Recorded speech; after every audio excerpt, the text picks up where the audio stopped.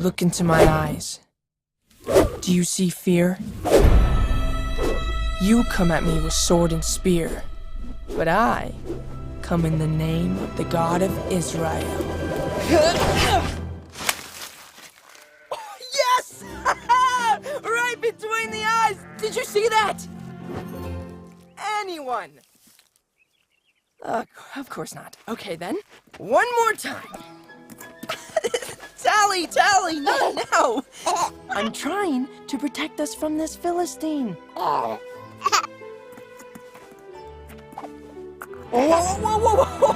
No, not that way. Come on.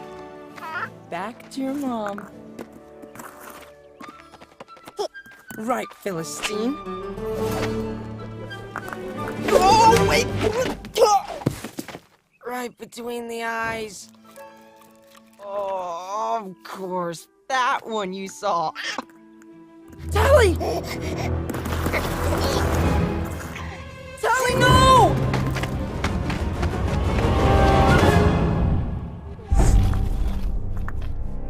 I'm coming, girl! Whoa, easy! Shira! I will bring her home safely.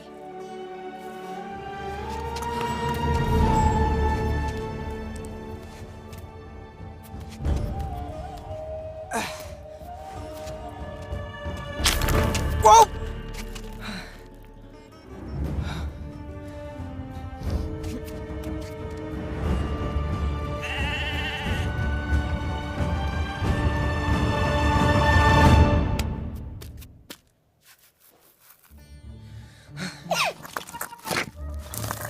Tally, wait, no! There you go. I'm almost through.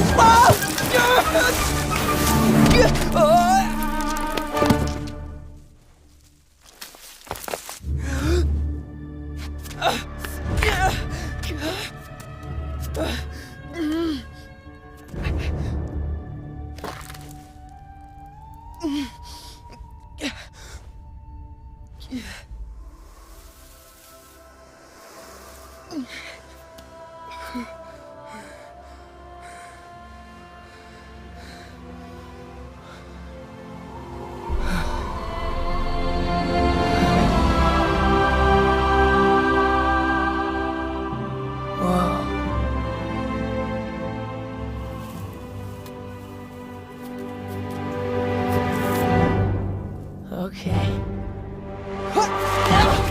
Oh! Tally, stop! No!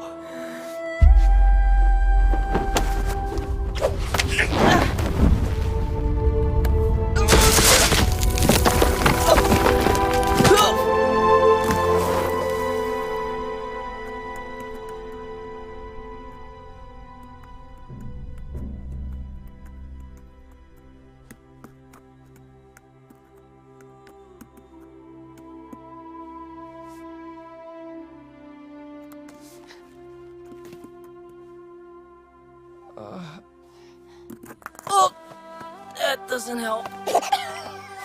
That does. Stop. Thank you.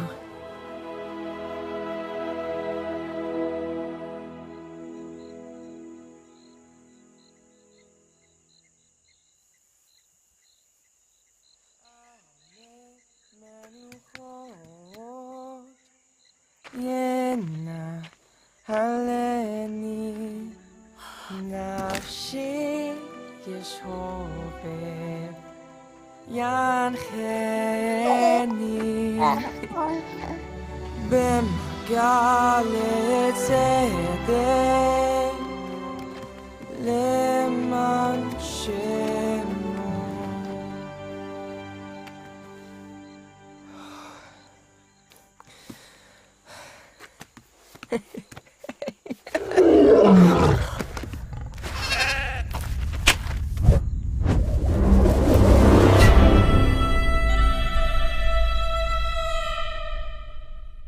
What you have just watched is a concept short for a musical animated feature film on the story of David, and our vision is to tell it in the same quality as movies like Tangled and Frozen. This is more than a movie. This is a movement to join people from all over the world to try and make the world's most watched animated theatrical release. You can help us make this film by going to angel.com/David to invest today. Growing up in the wild of Africa was the most incredible experience, and it was there that I bumped into the most amazing character of God and fell in love with him. At the same time, I was reading David's story, and it just really struck me. On one particular canoe trip on the Zambezi River, where you could canoe for days and not see a human being, I was reading the scriptures, and I read, "I found in David, son of Jesse, a man after my own heart." And I thought how amazing it would be to do a film that could give people all over the world a glimpse into God's heart. We grew up on a farm that had no electricity. I only saw my first film when I was 14 years old, and it was such an electric experience. I was blown away by the power of film and the power of story to connect with people and move people. And from that day, I became passionate to tell a story on the life of David. The question is, can a group of farmers from Africa make a global hit that's going to reach the world? This is in and of itself an incredible David versus Goliath story. There's an African proverb that says, if you want to go fast, go alone, but if you want to go far, go together. And in order to tell a story as big as David, we need people from all around the world to come together. Over the last 20 years, Jackie and I have just been blown away by how God has miraculously drawn talent to us. Now we have the most awesome, high-quality team. Like Nathan Stanton, who spent 22 years at Pixar, Borja Montoya, a Disney animation alumni, other talent from massive films like Big Hero 6, Tangled, Finding Nemo, Zootopia, Moana, Prince of Egypt, and many more. Our first breakout hit is Jungle Beat, an incredible and beautiful show. On our YouTube channel, we get over 2 billion views a year. We've got 7 million subscribers. We also recently released our first animated feature film called Jungle Beat the Movie. And incredibly, it was on Netflix's top 10 for over 2 weeks, both live action and animated feature films in the US. We are also doing a theatrical release of Jungle Beat the Movie in China later this year, and are in production of Jungle Beat the Movie 2. What really excites me is if you take Jungle Beat the Movie, we produced that for $5 million. And I'd really encourage you to go and watch it on Netflix to see the quality of movie we produce for that price. And just imagine the quality of movie we could produce on David with the proper budget. With David, we considered the route of engaging with Hollywood, and there is significant interest down that route. But we really felt that from a creative point of view, we need to stay the head and not the tail of this project. And it's a slingshot, like David went with a slingshot to fight Goliath.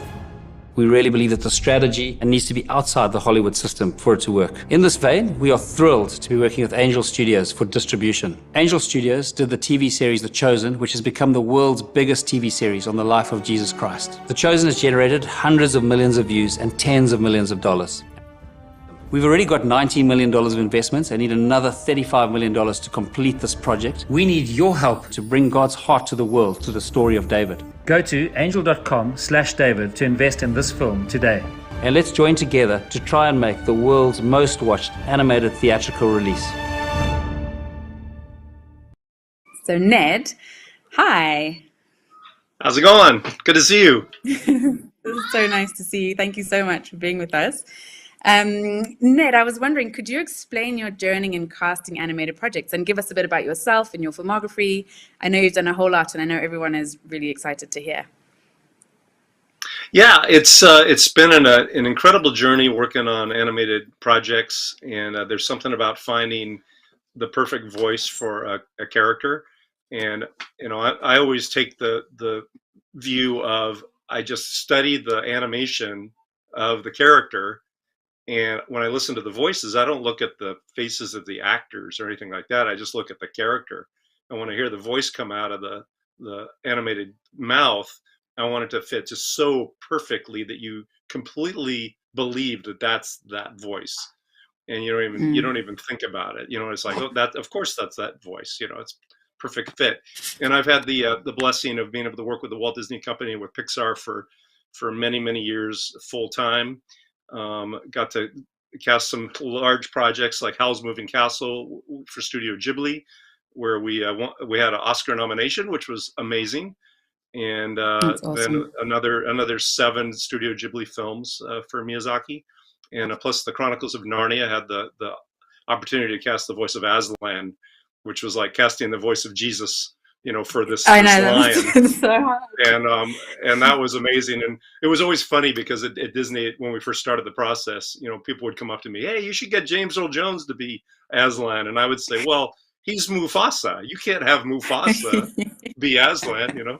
And so then in the end, Exactly. we got Liam Neeson, and of course he was perfect for Oh, that. he was And incredible. then Yeah. lots of other projects, just with the whole Pixar and Disney catalog, as we've done hundreds and hundreds of projects. So there's a lot of sound-alike casting where the celebrities can't do the projects, like a video game or something like that. So I've done a lot of that kind of work as well. And then I got to work a lot with different international projects. We did a movie called Ernest and Celestine out of France. We did the English dub of that, and that's the one where we got also an Oscar nomination, but we lost to Frozen. So I guess if you're gonna lose to Frozen, right? Yeah, exactly. I'm Yeah. good with Ned, I that. just want to interrupt quickly, sorry, because I've just seen a couple of pledges come in and just wanted to say thanks, guys. Wow, thank you. Yeah, and then I started working with the South African company Triggerfish out of Cape Town, and that's where you and I met. We met Yeah, doing the Cannes Film Festival. So that's we've done right. 3 Yeah, that films was together, awesome. and just finished a movie called SEAL Team, which is out on Netflix now. So that was exciting. And then currently I'm on another Angel project called the Wing Feather Saga.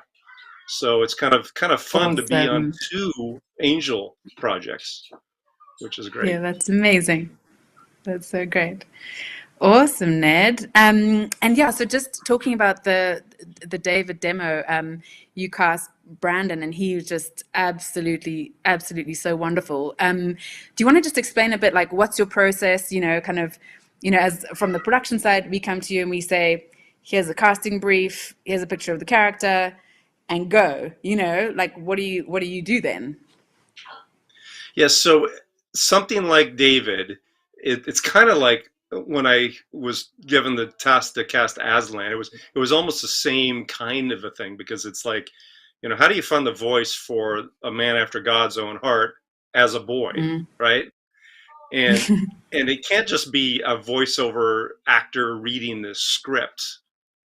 It's gotta. You almost have to find David.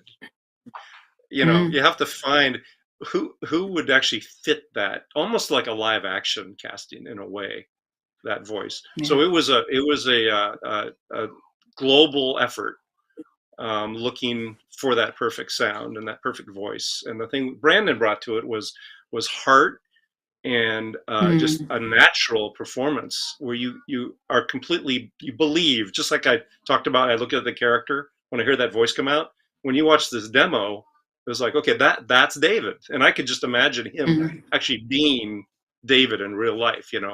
If he lived back then, Yeah. he even kind of looks like him, which is kind of funny. Yeah. No, he And then does. it was also tricky because we needed to have him sing in Hebrew. So I auditioned lots of kids that could, they have a Jewish roots, and they actually speak Hebrew, and they had to sing the song which Jonas, wrote, which we love so much.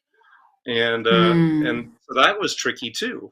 How do you get an actor to have a natural Hebrew sound if they don't speak Hebrew?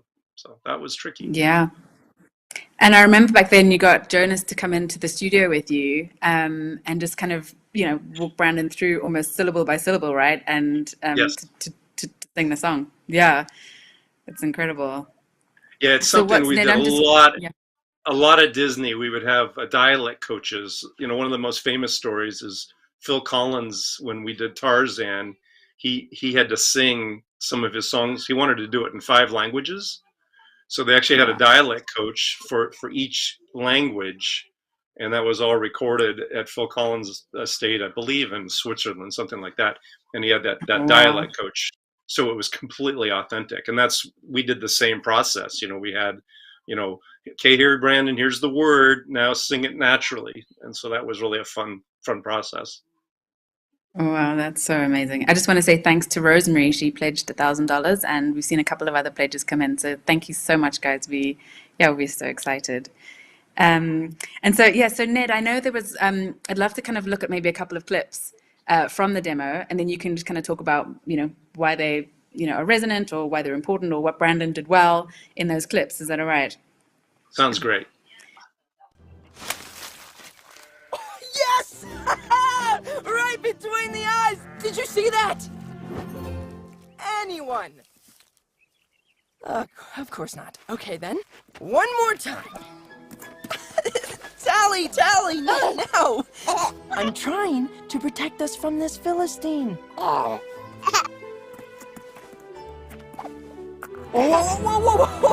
No, not that way. Come on. Nice. Yeah. Okay, so there's one thing about, when you're casting for actors, it's looking for an authentic read. You want it to sound like they're not reading a script. You want it to sound like they actually mean it. And the thing with Brandon is he has such a heart with sounding like he loves animals, almost like they're his brothers and sisters.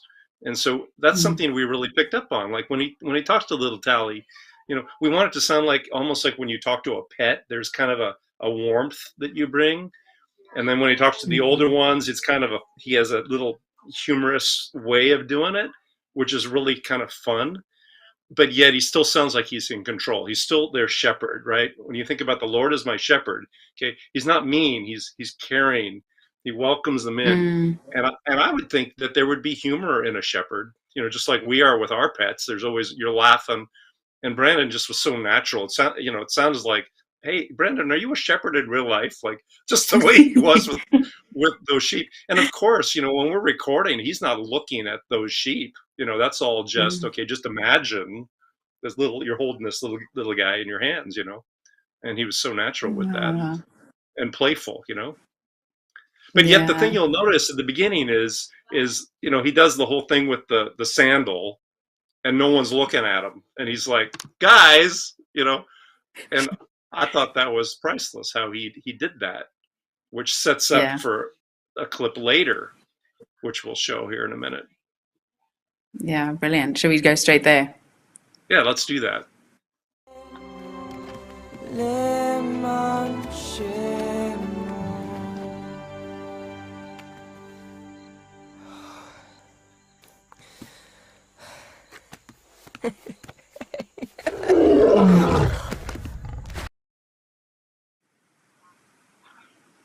Okay, so all of a sudden you're like, okay, he knows the seriousness, and what he just went through with Tally and rescuing the sheep, and so now it's like he's ready. So I hear this lion, and if I'm a sheep, I'm like, I got the right shepherd. And right. Brandon had a different playfulness just now with the mother, right? Than it was at the beginning, because then it was more goofy. Now it's more, I've got you. And then his breathing is so important and vital for the animators, because then they could draw that expression and just Brandon's breathing. A lot of voice actors don't think about that a lot of it is breathing and sighs and inhales, and that's what he did so well in that scene. So then when he looks, at the screen that second time before the title comes up, you're like, okay, he's got this. He's serious. Yeah, exactly. He's serious. Yeah. That's amazing. Gosh, there's so many, it's so nuanced, right? Like there's so many little things, like, it's not something that you think of like a little sigh or a little breath. Like that's all a part of voicing a character, right? It's bringing the character to life quite literally, isn't it? It's like, it really almost every breath they take, you have to express, Yeah. I just saw a comment now about, carry on. No, go ahead. And I was going to say, I saw a comment, someone said, you hate it when it sounds like the actor's just reading the script, right? But Brandon literally sounds like he is David, he's living it, he's breathing the character. And it just makes a huge, huge difference, And Neda, because you're obviously a voice director as well, like, is that something you find you have to coach most people into, or do some people just have it or not? Is it something you can learn? It's something you can definitely learn, but some people just have a natural approach. And I learned a lot of this when I worked with Studio Ghibli, because, their movies, there's so much space, and there's like moments where you're just kind of like looking at, in nature, right?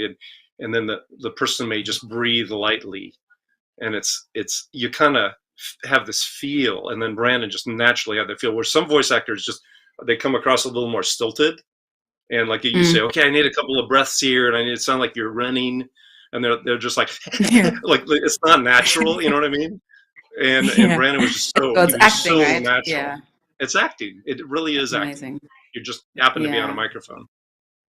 Yeah, exactly. No, and I did years ago, I did a couple of acting courses, and one of the things they kind of taught us was that acting is living, you're an imaginary character, but you're living life. Do you know what I mean? Like you're in a real circumstance, but you're an imaginary character. So don't think of yourself as being imaginary, but think of yourself as just living, and it's you, and it's living, and you're breathing, and you know. So instead of putting on a performance, it's like be the performance, you know. And it's that's definitely how it is with Brandon. He is that character. Yeah, it's such a great find. Well done, Ned. It's really awesome. And then I know we've got one more clip to show, so maybe we go there and then we can chat about that. Tally! Tally, no!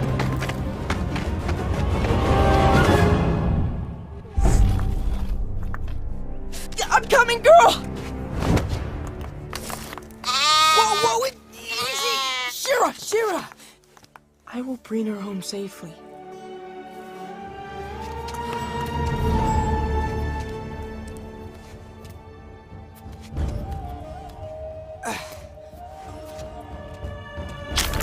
Whoa!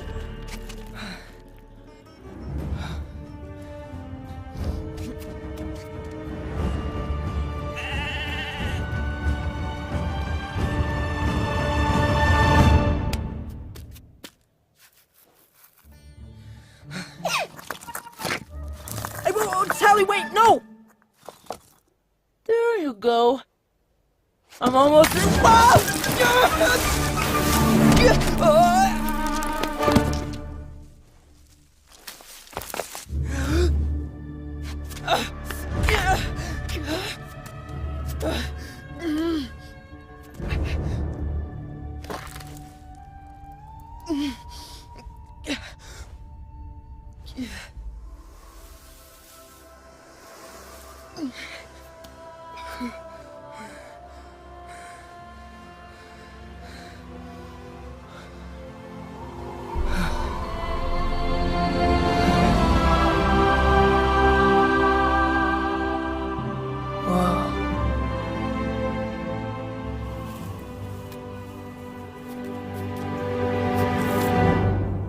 Okay.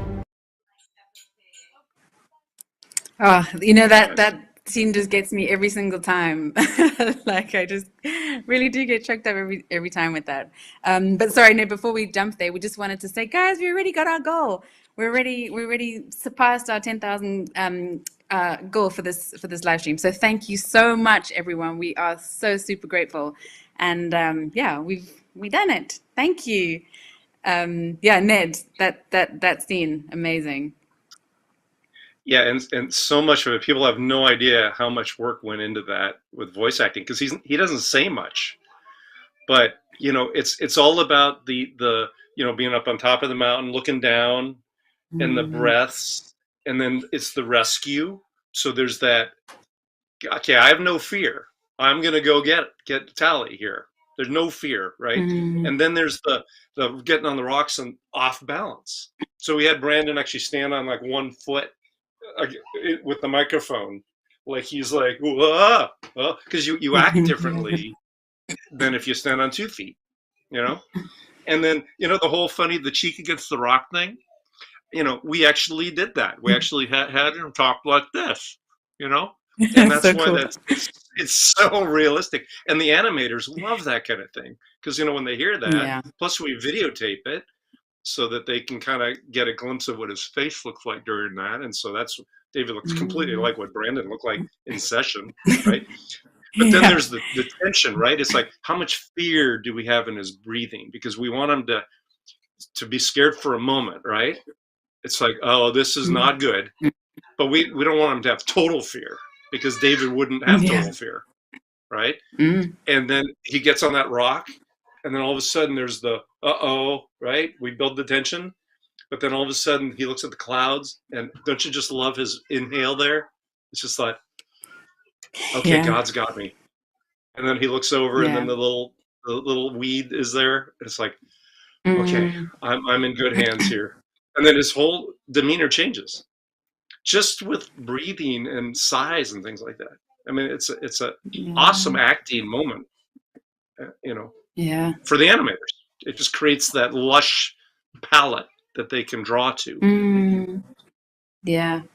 No, I really love it. And that sigh in that moment where he's like, okay, Jesus, over to you kind of thing. I've watched it, thousands of times, I guess, but it's still, and there really is something in that performance where it encourages me to do that, like, I'm like, okay, take a deep breath and, so it's just such an inspired performance. Totally. And it could be so corny. Like when you write in the script, right? When you look at God, thank you, right?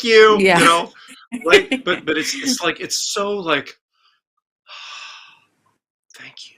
Yeah. Like how would you really do it if you're on a cliff? Like, you know what I mean? That's Like what would we do? So, because some actors, everything's big and over the top, right? And like there's some anime stuff where it's like everything's wide-eyed and loud, right? And this is like, no, it's intimate and subtle, Yeah. No, absolutely. So Ned, I know we've been talking about like Brandon's talent and everything, but you have a remarkably broad skill set because you obviously have to understand story, you have to understand characters, you have to have amazing relationships, right? Globally, you have to understand the animation process. Like you have to, you know a lot of things about making an animated picture. Do you have my question is twofold. Do you have a favorite part of it? And then also, if someone wanted to become a casting and voice director, like what kind of journey would they need to go on? Like, study-wise or, how do you get to where you are? Yeah, great question. I love the entire process from even scratch, you'll do scratch voices to animatics or to stills.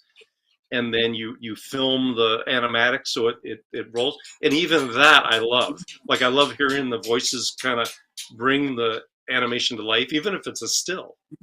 Because it's amazing how if you have good voice acting, you're completely captivated just watching still images. Totally. Because of the voice acting. And then there's just something great about being in the real session and being with the animation director and the producers and you see their faces just light up like, wow, this is better than I thought. Yeah. And then there's something about the process later on when we do the mix and it's all together. And I that's one of my favorites when it's all done and you're listening to everybody. And I always describe casting like a big combination pizza. It's like you take a bite of the pizza that has all the different flavors in it and you actually can taste every distinct flavor. And even though they're all completely different, you taste them all. And that's what I always love in an animated film where every character is distinct and they fit the flavor of the film. You don't have some odd, no offense to anybody that loves olives, but I can't stand olives. Like if I have the olive in my pizza, it ruins the whole pizza. So I don't want an olive in my movie, I want everything just to kind of fit taste-wise. So, and I always tell actors, you might not be the right flavor for this particular film, but there might be another film where you're perfect for. And so I always, I always encourage actors. There's a great term I learned a long time ago. It's selection, not rejection. It's finding the right flavor. Awesome. And that's what Brandon was. He was the right flavor for David. That's for sure. So. Yeah, that is for sure. Amazing. And then your second question, remind me again. What do I tell people if they want to train for it? Yes, like did you go to school for it? Is it just something you got via experience? Like, what did one need to do?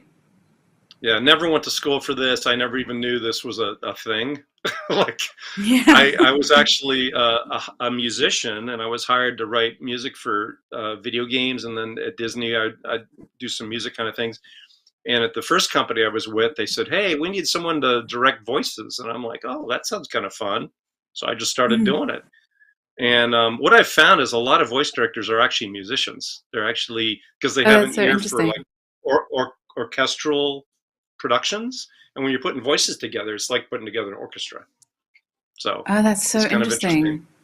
And I had a college student call me a couple of weeks ago who they're a freshman and they want to study voice directing.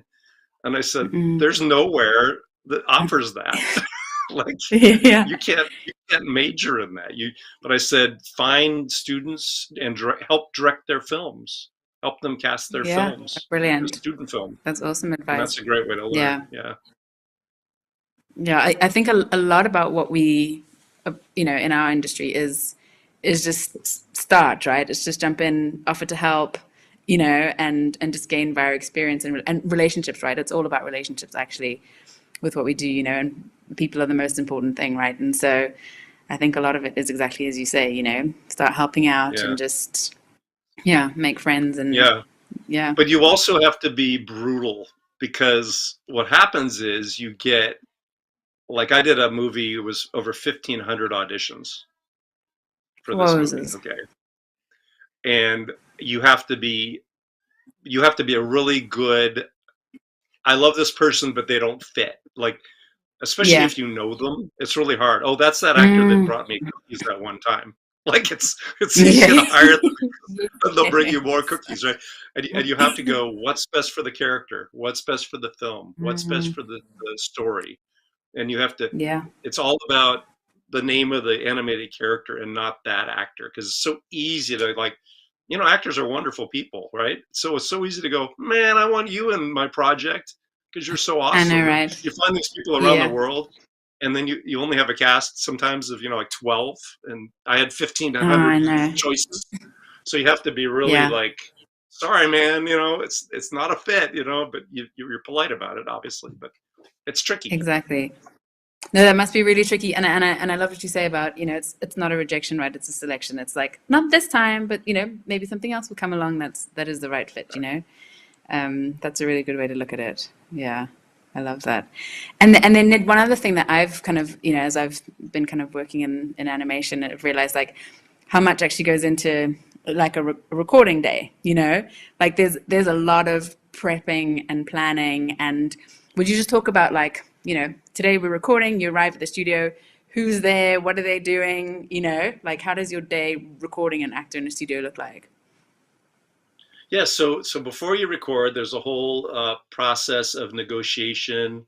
If the rate is different, so you're dealing a lot with agents, and then there's a lot of paperwork and legal documents that you have to have all approved in advance, all this kind of stuff. And then a lot of times you get the script to the actor before the session, and there's always like non-disclosures and stuff, so they don't post their script online or anything like that. And then when they come in, you introduce yourselves, and it's really funny because I got a funny story from Howl's Moving Castle. We actually cast the actress Lauren Bacall to be the Witch of the Waste, and the character herself is this very overweight woman with like 8 chins, and Lauren Bacall was on a tour, and we didn't want to show her the picture in advance because we thought she'd turn it down. So we thought, let's just wait till she comes to the session. We'll just hire her, and hopefully she likes it, and hopefully she'll like us enough. So when we show her the picture, she'll go, okay, I'll do it, even though it's not my kind of character. Because think about her in Hollywood, right? It's glamorous characters. She worked opposite Humphrey Bogart. It's like one of the most iconic actresses in history. And so that's what we did. We had her come in and meet with us in person. I had myself and the director, Rick Dempsey, was there, and Pete Docter, who's now the head of creative at Pixar. He was in the room with us. And then we had Lauren Bacall, and we just talked for a while to get to know her, and we were laughing. And then we're like, okay, we need to now present to you this character, the Witch of the Waste. And she's rather despicable. So I hope you like her. So we showed her the picture, and she goes, darling, I was born to play despicable. And she loved it from the get-go. And it was an awesome session. I love that. She just completely embraced it. You know what I mean? Oh, that's amazing. So sometimes there are moments before a session where you have to kind of work with the actor. This is what your character is, and we really want you to bring a lot of you to it. and we try to make it part of them, and then you start the session, and it's a lot of searching for the right feel and heart and voice and pitch, things like that. And then once you find the voice, a lot of times you'll record the entire script, and then we come back to the beginning and record the first part again because they've kind of locked into it in the middle of the session. That's so interesting. it's really quite a great process. It is amazing. And Ned, who's typically in the room? So there's the engineer, there's, kind of who else is in there and what are they doing? Yeah, so pre-COVID, it would typically be the there's always the engineer, and I know Brent came out from South Africa as the animation director, so he was in the room, which is always great, and then myself as voice director, and then the actor. And then since COVID, we do a lot of these on Zoom, and it's quite amazing. Wow. And sometimes producers will be on there. Sometimes we'll have script writers on there if we need input on script. Sometimes executive producers are on there. Sometimes we'll invite investors to jump in, some of the top investors who are often executive producers as well. So, but typically it's kind of a smaller group, usually an episode or a movie director, myself, the actor, and the engineer. Kind of the core. Yeah. The core crew. Yeah. And so with the David demo, with a piece that length, how long did you guys take in studio? So we did 2 sessions. Brandon was from New York. One was from New York. First session, he came to LA, and it was about 4 hours. And then we did a pickup session in New York to do some alternate lines. And some slight difference where they swap out dialogue, and that was about 2 hours. So, yeah, for 7-minute demo, it was about 6 hours of recording. Wow, it's a lot, eh? And so for a feature film, you're talking probably a couple of weeks at least, eh? Yeah, so like a lead character like David, yeah, you're definitely talking about, it could be 4 or 5 4-hour sessions, something like that. And then we often would bring them back like mid time because there's changes in story. That always happens. And then at the end, there's a process called ADR, which stands for Automated Dialogue Replacement. And that's where they'll actually record to their faces, and they redo lines because things have changed in the dialogue, or maybe there's a technical problem on the microphone. It was distorted or something like that. And the trickiest one is kids, because with David, he's supposed to be this young guy, right? And the good thing with Brandon is he's going to sound the same until he's 90 probably, which is great. But sometimes you get kids and you record them in the beginning of the movie, and then at the end of the movie their voices have changed, and it's tricky because you're like, well, what do we do now? So it's always so what a have challenge. You done in the past with that, when you've had that situation? In the past, sometimes you have to raise the pitch a little bit technically. Okay. You have them act like they're still young. I've done some projects where we had in Finding Nemo, Alexander Gould was Nemo, and then we did the submarine ride at Disneyland, and Alexander sounded like a low voice man, and he came in for it.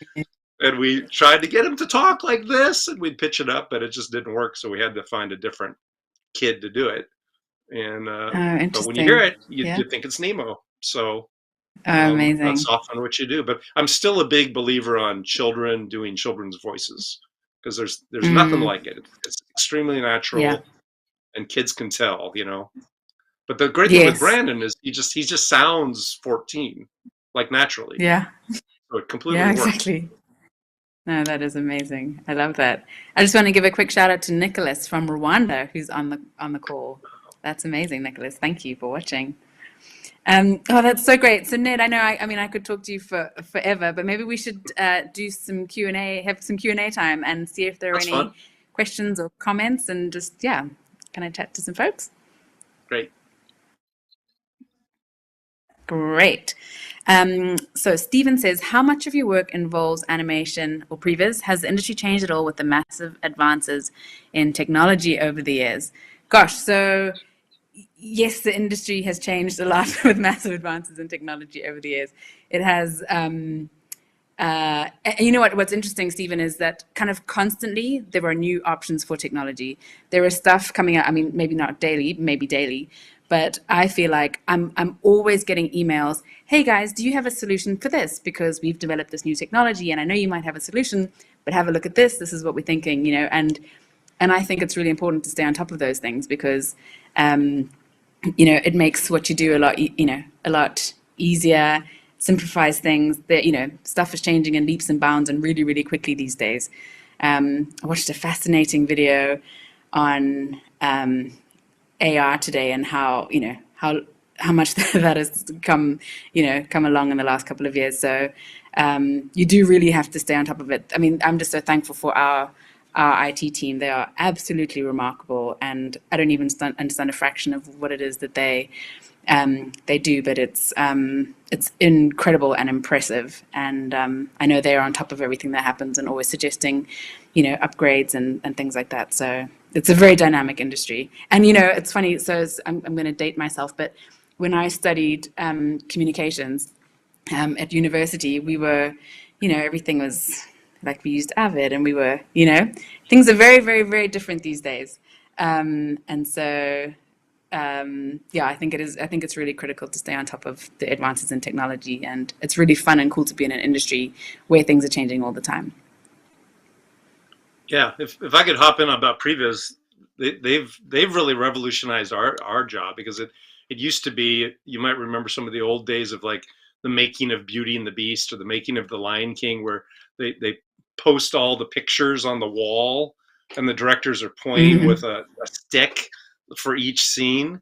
And see, what previs does is it takes those stills and they turn them into a movie, you know, as previs, and we can cast that and put music to it, and it's fantastic. I mean, it's changed everything, you know. Yeah. So I love that part of it. I know, it's wonderful. And Will says, how many main voiceover characters will there be in this animation? Gosh, so Ned, do you know off the top of your head? The main characters are, I guess we know, right? There's a lot of characters, like secondary characters, but there's David, Saul, Jonathan, then I don't know, Goliath is the main character, even though the role is small, awesome. But he's obviously yeah. Memorable. But we also don't want to give away too many spoilers, right? So yes, Will. So the story in the Bible, the main characters from the biblical story, most of them will be there, without giving too much away. Yeah. And Emily says, are some characters easier to cast for than others? Ned, that's one for you. So I'm one who loves secondary characters to be awesome and memorable. And so I cast them just as serious as principal actors, because there might be one character that has one word. And I remember in the movie The Emperor's New Groove, Bob Bergen, who's the voice of Porky Pig, he did the voice of the Fly, and all he said was, "Help me," and that was it. But it was so awesome and so great that Disney actually developed a whole video game based on the Fly character. Wow, you know, even that's though we just amazing. said, "Help me." So I never look at anything as easy. It's more like, ooh, what could we do? Like, for instance, on, even trying to find, like, Tally. Would Tally have a little voice? When it would it say anything? Are these talking animals like Timon and Pumbaa? These are all things you think about.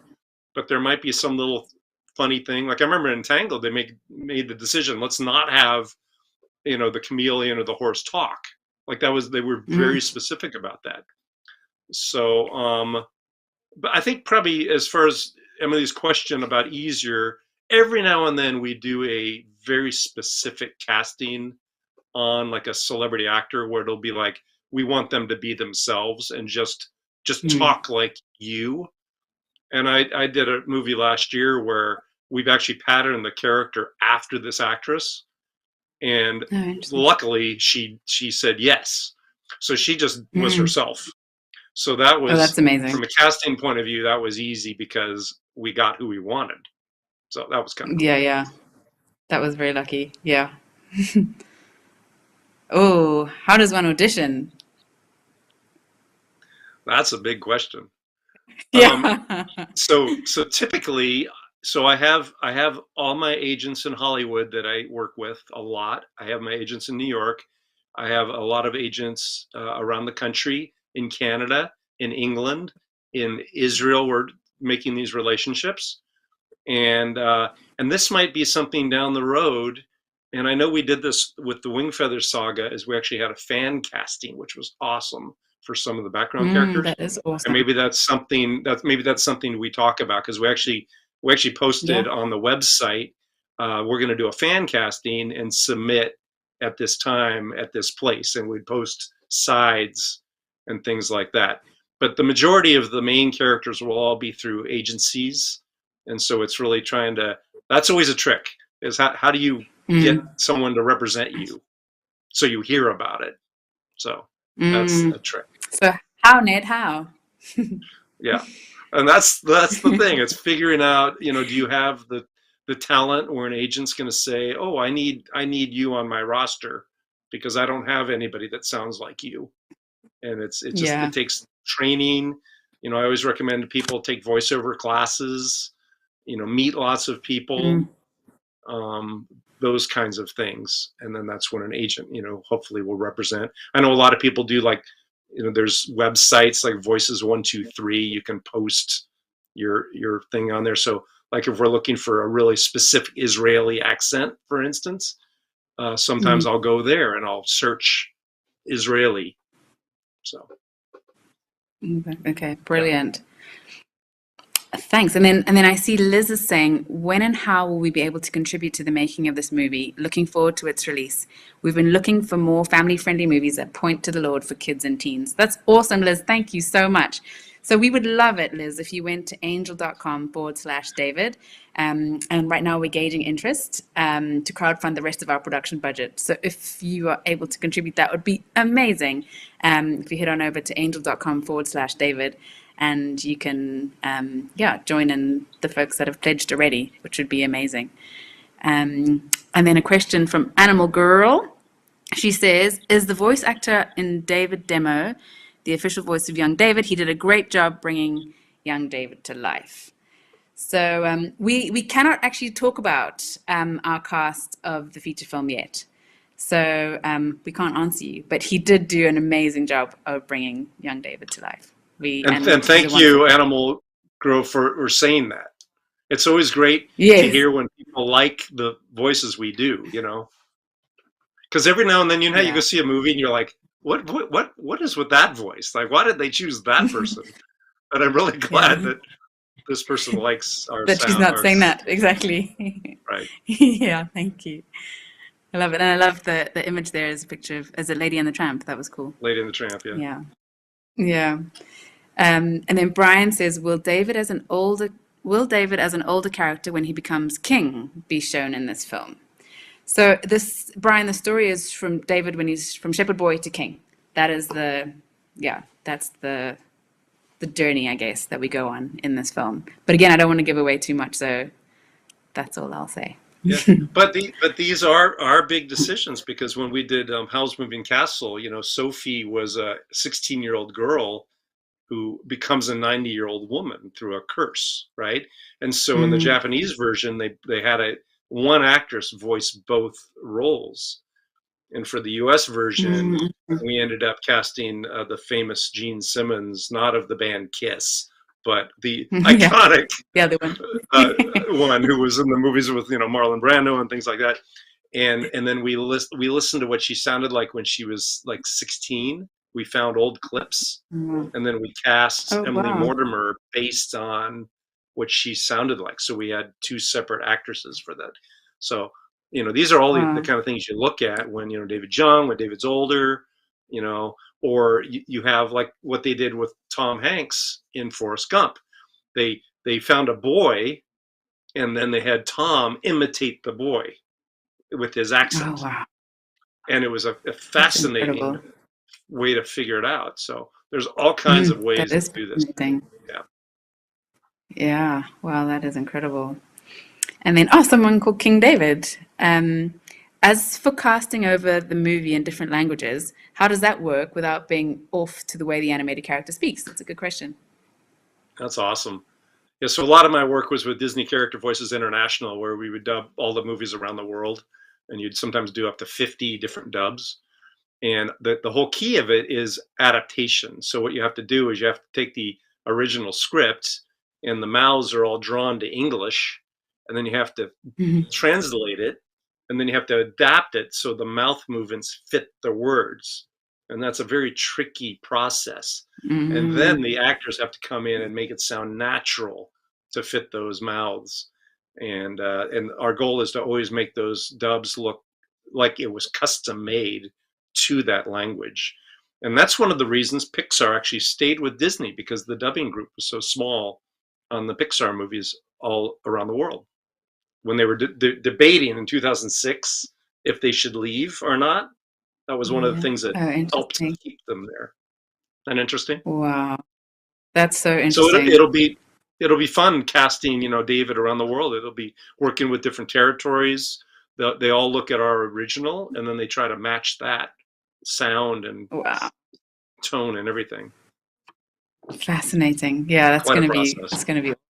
Yeah, no, it's a huge process. It really is. Look into my eyes. Do you see fear? You come at me with sword and spear, but I come in the name of the God of Israel.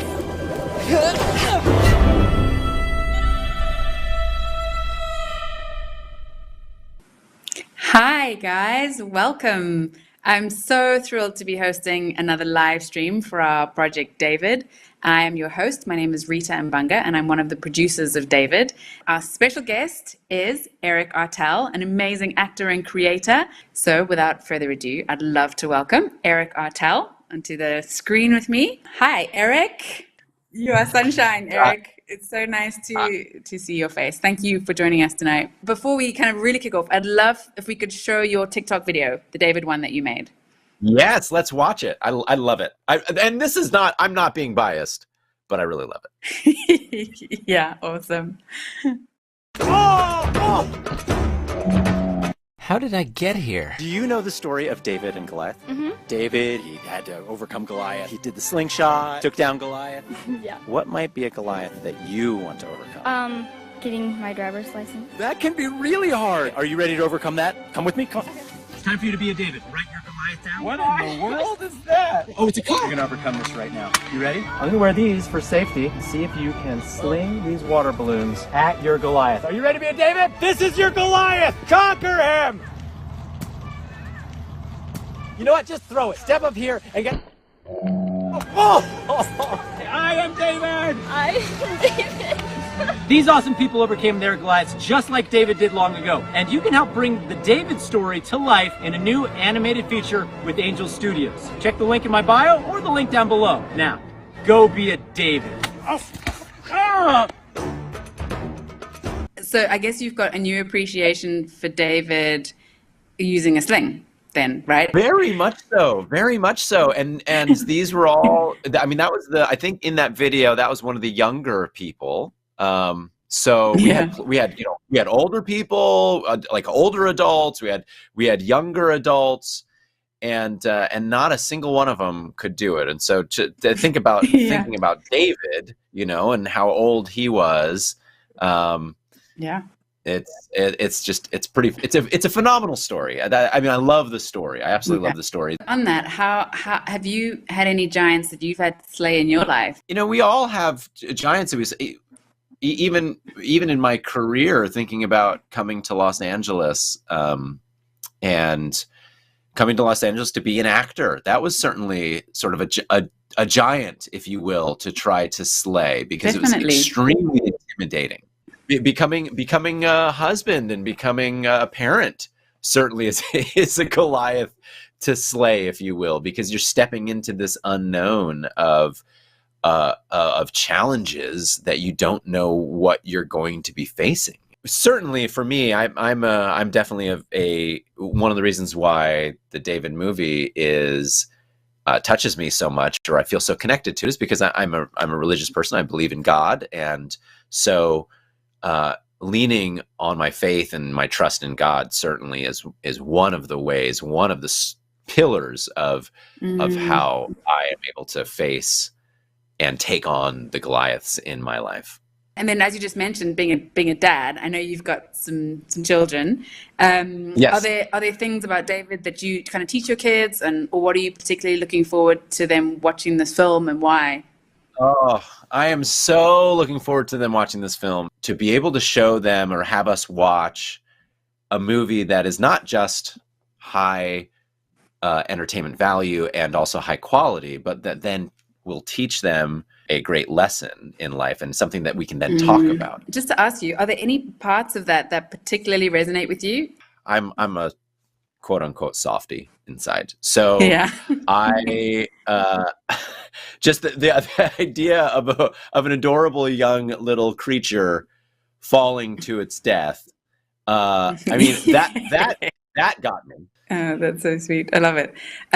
So mine is the moment where he's on the side of the cliff and he is, everything's out of control, and he takes a moment, looks up to God, looks up to the heavens, and then everything comes into kind of focus, I guess, and it's just, I've watched this, maybe 5 million times, but it still kind of chokes me up every time we get to that point, this, what you're seeing on the screen. Like, it's just such a reminder, to me to, like, don't be so hyper focused on your issues, like, just take a beat, look up, take a breath, and God is always there. The reason you wanted to be in, like, entertainment or be an actor or be a content creator, like, what was the reason? What drives you? I love positively affecting people's lives. I always wanted to be involved in content that, that families can watch. I mean, that's another thing. Another reason why I love being part of this project is because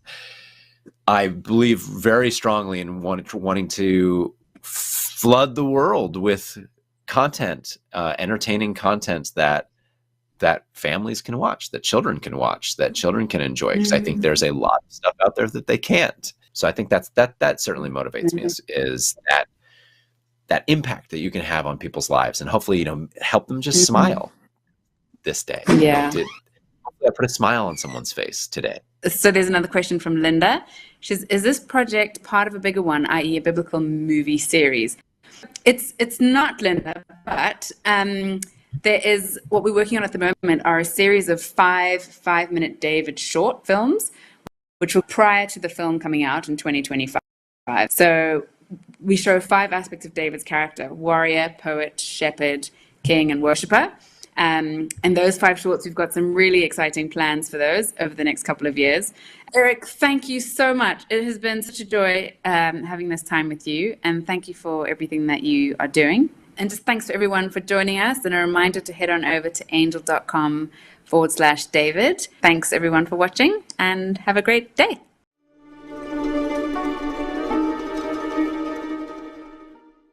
You're incredibly lucky to have one of our generation's most inspirational people, if I can say a modern day David. And we're so excited to welcome Nick onto this live stream. Hey, Nick. Phil, my honor and pleasure. Hello to everyone watching. When I heard about the story of David and it being done by someone who has an extensive track record of the jungle beat, did you hear that? 2 billion to 3 billion hits annually, 7.1 million subscribers on their YouTube channel. God has absolutely put his fingerprints of favor and his dreams through Phil Cunningham and his team. Maybe we could just kick off, because you've overcome incredible giants in your life. And I guess my question to you is, how did you do it? Because, like, the challenge you faced was a giant and is a giant. And I always tell teenagers that I believe it's worse being in a broken home than having no arms and legs. And you can have different circumstances or faces of giants, but really, in our hearts, we still all feel brokenhearted. We still feel sometimes fear, anxiety, depression. Why would God allow me to be born this way? And everyone has more than me. And I had bullying as one of my giants, fear of the future as one of my giants. I thought to myself, I'm never going to get a job. I'm never going to be independent. I'm just going to be a burden to everyone around me, and I'm going to get bullied for the rest of my life. And arms and legs doesn't give you, happiness, just like money doesn't make you happy, just like some of you your teenage girls feeling like if they don't have a boyfriend right now, they're never going to get married. If they don't get married, they need to be more pretty or they need to be more athletic. And whatever you have, that's what God's going to use. How can God ever expect you to use something he hasn't given you? This is going to be a first class, beautifully done. Congratulations, Phil, and everything that God's done through you so far. I'm really, truly excited for my own children to be inspired by stuff. What did they get from all the other stuff? Nothing. I actually have to watch this stuff and say, no, actually, you can't watch this, or you have to skip this. My passion, Nick, is I love storytelling. Storytelling is just such a powerful mechanism to connect with people, to connect with their hearts as well as their minds, but also their hearts. Because if you just talk to somebody, sometimes you're just hitting the mind. But if you tell a story, you're getting into people's hearts. And why I love the story of David, he was far from perfect, as we know. But in Acts, it describes him, I found in David, son of Jesse, a man after my own heart. I also know, Nick, like you said, like all of us are facing giants. All of us are facing problems of different kinds.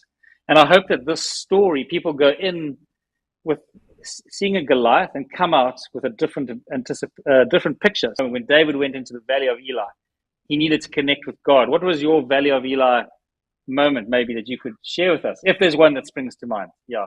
I'm not a person that goes through more than someone else, Phil. I don't want to compare my struggle with yours or someone else's. Comparing each other's brokenness, there's no hope in that. But comparing the goodness of God to meet you where you're at, where the enemy tried to use the circumstances or whatever has happened for bad, when you give your broken pieces to God, not only can he do something good with that, but he can do something beautiful to a point where, as a teenager, I realized, yes, whether it's bullying, whether it's fear of the future, even condemning my own future with my words, saying, I'm never going to get married. I'm never going to get a job. I'm never going to be happy. I'm never going to be independent. Even if I got married, I can't even hold my wife's hand. Even if I had kids, how can I hold my children when they're crying? The happiest people in life are those who actually are thankful and who have a lifestyle of gratitude. When God doesn't give you a miracle, you can still be a miracle for somebody else. And so when God can use a man without arms and legs to be his hands and feet, then God can use any willing heart. If God can use David, a shepherd boy, to defeat Goliath and his brothers and become king, God can heal anyone.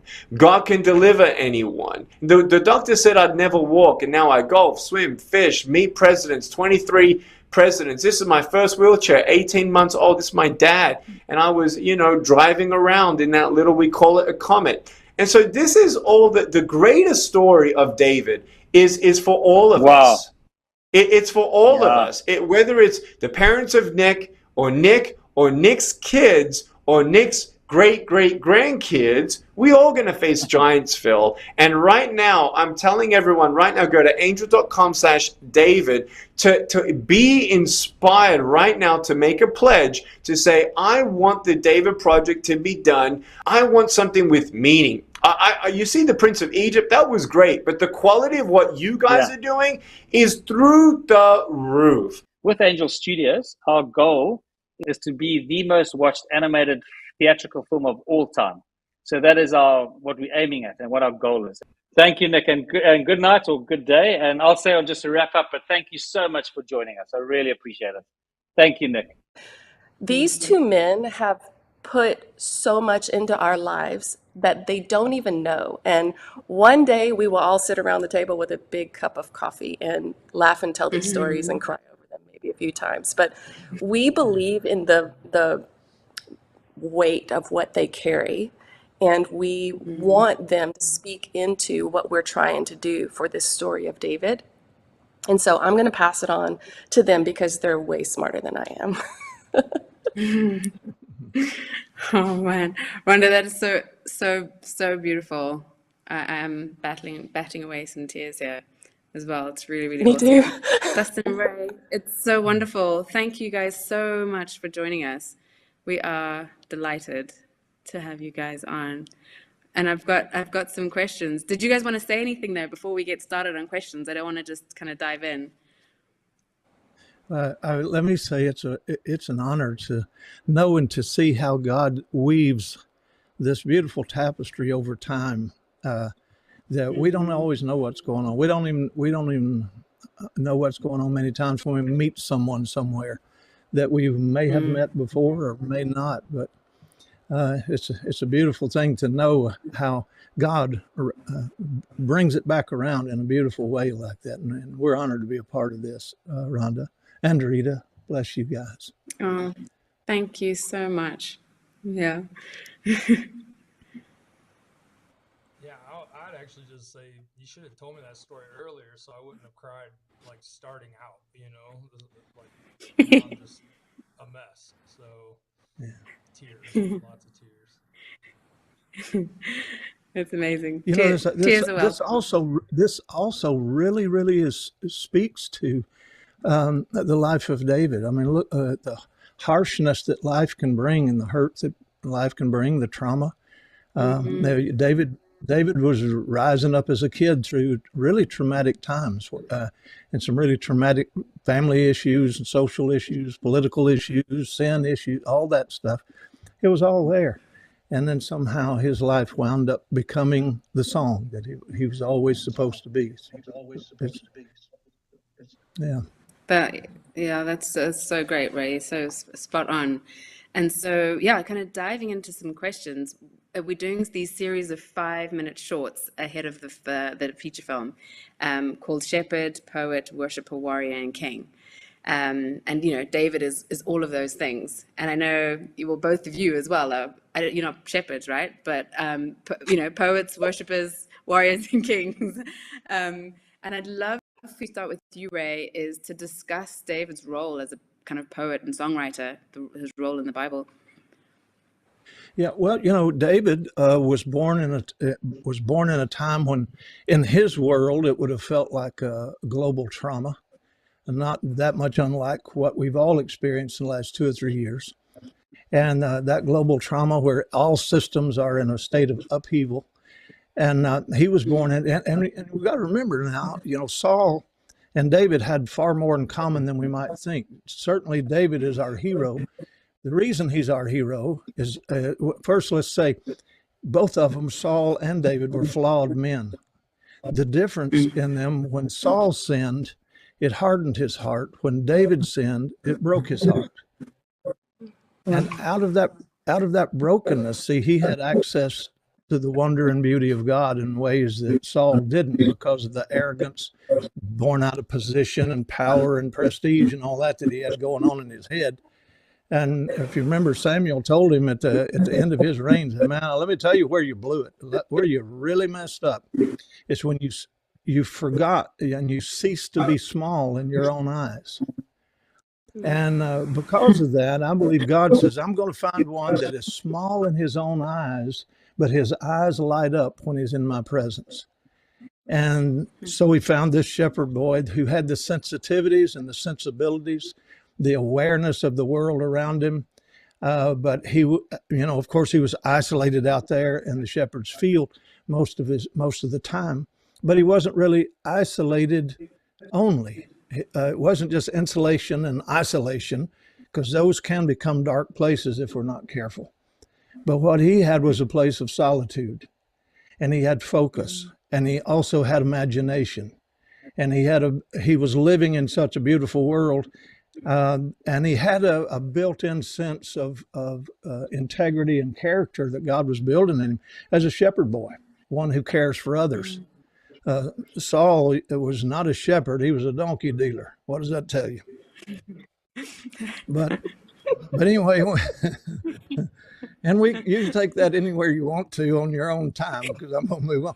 But you see you see political, like politicians and rulers and leaders never shape culture. They react to negative dynamics in culture. And when they react, they create boundaries and rules and regulations and laws for the world to run on. But they never shape culture. Tell you who shapes culture? Songwriters do. Poets do.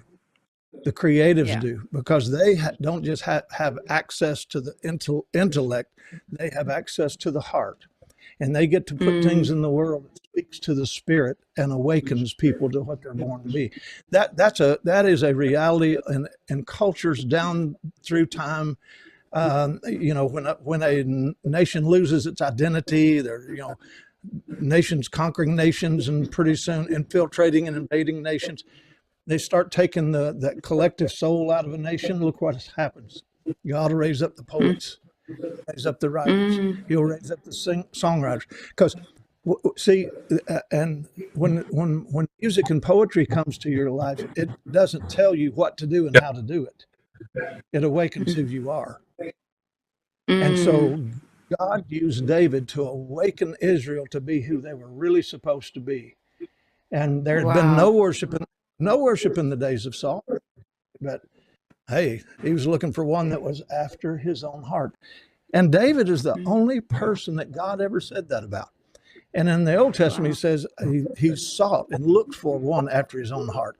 But over there in Acts, it says he found one after his own heart. So you see, that feels like that was a mission of God. When he sent Samuel across the field to anoint this shepherd boy, if you remember, he wasn't even there. Because he was out there with the sheep. He was a misfit. He didn't belong. Look at the, we always think of him as the little shepherd boy who slung a rock and killed a giant. That's true, but it's so much more beautiful and powerful than that.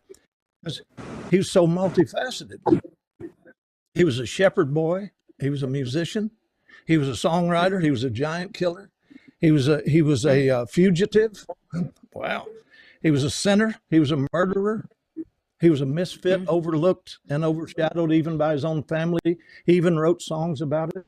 And that's the beauty of what made David who he was, is he found a way. Songwriting and poetry is one of the ways we can process our lives in a different place, rather than all the surface stuff. You can get deep in who you are by processing. And he wrote songs that caused all of Israel and the generations to come to process who they were in relationship to God. That's pretty awesome when you think about it. And the way flag me down, Rita, if I'm going too long. I'm from Kentucky. I come from a long line of talkers. As a matter of fact, at my house till this day, if you lose your breath, you lose your turn.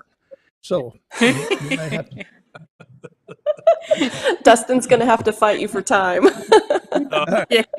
Listen. No, but I'll just leave it right there. But I'd say all of his poetry and all of his songwriting was not, what's the dominant sound that shapes music today more than any other sound, that shapes all genres? The applause of man. The sound of applause will impact the way we write our songs and the way we live our lives if we're careful. He didn't move on that. He wrote out of longing. He longed for the courts of the Lord. He longed for the beauty of God. He longed to be, and he wasn't even allowed to be in the house of the Lord for numerous reasons. But the longing never went. So his longing became his lyrics. Then his lyrics became eventually everyone's language. And that language then became the liturgy that we enjoy today. Liturgy was married to literature. And then literature became one of the ways we all access truth and process life. And because then life becomes our legacy. And what David left in his legacy was for the generations to know the goodness and the kindness and the beauty of God. And the authority of God, the grace of God, all these wonderful attributes and multifaceted God that we have. He was revealing him prophetically unto the generations. And he wrote so much about that, we can talk about his writing process later, but I don't want to, really honestly, I don't want to dominate the conversation, but David's one of my, should be our hero. Yeah, absolutely. Ray, it's so wonderful. I love what you've been saying. And just so you know, there were some really awesome comments while you were talking, just like, oh my goodness, this is so insightful. This is so awesome. It totally shapes culture. And so thanks everyone for for your comments. And there's another one, such wonderful insights from our director, Brent. Thank you. But really, really, really awesome. And I just have to say, I loved what you said in the beginning about Saul running from God and David running to him in his brokenness and his sin. Because to be honest, that's the natural kind of the way Saul did is almost the natural, like, oh, I'm a sinner, I'm out of here. You know what I mean? Like, this is too hard, right? Yeah. But David was just like, I'm so broken, Jesus, I need more of you, right? And that's, like, wow, that's so, it's so awesome. And I'd love to, Dustin, I'd love to ask you, what impact have you seen David's songs have on the church and on modern worship? Oh man, well, I could sit and listen to Ray talk all day, so I don't It's mind wonderful, going isn't back it? and letting Ray talk again. So good, but it's interesting because I think all those things that you just mentioned as poet and king and songwriter, and a lot of times we can look at those and fight for a title, but it actually just revealed like a function of David's heart. So it's pretty awesome because when you would see him write songs, you would actually see the warrior side of David come out. But when you see him as a shepherd, you already see him acting like a king. He's not, he doesn't have a crown on his head yet, but like when Saul says, what makes you think you could take on this giant? He says, well, I killed a lion and a bear with my bare hands, You're like, oh, that's pretty good, but he did it to protect sheep, which is right, that's a king's responsibility to people and to safeguard people. And then when he's a king, he actually is responding like a shepherd, like he's concerned about people. When he gets in the cave, it's like he's now got a whole nother group of sheep. And I love it because when he's songwriting and he says, there's a portion of scripture that says, you train my hands for war and my fingers for battle. And I always thought that was like he's going out to fight a war, but then I started thinking like that's probably him playing his harp. He's telling God, he's like, train my hands for war, my fingers for battle. Wasn't a sword, but it took a warrior attitude into a song. And it said like, I'm going to fight, but I'm going to fight the right fight. So the way it carries over into modern worship is you can watch situations that happen in David's life and you can say, how did he respond as a lover of God and with a heart, after God? How did he respond in this situation? And then you'll see him say, why so downcast, oh my soul? And he's like, put your trust in God. So there's something that happens today where we as songwriters, as Christian songwriters, one of my friends one time said, we have a huge responsibility because we get to put songs on the lips of the most powerful voice on the planet. And that's the church, and the powerful thing about that is then when I write songs, I don't just write songs about where we're at. I write songs about where we're headed. So even the song I Speak Jesus, you can watch David do the same thing. It's like, I'm going to speak a different kingdom over somebody's life who's walking through depression, anxiety, struggle, COVID, sickness, bad, and so just like Rhonda was talking about at the beginning, like there's something now that songs come out and what it does is it acts as a sword and it starts to fight against the things that have been going after my soul. And that's what David was doing. He's basically writing songs saying like, this is coming after my soul, but I know who you are, God. So he says things like this, like, so magnify the Lord with me, and so magnifying the Lord doesn't make the Lord bigger. It just gets bigger in your eyes. And David was really good at making God bigger in people's eyes. So then they had the opportunity to partner with this, and his song awakened something in them and carried an authority to cut to the core of what the issue was. And I feel like, today, obviously, with the stuff we've been going through the last couple of years worldwide, I mean, who would have ever thought that we could something that actually affected all of us at one time? But songs then can be released the same way. They can go around the world to impact and to awaken, just like COVID tried to kill some things in us. And what God is doing can awaken some things in us. I love, that's really amazing. And I just wanted to kind of a follow-up question, because I believe you're a father, right, of little kids? Yes. Awesome. So what particular aspects of David's character would you like to see brought out in a film on his life? Oh man, there's so many things. I could just tell you this morning, I actually woke up with my 12-year-old and he didn't want to go to school because he's getting some bullying happening. And it's funny because the first story I brought up was of David. And I told him, like, hey, listen, man, when David shows up to fight Goliath, his brother is the first person to bully him. And he says, what are you doing here, you wicked and conceited person? You just came to watch the battle. But I told him, I said, when people bully you, they're not revealing who you are. They reveal who they are. And Eliab, when he says, you're wicked and conceited, you came to just watch the battle. Well, this is a warrior who just stood for 40 days listening to the taunt of an enemy that he did nothing. So he just watched the lack of a battle because he didn't fight. And he knew David is going to fight. That's why he hates it, because he's like, oh, shoot, this dang it, this kid showed up. And I've already been passed over to be king. David shouldn't have even been in the room, and now he's here at the battle. And I know he's going to fight, and so Eliab puts him down because honestly, Eliab becomes almost like a first giant, like before Goliath. And then Saul's the same thing. Saul's like, what do you think? Who do you think you are? You're a boy. And I told my son, I said, sometimes those voices are to keep you from fighting the right fight. And David didn't care. He wasn't just defending God's honor, defending the honor of God's people. So he says this, he says, who are you to defy the armies of the living God? So now his shepherd heart comes back out, right? Who are you? You're not going after these sheep. I'm gonna kill you, And I told my son, don't tell people, don't say I'm gonna kill somebody. But I said, but don't let it affect your heart, because God has put something on you.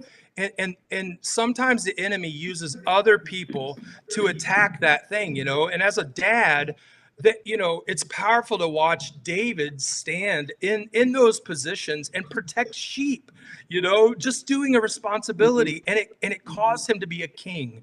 And so I told my son, I said, while some people are maybe bullying you, are you looking out for some people who don't have anyone? And so what that'll do is it'll cause you to go into a shell to shut down, so you don't fight the fight.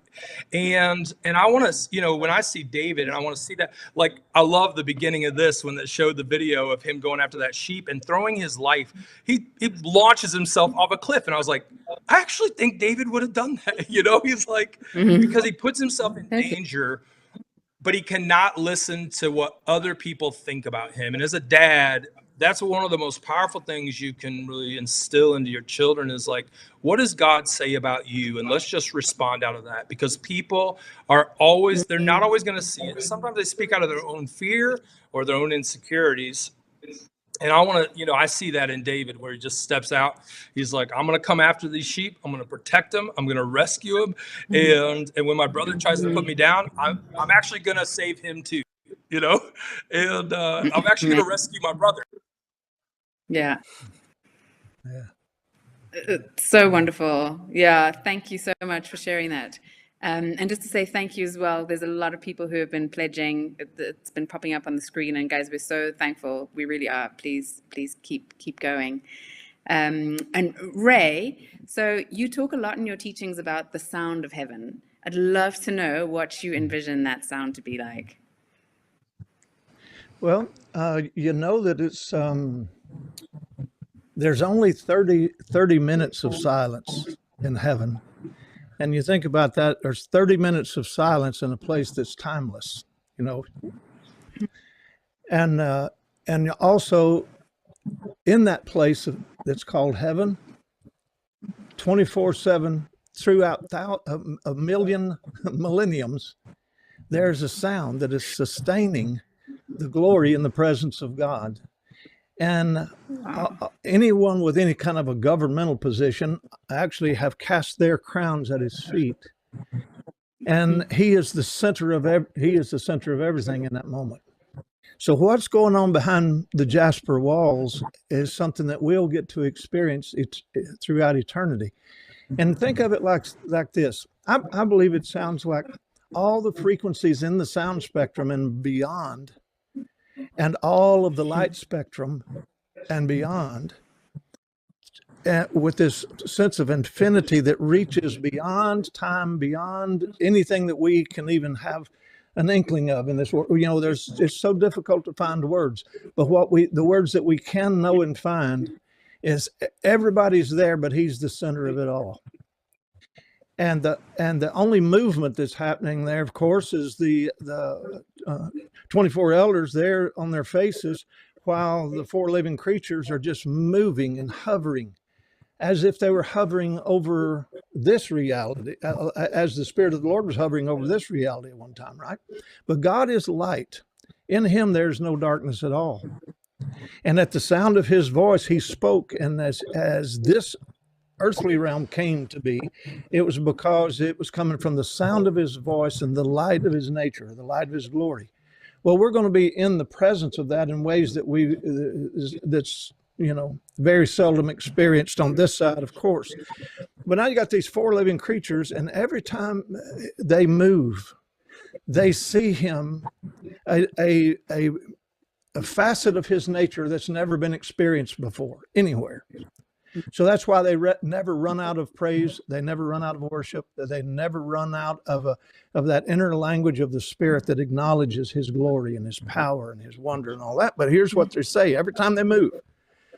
Because, you know, let's say there's the throne of God, but when you move, you see him from a different place. And all they can say is, holy. Yeah. And they move, holy. Holy. And there's always 3 holies: holy in the eternal past, holy in the eternal now, holy in the eternal future. So there's a triunity, there's a triad in the sound and the light that they're moving in. And with that, you know, like he's a Trinity, Father, Son, Holy Spirit. We're a Trinity, Spirit, Soul, and Body. Was, is, and is to come. That John was scribing as he was seeing this, the glory of God. Right. And by the way, John could have bailed out on that when he was trying to depict what he was seeing in that heavenly realm. He could have, because there in Revelation 1, the Lord tells him, hey, what you see, write it. Well, he could have said, hey, I'm just a guy that they threw out here in the Aegean Sea on the Isle of Patmos, the place of my killing. I'm just here to die. Why do I want to become what do you mean write it? I'm not a writer. He said, I didn't tell you you're a writer. I just said write. So write what you see. And so he starts writing what he sees. And then he turns to see the voice. Wait a minute. Wouldn't you turn? You hear a voice? He turns to see the voice, and there his head and hair is white like wool, white as any snow, eyes like a flame of fire, girt about in gold, and his mouth a 2-edged sword, and all this overwhelming image of the nature of God, and all he can do is holy. And one day we're going to be, imagine it like this: all of creation and all of humanity, this whole world is diminished to a place that we're so overshadowed by his presence that all we can do is sing the song that we're born to sing. So, you know, when you write a song today, I tell songwriters, when you write a song today, you're not writing next year's most popular chorus, guys. What you're doing is you're writing the next generation for accessing God. And that's what David was doing. He was constantly writing the next generation's access. That's why we have the liturgy and the poetry and all those things came down to always remind us that Lord, you are the strength of my life. You are my song. But when we get there, and I know I'm talking fast, but when we get there, we're all going to be able to sing the real us, unhindered, unencumbered by the things here that were enemies that brought distortion or any kind of a devaluing beauty of who God is. It won't be there. We won't have those distractions. We won't have any of that there. So now that's a thumbnail, but you can see that picture too, where David set it in motion. He created a worshiping generation, and then one day the Son of David would come, conceived in worship, held in a womb of worship, born into a worship atmosphere where they had to come and worship him. He was there to restore worship, restore everything that his father David had set in motion. And every time Wow. there were generations that passed when idolatry would move in, no, they'd have to, God would raise up somebody to restore worship. That was always what it was about. And that's why Jesus came, to restore humanity to a right relationship of worship with the Father. And that's what we'll take to heaven with us. Because we'll be singing the blood and light of Jesus is what we're going to be singing in that place when we're in his presence. So. That is so wonderful. Thank you so much, Ray. And someone, Crystal, posted a really awesome comment while you're talking. She said, the power of God plus the power of animation and the power of music. She was just like, wow, like mind blown. I'm paraphrasing, but and I love that. We always say, oh, there we go. The power of music with the power of animation and with the power of God all in one. Nothing is more powerful. Thanks, Crystal. That's awesome. Yeah, totally true. And Dustin, I wanted to ask you, so is there anything that you find particularly unique about David as a songwriter or worship leader? I think the thing I love about it is it's birthed out of personal experience. It's not just a guy who sat down and tried to figure out how to rhyme some words and put something together, which happens a lot now. I think when you find somebody who walks in experience, they walk in authority, and that it's a picture of, later on Jesus, when he opens the scroll, it says the Spirit of the Lord is on me to preach good news, bind up the brokenhearted, and set the captives free. And it said, and the people were amazed because he spoke with authority, unlike the teachers of the law, And so there is, you know how it is when some people speak and it's like, that's really good. And then somebody else can get up and say almost the same thing. You're like, whoa, that was awesome, but there's an authority to it. And I think David just carried that authority because he lived it. He wasn't just trying to write a song to somebody. He was trying to explain the nature and the character of God and his response to it, or creation's response to it, or what creation's response should be to it. So, it's like he's talking about the stars in the sky. He's talking about the birds of the air, but he's talking about his own heart. And he's like, there's certain things that I need examined in me. And so as he's writing, he writes out of this incredible experience. So when you read it, you can feel like this is real life. This isn't somebody just wrote a song and just tried to get me to sing some song, but it's the power of somebody who actually lived a life with God, and then an overflow of that. The Bible says the overflow of the heart, the mouth speaks. So David's living an overflow life, and it just comes out through song. Songs becomes his weapon. Oh, it's amazing. I love that. And I've just seen we've only got about 15 minutes left, and I'm so sad because I could really talk to you guys for hours. But... Hey, Rita, excuse me. Could I put a tag on a little bit of what Dustin just said? See, David had the ability, because he lived this life of such authenticity with musical expression and dance, his emotion. Man after God's own heart, his heart was so big, he lived it out loud in so many ways. Musically, just like God does. Creatively, just like God does. He was created by the Creator to be creative, just like us. And now, but how it would manifest in his life, because of this authentic interaction he had, he made a vow unto God 7 times a day. I will perform this vow unto the Lord. 7 times a day, I'm going to praise the Lord. And the way he did it, can you imagine 7 times a day, all of a sudden he just breaks into a song? Hand me my guitar. Oh, the enemies are coming to kill all of us. Give me my guitar. We're being overwhelmed. Oh, my life is falling apart. I would just throw myself at the ground, but I know I'd miss. He gets in all this depression and despair, and he becomes a blues singer. But 7 times a day. This is what my enemy's doing, but I will yet praise the Lord my God. And he had a staff appointed to follow him around and capture the lyrics, write it down, get this over to the chief musician upon so-and-so. There's an instrument that will translate and interpret what's going on in my spirit, and this will become a sound that is a part of God's people. Then he would deputize the whole nation of Israel to lead creation in worship. Praise him, sun, praise him, moon, praise him, stars, praise him, beasts of the field, and praise. See, so he lived a life in symphony, in agreement with God, and his creativity was the strength of his reign for 33 years, nonstop. The song didn't stop for 33 years, same length of Jesus' life. He reigned for 40 years, but for 33 of it, the music never stopped. Mm. Yeah. That is incredible. I mean, 7 times a day, it does just blow my mind. I'm trying to do this thing where I do twice a day. I stop for a couple of minutes. And I don't make it most days, you know, and it's a minute. It's literally, I need to stop for 1 minute. And, you know, I struggle to do that. So it's mind blowing. He prayed 3 times a day, but praised 7 times a day. It was a lifestyle, like Dustin said. Yeah, that's so incredible. And that kind of leads me to maybe one of our last questions from us, but we'll have some audience questions, I'm sure, as well. But what do we know about the specific instruments used during David's time? Me? That's you, Ray. Yep, okay. Yeah. All right. Well, you can find a lot of them in the inscription or in the superscription of the Psalms themselves. I know, you know, there's debate on whether or not the numbers that were added go to the psalm that's beneath it or before it or whatever.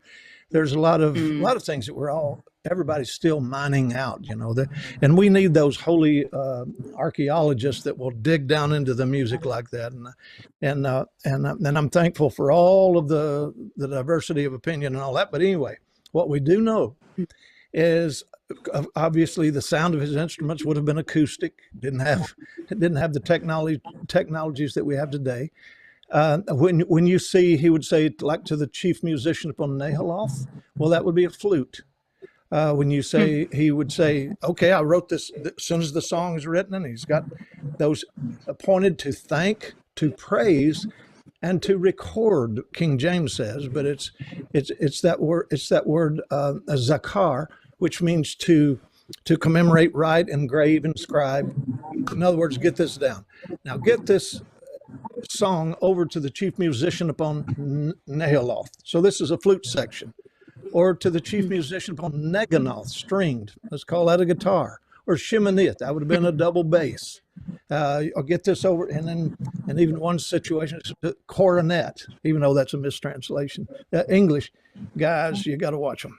Because there's so much beautiful pictures and imagery and metaphor and simile and all that, but there's also a lot of the Hebrew idioms that we don't even have in our culture need to be explored to fully understand what the sound and the music and all that would sound like. But he might say, to the chief musician upon Shoshani-Duth, trumpets of assemblage. So pretty soon you start seeing, like that one place where he said coronets, that's not a coronet, it was a sistrum. It was part of the spoil that was brought out of Egypt. It looks like a slingshot with little cymbals on it. It was a rattle that was brought out. That at one time was used to access the presence of Isis and many of the Egyptian deities and all the idolatry that was holding that people captive. God's people brought those instruments out as well as spoil. And now, you know, and tabrets, you see tabrets. Well, there's tabrets, timbrels, and tambourines, I guess you could say. And it's all comes out of the idea of a toph, which is a frame drum, and that's what Miriam grabbed a hold of. But they would have had one of those Egyptian things as well. And it was used also in Egypt to vex God's people and to shut them down and hush them down. When your job is mashing out mud between your toes, making bricks for the man. And your song is gone, your beauty is gone, your creativity, your art, your dance, you don't have it. It was nothing. Our job is this morbid bondage and slavery. And the only sound of the voice was a moan, a minor modic moaning of the people of God. They were no song, no singing.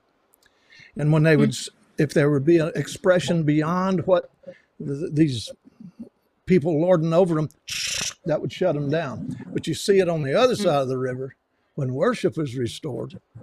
And the worship got restored out of obedience, and it's going to do the same thing in our life.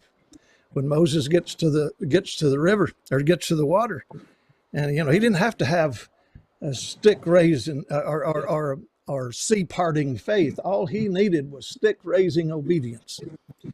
When he raised that stick out of obedience, they went across it because he said, "Let my people go that they may come away and worship. That's what it was about. And worship is art and sound and dance and light and coming alive. And now look at those people who had no song, no instruments, no expression. They became the greatest composers in the world, the greatest artists, the greatest cinematographers, the greatest painters, the greatest conductors of symphonies and composers, and all of that was in the DNA of those people that would be awakened to who that, you know. And so, but anyway, cornet is translated, or it's translated cornet, but it's sistrum. So the idea is we need to explore, because David had attached such a priority to it. There are tones and textures, sounds, rhythms, movements, all that causes a very different response in us, neurologically, physically, emotionally, even down to a cellular level. Certain tones and frequencies awaken. That's why many times people are healed in the midst of the sound of worship, because they're accessing something there in the beauty of the spirit realm. I'm not trying to get weird with you. I'm just saying God's a whole lot bigger than we think he is sometimes. And God can do his presence carries things that we don't always understand intellectually, but our spirit will come alive to the sound of his presence. And that's what motivated and drove David. His music was not, you know, this flowery kind. No, it was real. It was authentic. And he accessed the presence of God. And all of God's people had access to God in those days. It wasn't some hierarchical system set up. It was all the functional authority even was a musical expression. Remember, David says, David and the captains separated to the service of the house of the Lord, Asaph, Jeduthun, and Heman, that their sons and daughters would prophesy upon the harps, cymbals, and timbrels. So what they were doing is they created a generation that was carrying the sound of God's desire, prophesying through their instrument. And there was an old guy taught him how to do it too. His name is Kenaniah. He instructed about the song because he was skillful, taught the value of all the instruments and the tones that were there, because, you know, the Hebrew language, with no vowels, they only have consonants, but they could actually play the designated consonants of the presence of God, play the name of God. So when they would touch the strings, they were playing the triune expression of God's manifest glory would come through their instruments. He instructed about the song. Masah is the Hebrew word. Masah, the prophetic mantle or weightiness or burden that would rest upon the shoulders of the musicians so that when they played, God would respond. Now that's some musicians. That's the same kind of guys that are coming down the hill. And Samuel said, hey, you're going to run into a band tomorrow coming down the hill, and this band plays. You'll no longer be the same person. Now, that's what we got to have in our generation, doing films and depicting the beauty of that. We need to know who we are. And this film can awaken a whole new understandings of God that we really need to have right now. Listen, look what the world thinks of God today. Could it possibly be that we've misrepresented him? Could it possibly be part of the need for us to repent and humble ourselves? You know, we'll never change the world by becoming like the world. We'll never change the church by becoming like the church. It's time for a new sound and a new language of the Spirit. Incredible. I love that. Thank you so much, Ray. And we've got about 5 minutes left, and I know there's some questions coming in. So if you guys are cool, we can head over to questions. So the first one I see from Tracy, she says, you've assembled an awesome team of like-minded professionals to make this movie. How did you find each other? So, well, I'll talk specifically about us on the call. But so Rhonda and Jason, we have amazing partners at Minnow. And Dan and Denise and all of them, they're just so wonderful and kind and generous with everything to us. And they put us in touch with Jason and Rhonda. And so, and then Rhonda can kind of speak to, well, I think you did at the beginning, how you got in touch with Ray and Dustin. But just to quickly say, we found it incredible in our journey on this project, how God has just brought the right people at the right time together. It has completely blown us away. And Phil and Jackie, who run Sunrise, have always said what we do is relationship. The most important thing we do at our company is relationship. It's all about people, and they say people are more important than the product and the process and everything. And they are incredible at nurturing relationships and building relationships. And I've actually been working with them now for 20 years. This is my 20th year. And it is just because it's such a family, and it's so, it's complete, it's relational. And I think, God has just been incredible in bringing together people who, as you say, it's just super like-minded people, and it just keeps happening. God keeps bringing the people to the project, and so we are just kind of rolling with it and feeling very, very lucky. And so a question, Ryan, will you use traditional instruments for the music? I'm going to let Rhonda take this one. Yes, we have consulted with Ray, and Ray has incredible instruments that we are going to go to his house and record. And then there is a guy here in Los Angeles at UCLA who is known as a Jewish musicologist. He has studied the history of the Jewish music and has become a doctorate in it. And so he is highly educated in it. And UCLA has a collection of historic instruments that probably don't go back to that time. I don't think there's been instruments that have lasted that long, but they definitely have the vintage instruments that can create sounds very similar to what they have used in the past. So yes, we are going to do our best to get our hands on traditional instruments. Something else that I wanted to speak about, when both Dustin and Ray have touched on creation, worship and creation. One of the things that Jason wants to do is we want to take a team of recorders, people who know technology, which would not be me, and we want to go into Israel, and we want to go into the valley where the battle happened between David and Goliath, and we want to record the sounds. We want to record the cave that he hid in, and we want to record the sounds of creation that are in that actual area that David's life took place.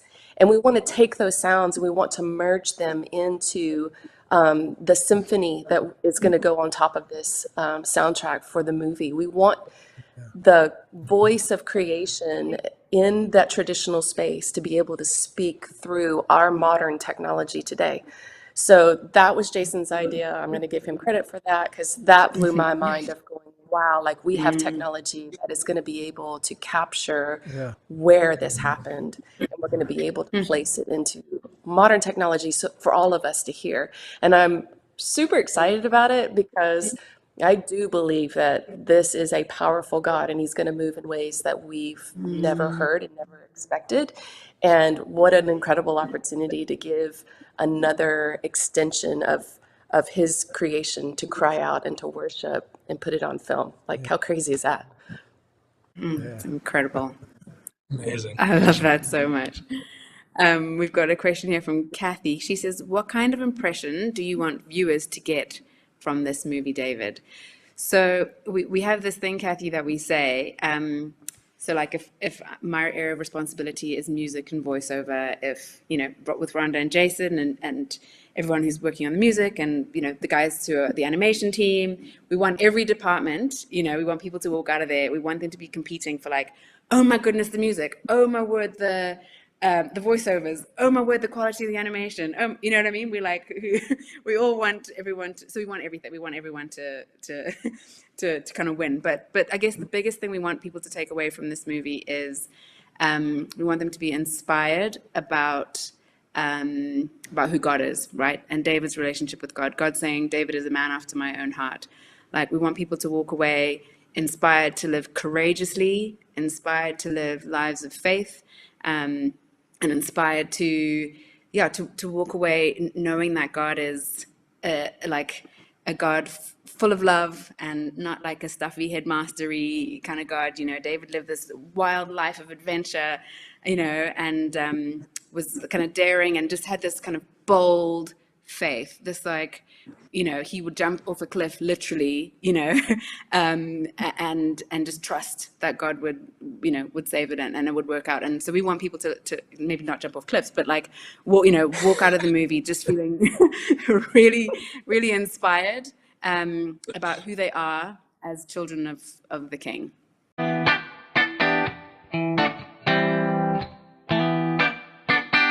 This is the team behind David. Sam, Ethan, Stephen, Sean, Mary, Matt, me, Joe, Dan, Matthew, Christine, Megan, Yaku, Tim, Jonathan, Ben, Stephen, Robin, David, Tim, Dexter, Chris, Leon, Brent, Amy, Carrie, Jackie, Phil Cunningham.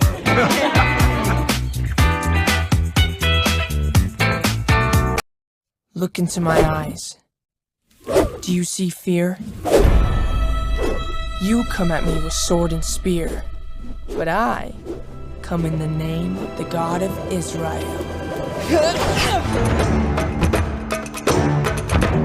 I'm so excited about tonight's live stream. I just love the fact that there is a community that is building, that is passionate about the project. Doing all we can to make an incredible animated feature, just to inspire people and to share with the world.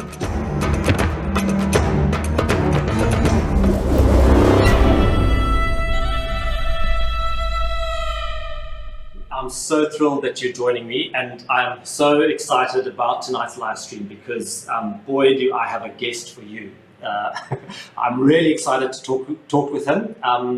I know a little bit about him, so we'll see how much I can draw out of him.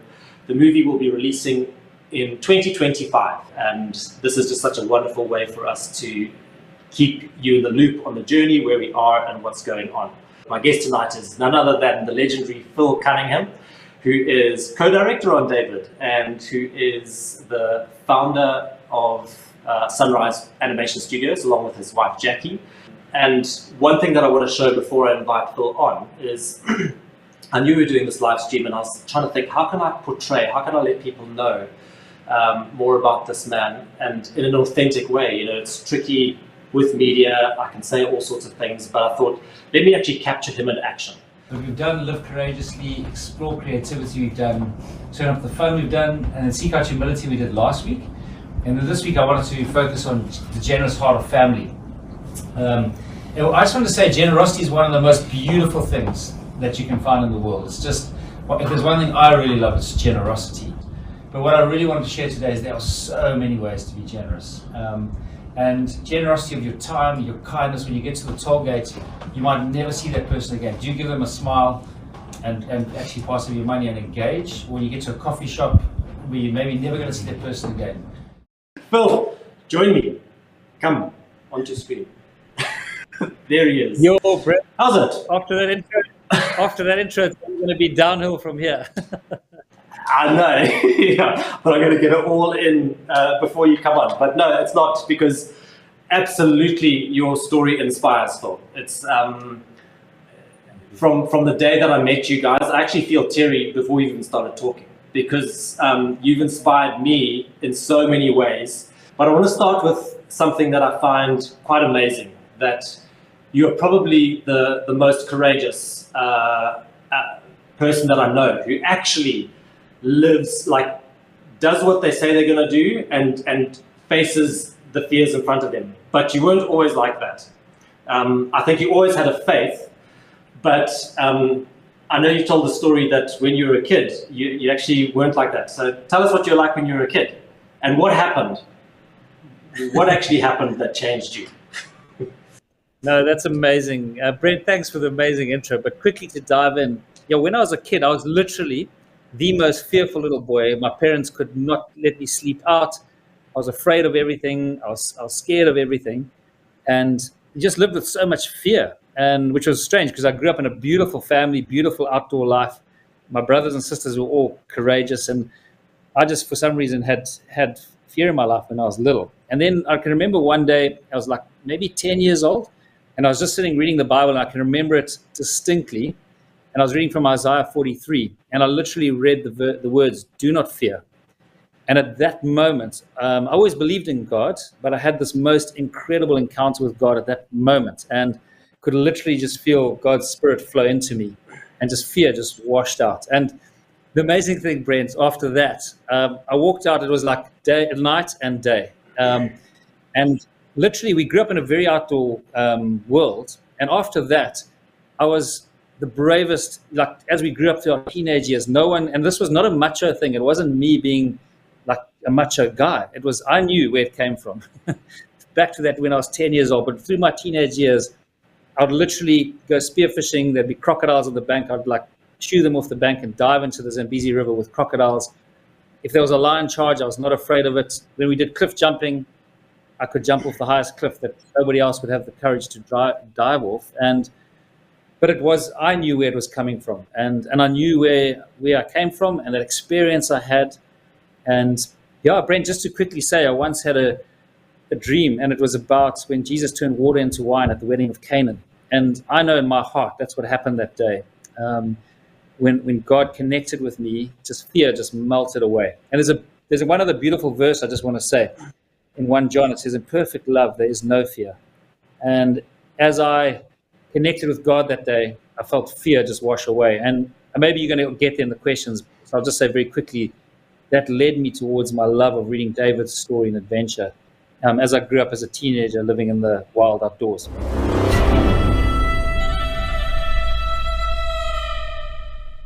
What if there were a Bible movie that was as powerful as The Prince of Egypt and as fun as Tangled? That's about as likely to happen as David beating Goliath. See what I did there? Well, it's happening.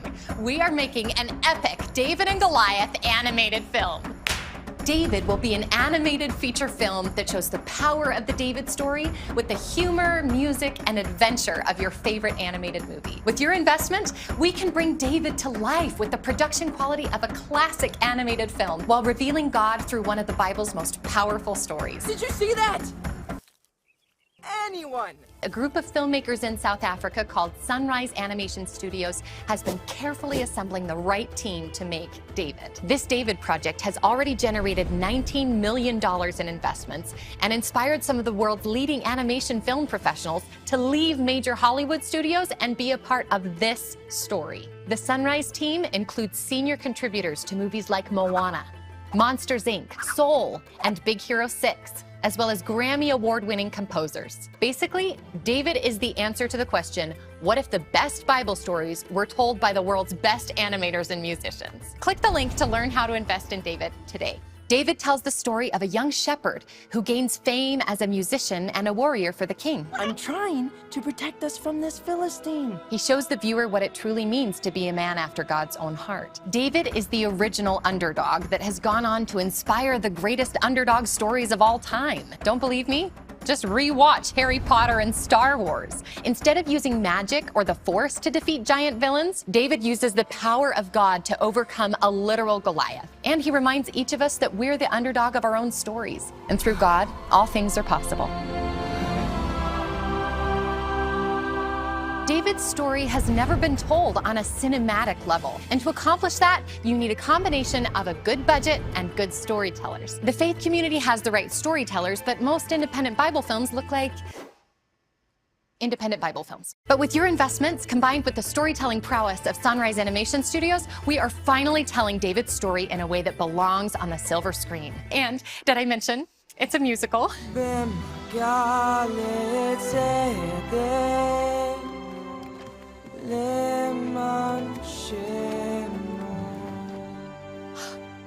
So beautiful.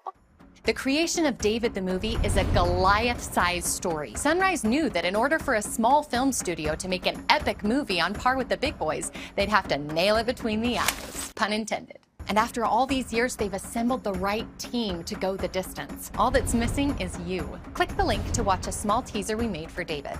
David will be distributed by Angel Studios, the same film studio behind the smash hit success The Chosen, a TV show about Jesus that has over 300 million views and has generated over $100 million in revenue. Sunrise Animation Studios created Jungle Beat, an animated brand that has a feature movie on Netflix with a sequel in production and gets 140 million monthly views on YouTube.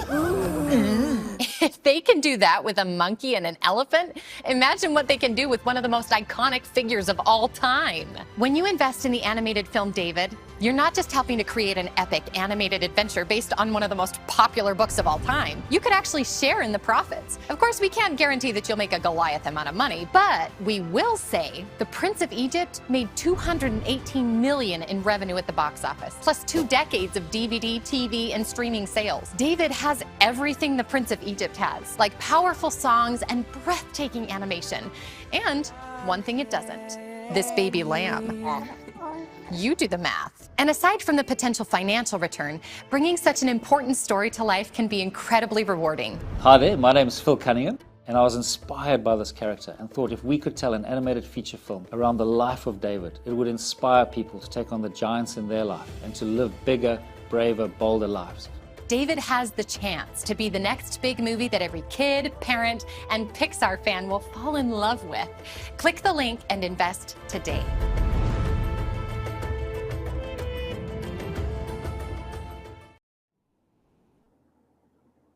Welcome everyone to this live stream on David, the animated feature film. Thank you so much for joining us this evening.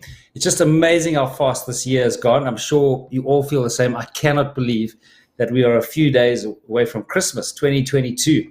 It feels crazy. And I think it's just such an amazing moment just to stop and reflect on the year and an amazing year it's been. And the one thing I found about life, look, life's always got challenges. It's like a railway track. You've got your railway track of blessings and your railway track of difficulty. And both are actually critical in your life. And as we look back through the year, I'm just looking back across the railway tracks of this year. But the beautiful thing about these 2 railway tracks is they help you meander through the landscape of life and move around mountains and lakes. And both are amazing. But today I really wanted to focus on the blessings and what a blessing this has been it has been this year from a David point of view. This movie, for those of you who haven't been on live streams, has been 20 years at least in the making and where the journey of this movie, where it was birthed from. Quick recap on that before I get into this year and where we're at.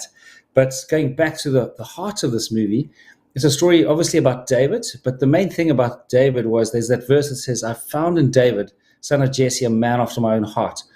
And for me, growing up in the wild of Zimbabwe in nature, canoeing through beautiful landscapes with elephants and buffalo, and just connecting with God, I was like, wow, this is the most amazing personality you could ever wish to imagine. So connecting with God at the same time reading David's story, I was like, wow, one day if we could tell a story on David, it would give us a window into God's heart. Beautiful, expansive, adventurous, fun, and just what an epic story to tell. And that it gives so much of God's heart. And this became a dream 20 years ago. So although we're reflecting on 1 year right now, I'll just quickly take you back 20. And that's where this all started. And Sunrise has been 20 years, actually a bit more than 20 years in the making. We've been building this most beautiful and awesome team, an amazing pipeline.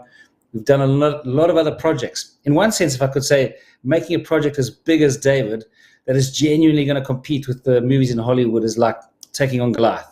And I would say back, you look back across our last 20 years, we fought lions and bears. We've made other beautiful projects like Jungle Beat, the TV series, Jungle Beat, the movie, which you can go look on Netflix. We're busy just finishing Jungle Beat, the movie 2, called Jungle Beat to the Past. But those are projects that have all been in a build-up to this, to take on this giant and make a movie that is genuinely going to compete with the best of the best. So as we reflect on this year, I really want to say thank you for joining us on this live stream. It's been so exciting to go on this journey. And honestly, what's so exciting about this model of working with Angel is working with the crowd and building community. My wife and I just love people. And there's a beautiful African proverb she likes to quote, which is, if you want to go fast, go alone. And if you want to go far, go together. And tonight, I just want to be a night of gratitude, of thankfulness. And I really want to thank all of you on this live stream. Thank you for joining us, for participating in whatever way, just being on the live stream. Some people investing. And just want to say thank you as we look at that. This movie is a $55 million budget, and already we have raised $26 million, which is incredible. And in this particular crowdfunding round, we are over $1.4 million now, and there's, I think, 2,000 or nearly or just over 2,000 people. That's incredible. 2,000 people in this round who are now part of the David team, the David family, the David adventure. And I just really want to say thank you to you guys tonight, and anyone who's on this live stream for joining us, because we cannot do it without you. It's just an incredible journey with all of you. To say tonight, if you do want to invest, this is the last day. In fact, it's a few hours away from closing this round. You can go to theangel.com/David, and that link will be put up on the screen during this evening and on the live stream. But if you'd like to invest, you can go there. Tonight, we've got some really cool things happening as well. So we're celebrating the year. We're looking back at some of the live streams we've done this year, which tells us a bit about the music, about the art. We're going to continue to do that through the evening. This is a bit of a long one. You can pop in and out. There's a section right now where I'm going to talk a bit and hopefully not bore you to tears. But it's going to be a fun evening, and we're just going to celebrate the year and where we've come from and where we're going. If you'd like to look, we've got a nice, lekker is a South African word, by the way. We've got a really great little competition running on the David Instagram page where you can win David merch. And there's some cool David merch. There's this bracelet I'm wearing, for example. And by the way, I'll just quickly tell you about this bracelet. There's 3 colors woven in here: white, green, and techlit blue. And the white, each color's got incredible meaning. And basically, the whole thing comes from Deuteronomy. It says, tie your words around your wrist, his words around your wrist. So there's meaning in why you put this here. But the green represents the tribe of Judah, which just shows you belong to the family of God. You belong to the family. The white represents God's grace and purity, which David wrote about a lot. And in Isaiah, it says, although your sins are as red as scarlet, they'll be as white as snow. So the white speaks of God's kindness and grace to us. And then the blue speaks of God's word. Techlit blue is a very special blue, and it basically represents God's word. So I got sidetracked, but that's one of the pieces of merch. Obviously, I'm wearing another one. There's some David hats. There's the David journal. If you want to join in the competition that's running during this live stream, you can go to the David Instagram page, and the rules are there. Please enter. At the end of this live stream, we'll announce the winner, and they'll win, I think it's 3 pieces of merch, which will be cool. So that's happening. The other thing that's fairly new is we've opened a David Movie Facebook fan club. You can just go look for Facebook and pop that in. And that'll be, just please go check that out. We really want to build that fan club around the David movie. And it's one of the elements of building the David community.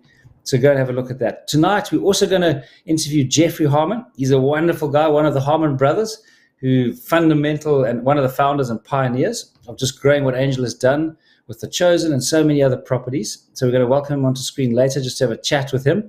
Jeffrey's actually been out to Cape Town. We've spent time in our animation studio together. Our families have met. We've become great friends. And yeah, I'm really excited to have Jeffrey back on this live stream and just connect with Jeffrey. So that's great. By the way, if you've got any questions, we love questions. I want to interact, not just talk at the screen. So if you've got any questions, please just pop them into the channel, and we'd love to answer them as we go along. So, yeah, I'm not sure if there's some names available for me to read, but I just want to celebrate some people who've celebrate people who've contributed and who've really helped us grow. It's interesting, like in the Bible and around David's time, Chronicles lists the mighty men and the exploits that they did. And so I think there's like a precedent there for us to really acknowledge people who've been mighty men and joined in this journey. I've got a list. There's so many, but I've got a list of a couple here tonight. I'm just going to read off just by first name. And they go back from all over the US. There's Richard, who gave $500. Lucia, $100. There's Tim, who also gave $100. I'm going to read about 20 names here, if that's okay, if you can bear with me. There was Ted, who gave $500. Victoria, $100. Melanie, $100. Alvin, $500. Nancy, $100. There's Jean, who gave $500. There's Jay, $2,000. There's Brock, $120. There's Ray, $500.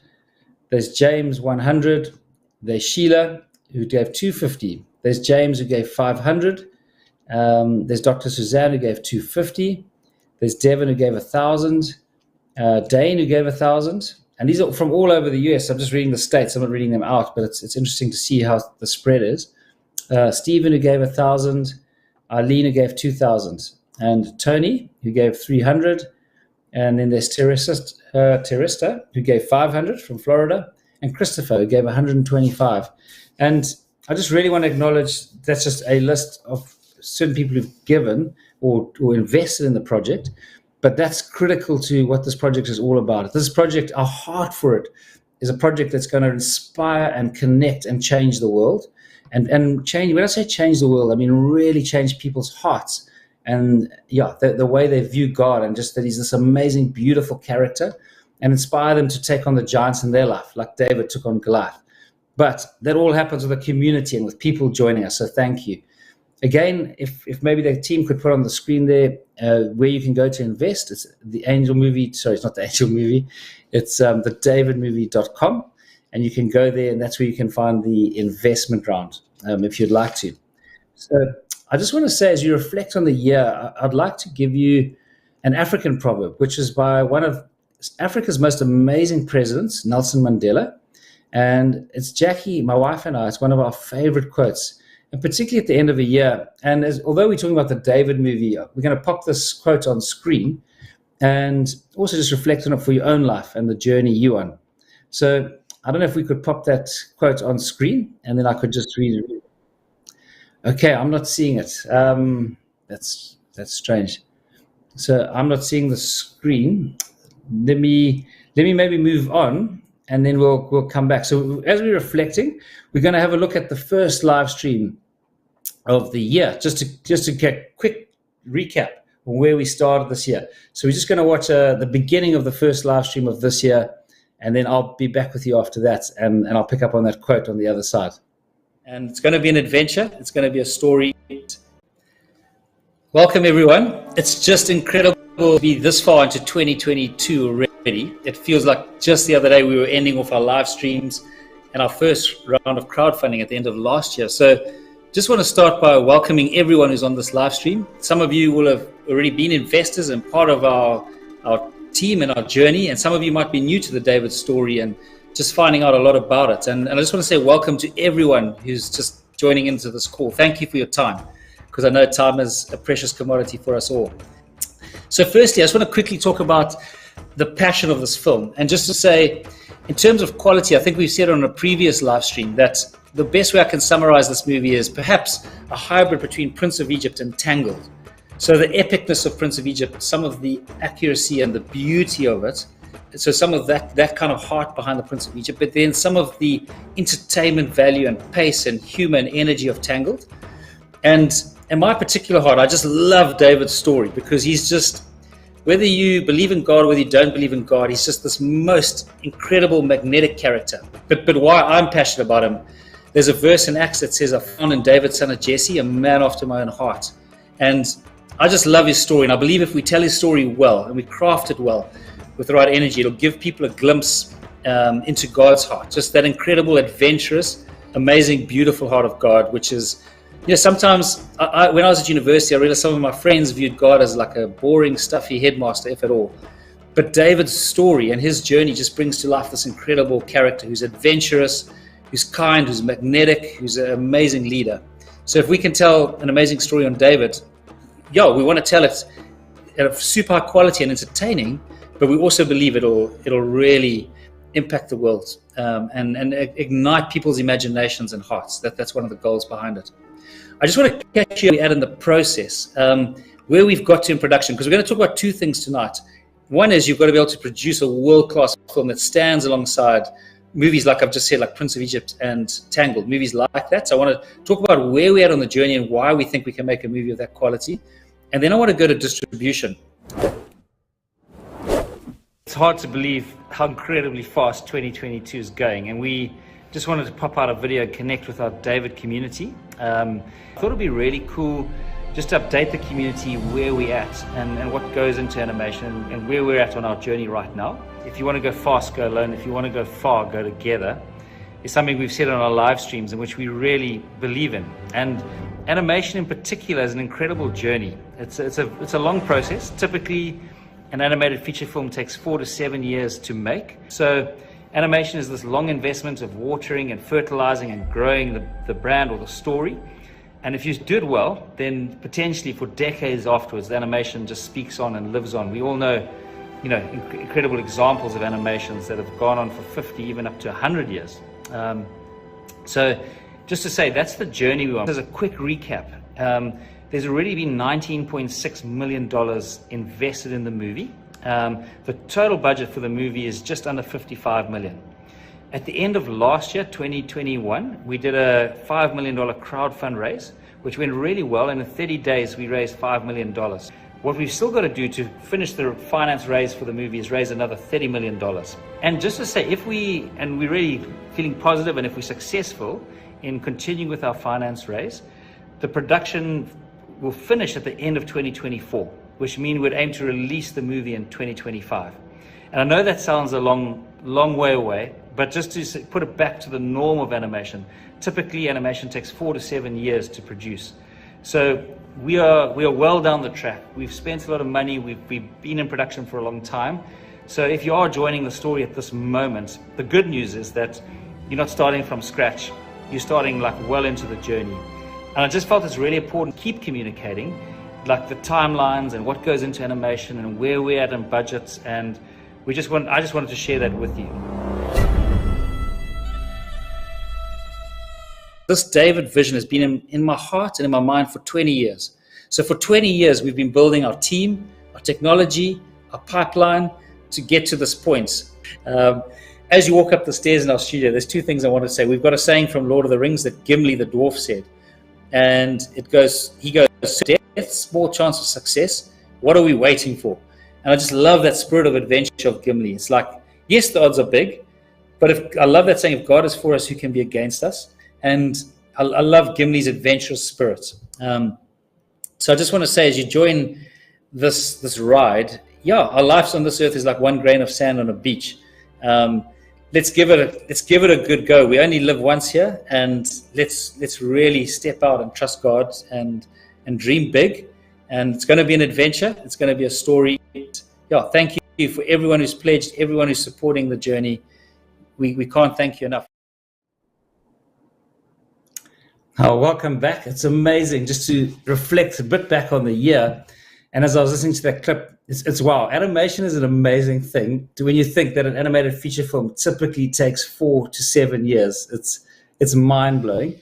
But just listening to that clip again, it's amazing how the longevity of an animation that's successful. If you take The Lion King and how long it lasted and what it's done, and it turned into a Broadway musical. And by the way, I just want to actually cue in on that and share with you on that. Our vision doesn't just stop at a David animated feature film. As you invest into this company, we hope that this David property will go into TV series and it'll go into a Broadway musical. Quickly, I want to say it's one of my passions for this project, actually. David wrote half the Psalms. He was incredibly musical. He was described as Israel's singer of songs. And I just think it'll be incredible if the animated feature film is a success for that to migrate and to grow into a Broadway musical. There's things happening around the world now called immersive experiences. I think David lends itself to a beautiful immersive experience for families. There's over 800 to 1,000 pieces of incredible artwork.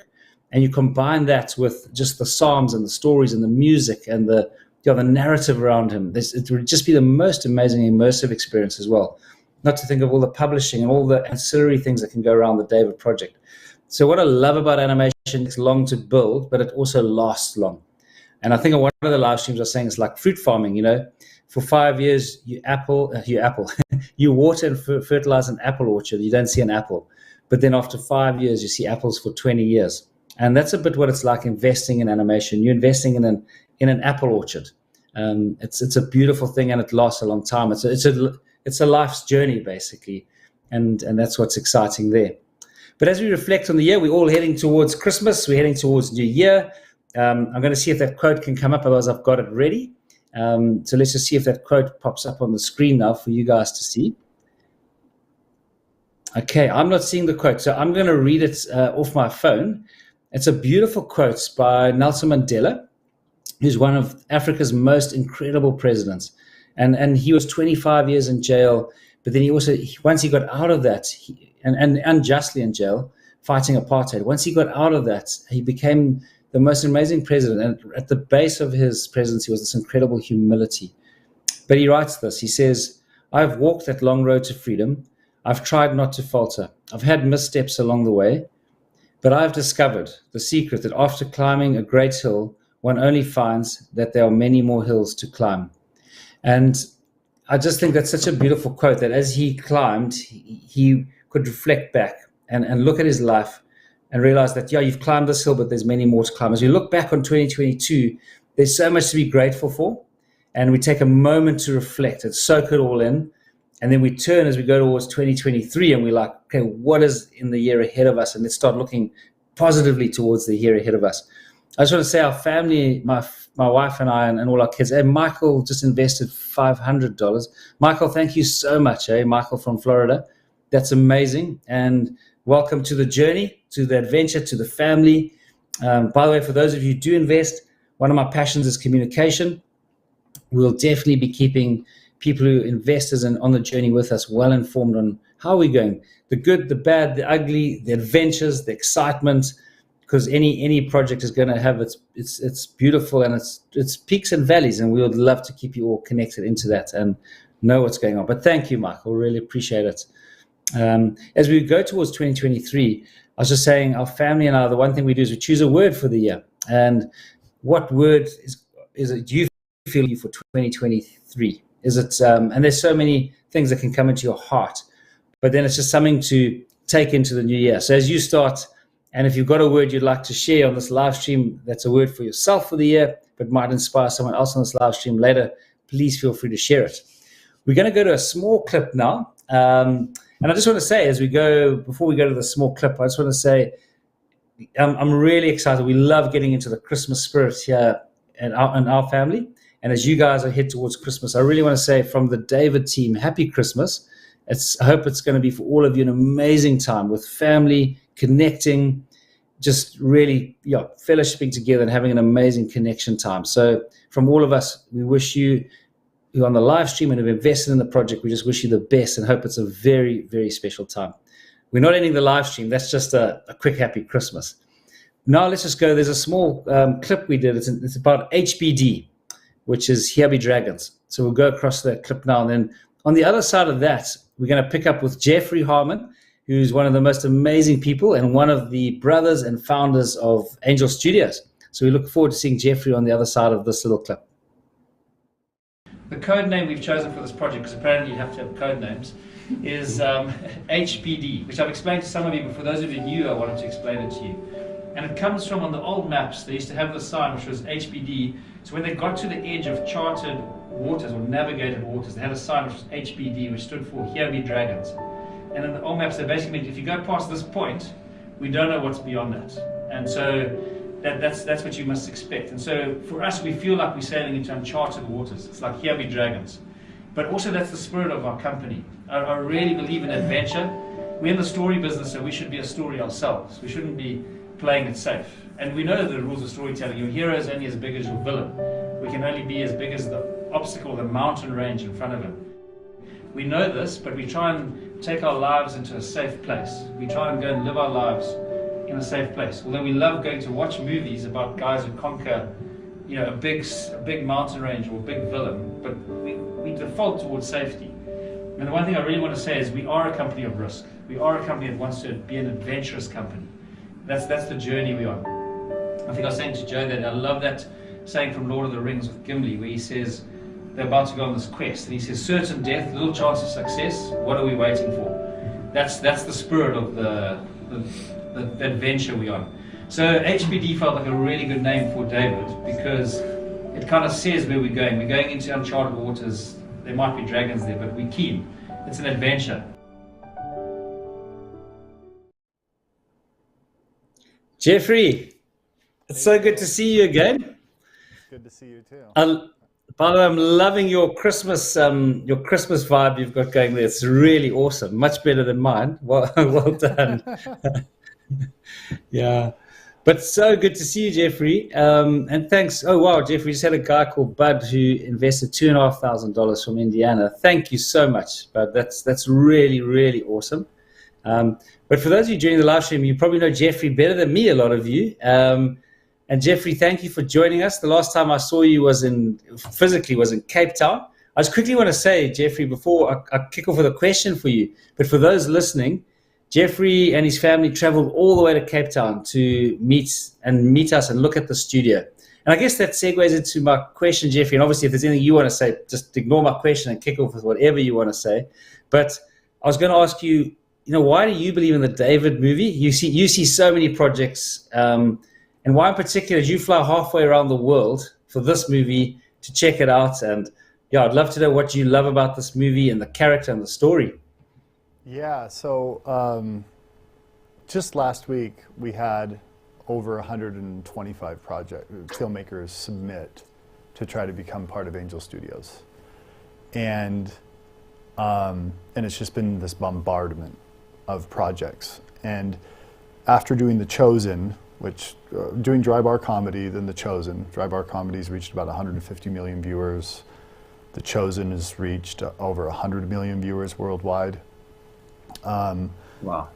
And now we're launching Wing Feather. Tuttle Twins just finished up its first season launch, and they're both doing very well. There's this onslaught of content just piling in. And my concern, I'm the chief content officer of the company, is I was just like, I can't review everything coming in. And so I needed to come up with a way to make it so that filmmakers can bring, how do you weed out or find the very, very best stuff that the Hollywood gatekeepers are keeping out, but that should be let in. And so we built a system, and this is to answer your question, Phil, where every filmmaker needs to bring a torch. They bring a torch to Angel Studios, which is like a prototype film that shows what they're capable of.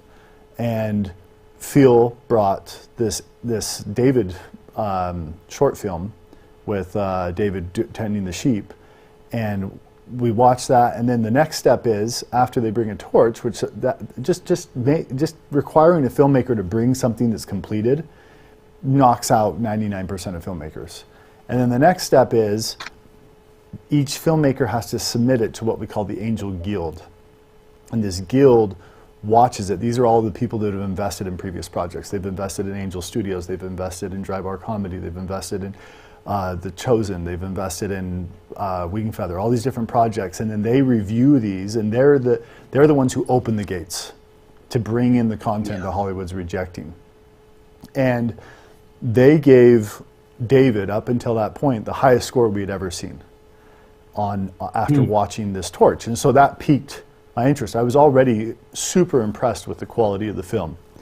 And so when it got this super high mark, it was, okay, we need to now go meet the filmmakers. That's the next step. So the Angel, so 99% of filmmakers don't bring anything. They don't have a torch. And then out of the ones that create torches, only about 6% of those actually can get past the guild, the Angel Guild, which I'm sure there's lots of viewers on here who are on the Angel Guild. And this was the highest of all those at that point. David was. And then the next question is, are these filmmakers going to have the grit and the grind to be able to get through this? Because crowdfunding is a really, really hard thing to do. With The Chosen, we were prepping and crowdfunding for I think it was 18 months to get just over $10 million. And we were helping market it. They're the ones crowdfunding, but we're helping market it. And so we fly out to South Africa, my wife and I, and we meet with Phil and his family, and we had and his whole team, a delightful trip. And there was this feeling when we met with Dallas and Amanda Jenkins that there was something big here. There was something important. And a lot of those similar feelings set in for me with David. And that's no guarantee that the project's successful or whatever, but there's something about this team and the grind and the grit they have. And we, personally, if I angel invest in somebody's company or something, I invest in people. They got to have a great idea and things, but most important piece is this the kind of person who can push through And after learning Phil's life story, your life story, Phil, I just saw this like this grind that you've been through, from thinking of this the scripture of I found in David a man after my own heart on the Zimbazi. Is that how do you say the river? Zambezi River. The Zambezi River, and seeing your first film when you were, was it 14? You said 14. Yeah. 14, and realizing you want to be a filmmaker, and then going through and learning about all these stories of like entire train cars of equipment being stolen when you moved from Zimbabwe to South Africa. And maybe I'm sharing too much information, but you've just rebuilt and rebuilt, and your team has been prepared all the way to this massive hit on Netflix last year with Jungle Beat, and then the Jungle Beat YouTube channel is just gigantic if you haven't seen it. And this team is just built and built and built. And then we go to Africa, and we're in Cape Town, and we're watching this animatic, and I'm watching my wife, and she's just tearing up because the music is beautiful. And then while we're in Africa, I learn that the whole project, like, it's a musical, which you don't really get to see, you haven't seen yet, which you are going to see this soon, right, Phil? They'll see the musical side of this as the crowdfund continues on, because this is a process to get all the crowdfunding. The musical side is going to start being revealed, but we're listening to this music, and it's just beautiful music, and that the music in this film is different because David is a musician. He's one of the greatest musicians of all time, and I'm watching and thinking about how, and looking at the concept art and the vision that Phil's got, and it's David's a musician, so it's natural for his life to be a musical, and it's all motivated. And then going through that process and then getting to know their team, it just, I mean, that was a really long answer, but there was a whole bunch of things that stacked, checking off boxes, saying this is the kind of team that we want to go jump and take a gigantic bet on to build a movie that can be on the level of a Disney film. No, that's amazing, Jeffrey. Thank you for sharing. And I think we felt such a kindred spirit with Angel when we look back on your guys' journey and what you had to go through and get through and go around and over to arrive at where you got to. I was like, these are the people I want to work with, because I couldn't agree more. I was reading one of Richard Branson's things the other day, and he's a very charismatic entrepreneur, but they said, what is your single biggest ingredient to success? And he said, perseverance. And I was like, what I saw with the Angel team was innovative thinkers, great people of great integrity, but also people of perseverance and grit who don't give up. And just want to say, that's what I love about what you guys are driving at Angel Studios as well. And that's why I felt excited. So I'm glad you felt the same when you came to Africa. We also had the most amazing time as families, and that for me is huge, because relationship is at the core of everything we do. And when we met you guys, my wife was like, yeah, these are amazing people. We can work with them. So that was special. Yeah, I was going to say, going to David, like, as a character and as a movie, what's the most interesting part about David's character for you, Jeffrey, that would make you excited about this movie? What do you, in terms, there's so much about David, but for you personally, what's the most interesting part? I think he sees something that needs to happen. He sees this Goliath. He sees the I don't know how much he grasped the political side of how important that battle was, but he sees that this needs to happen, and he senses that God wants him to do something about it, and he just dives in and goes for it, right? And he uses all his learnings, meaning he's using the things that he's learned in the past and God's taught him, but that he just has the courage to dig in and go after this mission, and even if it feels impossible. Yeah, that's amazing. He had such a, and the other thing, I just love that. And the other characteristic of him is like, there's a beautiful verse in the New Testament which says, Jesus takes a little child and he says, unless you accept the kingdom of God like a little child, you'll never enter. But what I see with David is such a childlike faith in God's goodness. You know, sometimes a little boy or girl, they get themselves stuck up a tree, might be their own making, but the first person they call for is dad or mom. You know, it's like, I need help. And one thing I love about David, he got himself up a few trees, but he knew exactly who to call to for help. Just that childlike faith in God's goodness. Thanks, Jeffrey, for what you were sharing. And as audiences watch this movie, and just to share with the guys in the live stream, we're hoping that this is a cinematic release worldwide. Well, that is definitely the goal, not just hoping. As people walk out of that cinema, Jeffrey, what would be, from your point of view, what would be a win? What do you hope people walk out of that cinema with once they've watched the David movie? This last Sunday, we debuted season 3, episode 1 of The Chosen, and we've had thousands of people submit videos into the app, and when you go in the app, you can submit a story, like your own story and you'll get like a prompt, like, how has forgiveness reunited you with a family member, or things like that. And so these stories get submitted from all over the world.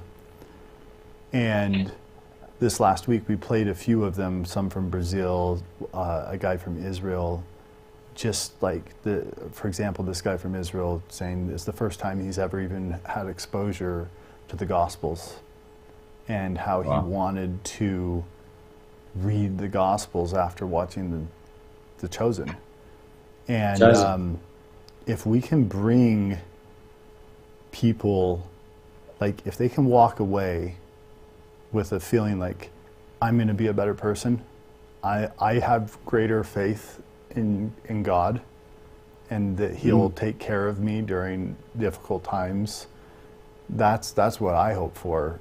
I mean, our entire mission as a company is to bring stories to the world that amplify light, and do it as co-creators with the crowd. And so a secondary thing I'd love to see as people come out of theaters is, I mean, how many investors do you have now in David, approximately? So the first round was nearly 7,000. We're on like 2,000. So we're getting close to 10,000 probably by now. Yeah, close to 10,000 total investors. There's a couple thousand in this round so far. And it's going to take multiple rounds to get there. And I'm one of those, I think multiple times over. And because I believe in what we're doing. And but there's a saying in my house, I think about you going into a theater in Zimbabwe and seeing your first movie.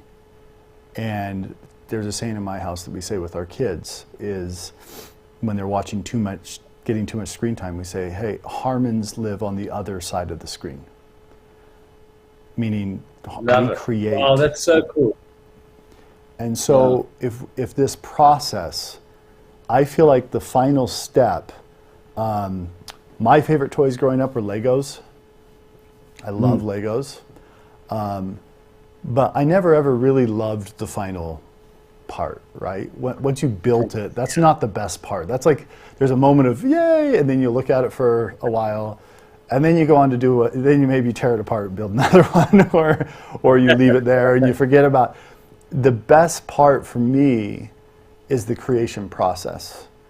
And so my hope is that over the next years, as this project comes to fruition, that there is a moment of the investors, the angel investors, and all the people that are paying it forward, and the guild members being able to experience the other side of the screen and be co-creators with you.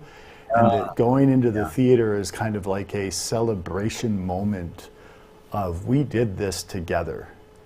And then you hope it reaches the whole world, of course, right? Yeah. Because but there's this celebration moment of, we did this together. When you invest in a project, you start getting emails and messages and updates in the app with animatics and different things that you get to, as this project progresses, and you get to be you could experience the other side of the screen. And so something on the scope and the size of David, Phil, where you have gone through in your life and honed your craft and your team's craft, and you've built one of the top animation houses in the world, and literally if you put like a rod through the earth, you're probably the farthest away from Hollywood as you can possibly be. And you've built this incredible world-class team. And how many more filmmakers and creators are going to go out and have the courage because of what this group does and all these investors do to do the next ones and the next ones, and how and the ripple that you start that changes culture over the next 100 years. I love that. I love your Lego story. That's such a cool one. And for getting people behind the screen and being part of the process of making this. And the other thing I really want to stress about animation, if you look at animation brands like Paddington Bear is 50 years old, Winnie the Pooh, I think is 100 years old. So the journey you're getting on with us is like, it's a long journey. It's in a cool way, it's a long journey. It's investing now, being part of this crowd is for your grandchildren and your grandchildren's grandchildren. Because and not just that, it's right now, like people look at this and they say, oh, what's the total amount you guys have put into this project so far between investors from the crowd and the others? It's like 26 million of 55. 26 million. So you're close to halfway through this project, and you've been in this for years. And the most fun part, like I think as people, especially as Angel Studios, is we're developing these tools. And when you go into the Angel Studios app, you're going to see like there's more projects, and down below you'll see torches and you'll see a guild, and all these tools to help people co-create with you, Phil, and with the Wing Feather Saga, and with Tuttle Twins, and with all these different projects. As that happens, people are going to realize it's more fun to be on the other side of the screen and co-creating than it is to be just sitting in a theater. That the people who jump in now and they throw some work, some of their own capital at it, and the people who are watching, listening to music early on and getting early access and being able to do comments and actually give feedback to the filmmakers in South Africa, you're going to find that that's a more rewarding experience than getting on Netflix and watching the new thing they pump out every single week. Yeah, I love what you're describing. It's such a journey. And animation in particular is so interesting because of the pace it goes at. You can really become part of the journey and the fabric of the project.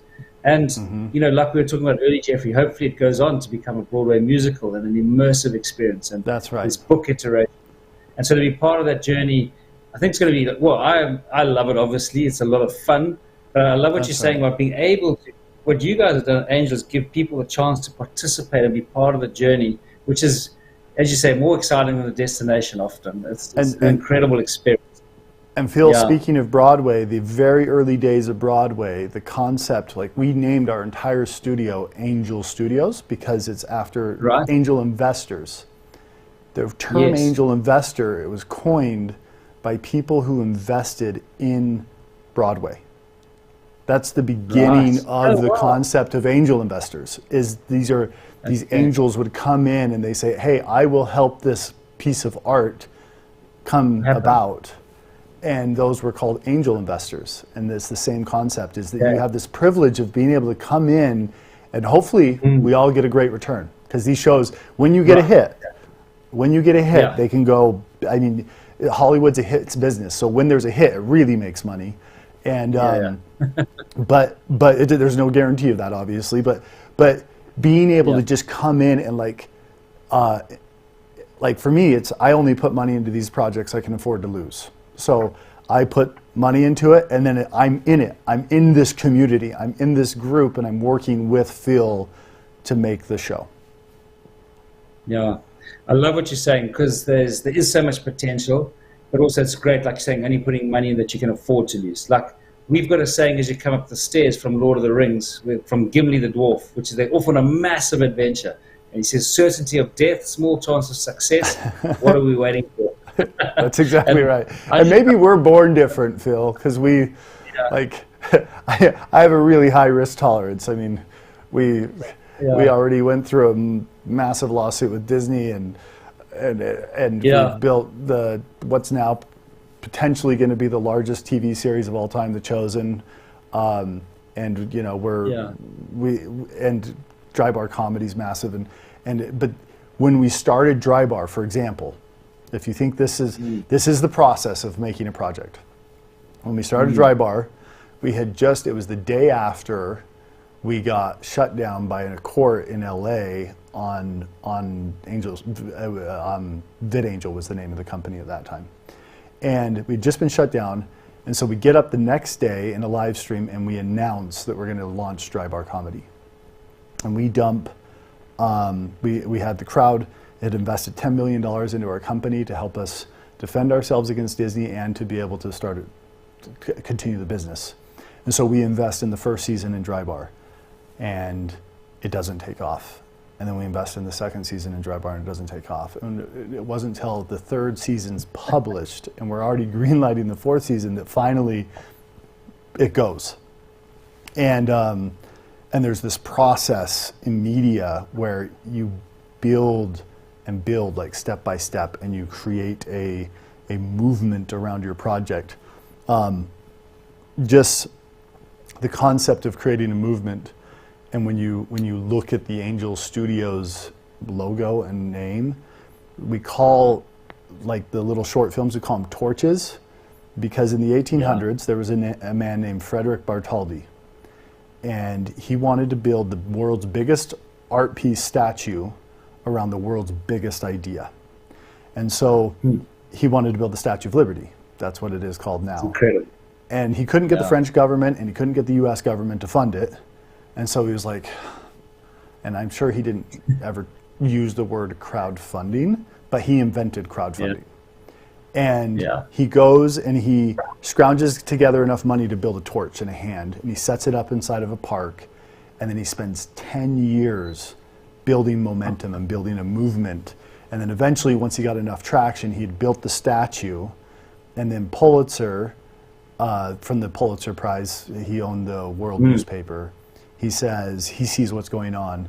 He goes over there, and Bartholdi's terrified because he's like, I built the statue, I have it in the US, and I have no platform to put it on. I have no pedestal to put it on, and we can't raise enough money, and this has already been 10 years. And Pulitzer shows up and he's like, Pulitzer, you're just wanting to make a bad story about our failure. And Pulitzer says, no, I've been watching you. I want to make a story about how to get this to the finish line. And Pulitzer steps in and he says, we're going to put the name, there's more to this story because Pulitzer even has a few steps and falls. It wasn't like a magic moment.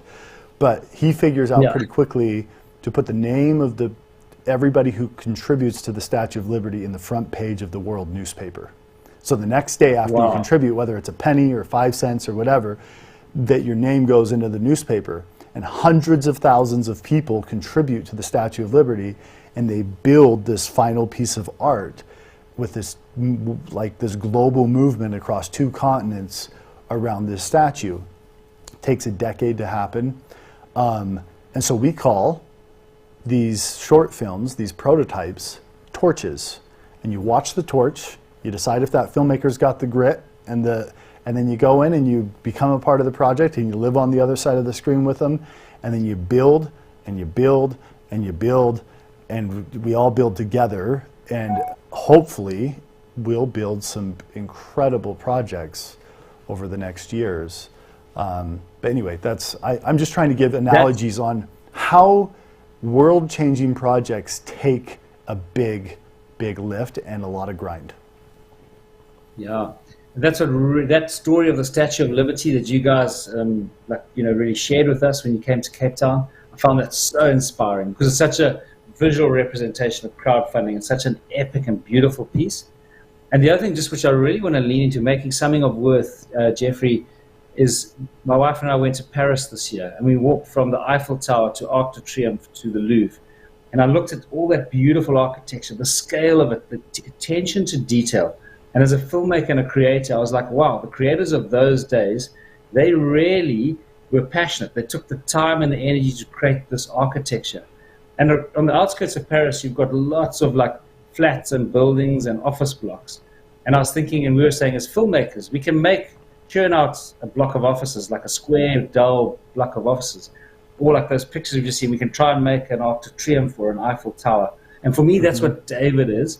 And that's why I love working with you guys, because I think we've got that same vision. This is not just, I remember sitting with you, Jeffrey, and it was actually you who said it. And I've always had a big vision. And Jeffrey said, our goal should be to make this the most watched animated film of all time.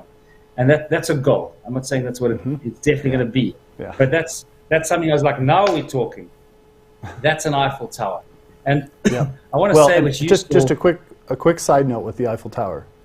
So Bartholdi, who created the Statue of Liberty, Frederick Bartholdi, his architect died halfway through, and the whole project almost collapsed with his architect and very close friend passing away in a surprise death.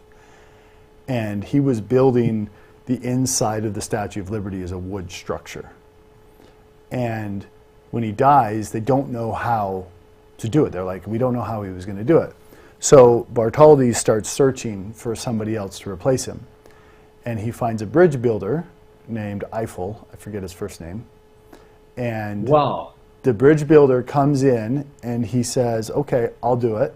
I like what you're doing. And even though Bartholdi didn't have enough money yet or anything, this bridge builder says, I feel like I should help you. He goes in and he takes the principles he learned from bridge building, and he invented how all skyscrapers are built today, which is internal structures rather than the external structure holding it up. It's the internal structure. So he invents an entirely new type of architecture to achieve what the Statue of Liberty required to be made. And then while he's building it, he has the idea for the Eiffel Tower because he uses the same architecture. Yeah. Wow. Anyway, it's a random side note, but I thought it was. No, that's a very cool side note because it connects the Eiffel Tower and the Statue of Liberty and what I'm talking about. Yeah, so that's cool. I'm going to go look that up. The other thing I was going to say, Jeffrey, which I really know you guys were, I love that note at the bottom, collaboration plus process plus time equals accomplishing momentum dreams, that's cool. Thank you for sharing that. The one thing I was going to say, my other passion, Jeffrey, which you guys obviously came to see as well, was the one thing is have that dream, but I was reading Michael Dell's biography where he says, always employ people better than yourself. So one of our passions at Sunrise is we've built this team over 20 years. Some of our team members have worked 20 years at Pixar. Some of them have worked at DreamWorks and some of the massive studios around the world. And also we've grown talent here, like homegrown, incredible talent here. But one of my passions is quality. So when we go back to the scale of Arc de Triomphe or Eiffel Tower, it's not just the scale, it's also the quality of the scale.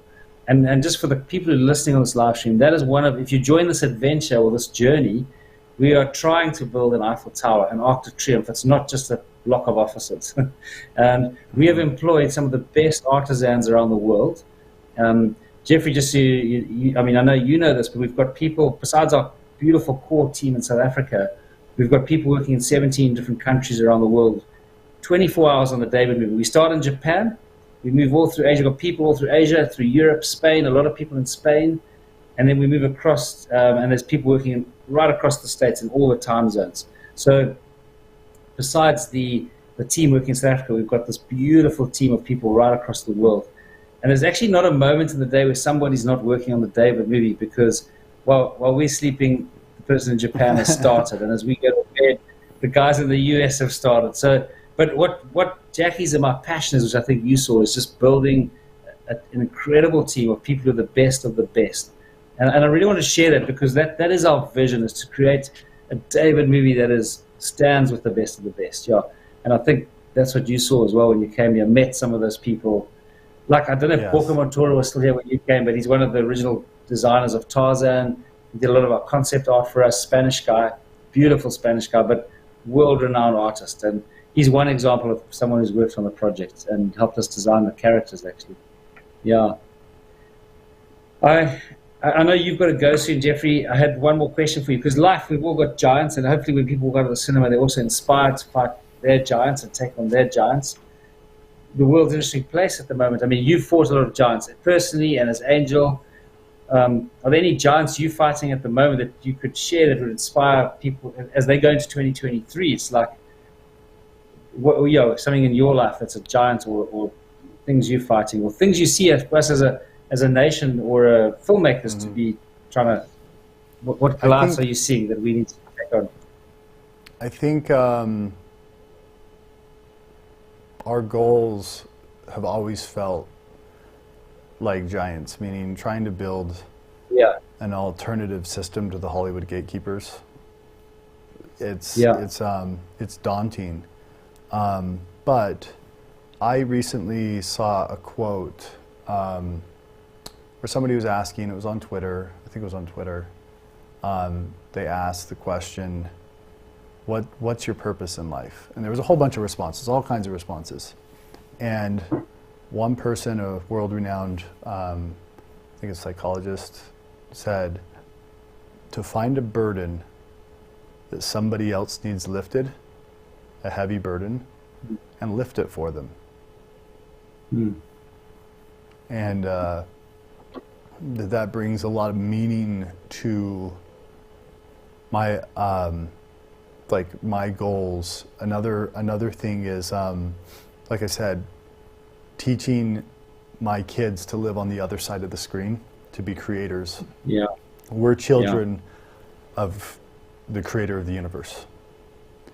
And those, it's always been odd to me that those who believe most in the creator sometimes are considered, or I mean, maybe we haven't earned it, but the not being the very best creators in the world for art.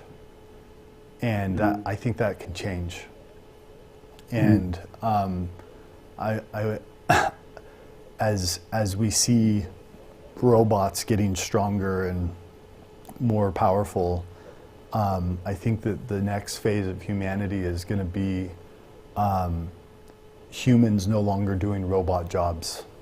We've been doing a lot of robot jobs since the Industrial Revolution, and that we're moving into an era where humanity is going to move back into our creator role, which we were designed by God to do, and that the robots will kind of force us back into that role rather than us doing robotic roles, meaning we're best at being creators. That's what we're best at. And so this next phase where there's artificial intelligence and things helping do robotic things, and getting smarter and smarter at it, we have an opportunity to rise up and be creators and be the creators we're meant to be. And so, but making sure that's kind of what brings meaning, a Goliath type thing, I guess. Yeah, I love that. Thank you, Jeffrey. And just want to say, I'll let you run because I know it's getting late in the evening, but just to say thank you from all of us, from me and from the David team, but from everyone in the live stream. Thank you guys, you and your family. The work you guys are doing to bring a change to world entertainment is very inspirational.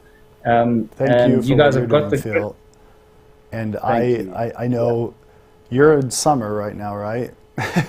Yeah. You're in the middle of summer. It's literally like snowing outside here in Utah. Wow. It's just pouring snow.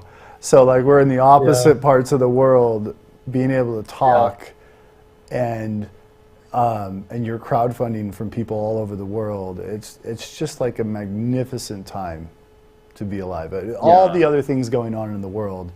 I remember somebody said to me years ago, they said, all the engineers that helped invent boats and then airplanes and then passenger airplanes that could fly across the oceans, and then the people who were inspired to build the internet, they said all of those things were built just, God inspired those people, whether or not they know that they were inspired, just so that he could spread his gospel to the ends of the earth. And but it's just cool to be able to talk real time with you literally on the other side of the world. well, I'm kind of jealous of the climate you're in. And we're wishing we were having a white Christmas. Yeah, we are going to potentially have a white Christmas, so that's magical too. Yeah.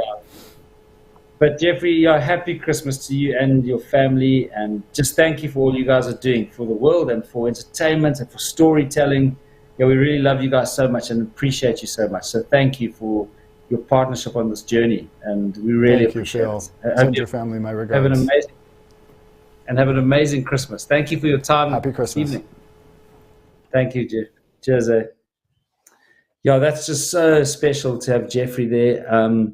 We had Jeffrey and Jordan, both of them, come out to Cape Town, which was an amazing time together. And what an amazing family. Really special people, salt of the earth, great integrity. There's a thing I heard about integrity, which says integrity is when what you think, what you say, and what you do line up, then that's integrity. And that's one thing I found in dealing with the Harmon brothers and with Angel, is just that great sense of integrity.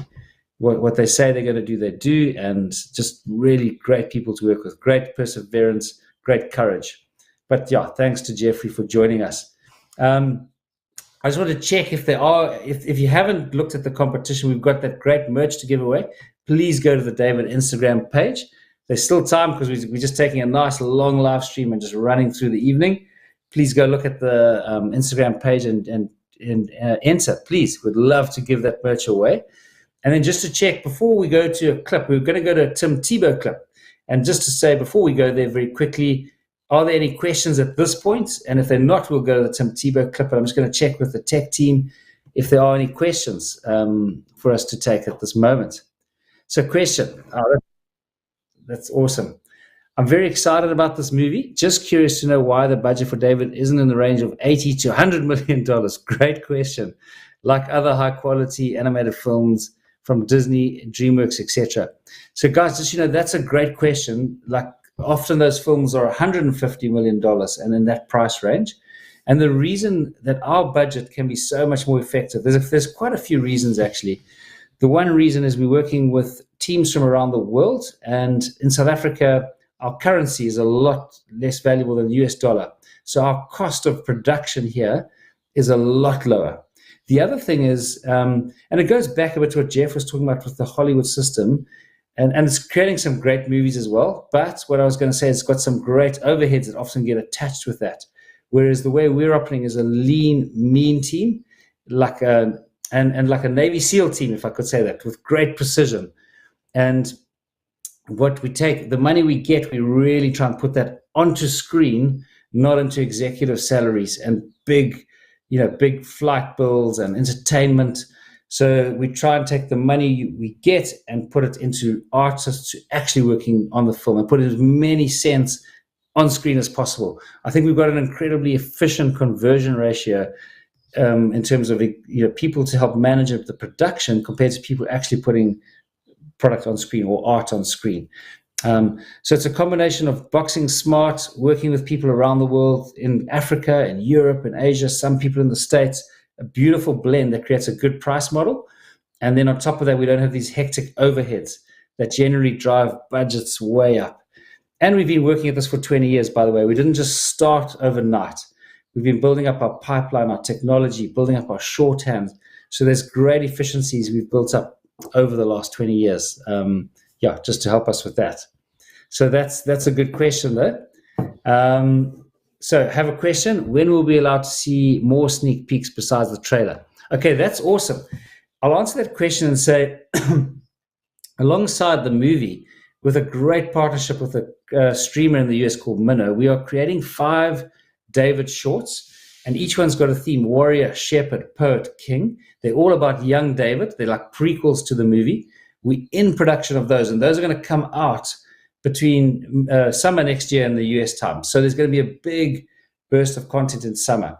What's happening on the David movie, just so you know, we're actually modeling and building the whole world. So the foundation work was all done, like the research trips, the art development, the character development, some music development.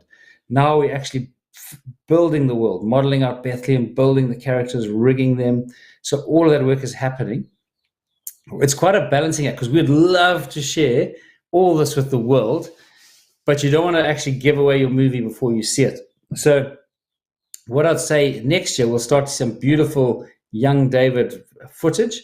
We'll start to get a better sense of some of the music. We'll start to share more of the actual artwork. And then without revealing too much of the movie, we'll start to reveal snippets of locations just to give people a sense of the world. So I think next year will be quite a rich year in terms of just seeing more visually than what you're currently seeing. And I'll say about animation, a lot of it is like a building site. You build these deep foundations of research, character development, then you start to build, which is what we're now building. The foundations are built. So what that means is next year, there'll be more content to share than there has been this year. We've just got to be careful. We'll have a huge volume of content. We just got to be careful what we share because you don't want to give away too much of the movie in advance. Hope that wasn't too long a answer to the question, but it's a great question. Yeah. Where can we get the David t-shirt? Maybe we could pop that up on screen because there's some great David merch. And there's a store you can go to on the Angel store. If we can get the link on screen, that'll be great. There we go, shop.angel.com/David. And that's where you can go. By the way, I was talking about it earlier. There's awesome things like this bracelet is the bracelet that David wears in the demo. Each color's got a meaning. There's white, techlit, blue, and green, but you can go check that out on the shop. There's bucket hats, there's caps, and there's a beautiful leather journal as well, a David journal. So there's some very cool things at the shops that you can go look. Oh, there's a screen grab there. So we just run through that. There's some shirts, the bracelet, there's the journal, there's the baseball cap, and then the other items, there's puzzles, and there's some other cool items on that shop. So shop.angel.com/David. Yeah, thank you. If you want to buy some Christmas presents, it's a great place to go and shop. My favorite is literally this bracelet because of its deep meaning, and every color. It comes with a little card, and it tells you what each color means. So I just love that bracelet because of its meaning, and it just reminds me of God's kindness to me, and that. Okay, great question. Thanks, Abigail. Hi, when will this movie come out? If our funding stays on track and everything goes according to plan, then we'd finish the movie at the end of 2024, and we'd release the movie 2025. If we hit some speed bumps on the funding and it doesn't go as fast as we hope, then we'd still finish the movie in early 2025, or let's say first half of 2025, and the goal would still be to release it in 2025. So to answer your question, our very clear goal is to, Jeffrey, thanks so much for that investment there of $250. We really appreciate that. Thank you so much. So our goal is to get the movie released in 2025, just so you know. Thanks, Abigail, for the question. And I'll just say about the release, our passion and where we're going is with a cinema release. So it's not just a streaming or television release. This movie is being built for the big screen. The way we're framing it, shooting it, the color, the lighting, the quality of it, it's for the cinema. And of course, it'll flow down to streaming and to TV and all that, but we're really building it for cinema. So yeah, thanks, Abigail, for that question. Really appreciate it. What is the Instagram page? Oh, okay, good question. So it's maybe the team behind can help me. Oh, there we go, at the David movie. Please go on the Instagram page, join that competition. The reason we also want to just drive people to the Instagram page and win, there's such great information flowing there about the project. Beautiful images. You can also ask questions. So please do go to the Instagram page at the David movie. And support. It'll be great. And there's so much content that we load there on a consistent basis. So in terms of how we can work with us, there's you can go to our Sunrise site, our Sunrise website, and then there's a place there where you can actually submit a form, and there's an official way. So go to our Sunrise Animation website, and that's where you can look for and submit there, Wellington. Thanks for that question. Yeah. Okay, so from Laurie, are you going to do a comic book or storybook in the merch as you progress further? Yes, 100%. We've got such cool plans down the publishing route. The original movie actually came, and I'll come to your question about comic book and storybook. The movie actually came off a book I wrote called The Eighth Son, which we haven't yet released. So it's a novel. And that novel I wrote was the foundation for which we started to build off the movie script, etc. But we've already got some book products in development. So for the shorts, Warrior, Shepherd, Poet, King, we're also creating a book with each short. But there's so many iterations that we'd like to take of the story into publishing. Definitely things like comic books, storybooks, but also to answer your question, Rory, for different ages. So I really want some publishing material for younger demographic, and then some maybe like you go to the comic book for your slightly older demographic. So definitely going to be heading down that road. I think publishing and literature is going to be such a great expression of the brand. And we've got big goals down the book route, just so you know. Yeah, that's a great question as well. Thank you. Okay, so that's questions for now. Just say as we go on, and if you stay on the live stream, please, if you've got questions, we love to answer questions because I'm sure people have got the same questions as you. So keep the questions coming. In the meantime, Tim Tebow, who has joined the project as an executive producer, such a great human being and such a legend. He's been on a couple of live streams, but he's more than just on the live stream. He's actually an executive producer on the project. He loves the David character. We've got to know. We also met him in Cape Town once. Great guy. We just want to share a clip of Tim's on one of the previous live streams because we're doing this beautiful look back on the year. For those of you who had just joining the live stream, we're reflecting on the year and some of the live streams we've done and the journey we've been on and where we're going to. And Tim is part of our journey. So we'd just love to share with you one of the live streams we did with Tim. So we're going to go to that now, and then I'll join you on the other side. Look into my eyes. Do you see fear? You come at me with sword and spear, but I come in the name of the God of Israel.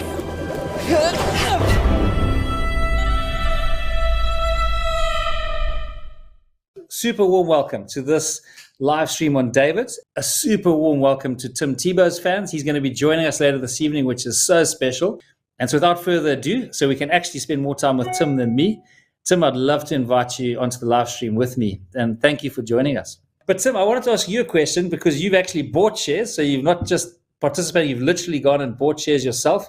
But what made you join the project from a heart level? And yeah, just why are you on this project as an executive producer? It was getting the chance to be able to meet you and some of your team, getting to see the partnership with Angel Studios and Sunrise Studios, because I also believe part of God's heart is for us as believers to work together. It's not to be so siloed. And I love how y'all have partnered, and I love how you've brought people from all talents and all backgrounds around the world to be part of your team. And then when I was able to see the trailer of David and Tally for the first time, I was mesmerized, and I just thought, man, this is awesome. You know, being able to study David over the years, and someone that has such massive highs and also disappointing lows, but still is called a man after God's own heart. And how I think that story being told could just massively impact so many lives. Those are just a few of the ways, but I have so many more of why I believe and love this project and the vision that you have behind it. No, thanks, Tim. And I love one thing you're saying. I was talking to my wife the other day saying exactly what you said. David failed spectacularly and he succeeded spectacularly. But what was beautiful about him was that he always trusted God's goodness. But I'd love to hear, as a sportsman, what did it take for you to get to the top in the sports world? I think it takes a mindset of being willing to embrace the grind, a mindset of sacrifice. You got to give up, time with friends. You got to give up even sleep. I had a couple quotes on my door growing up. One of them was, "Somewhere he is out there training while I am not, and when we meet, he will win."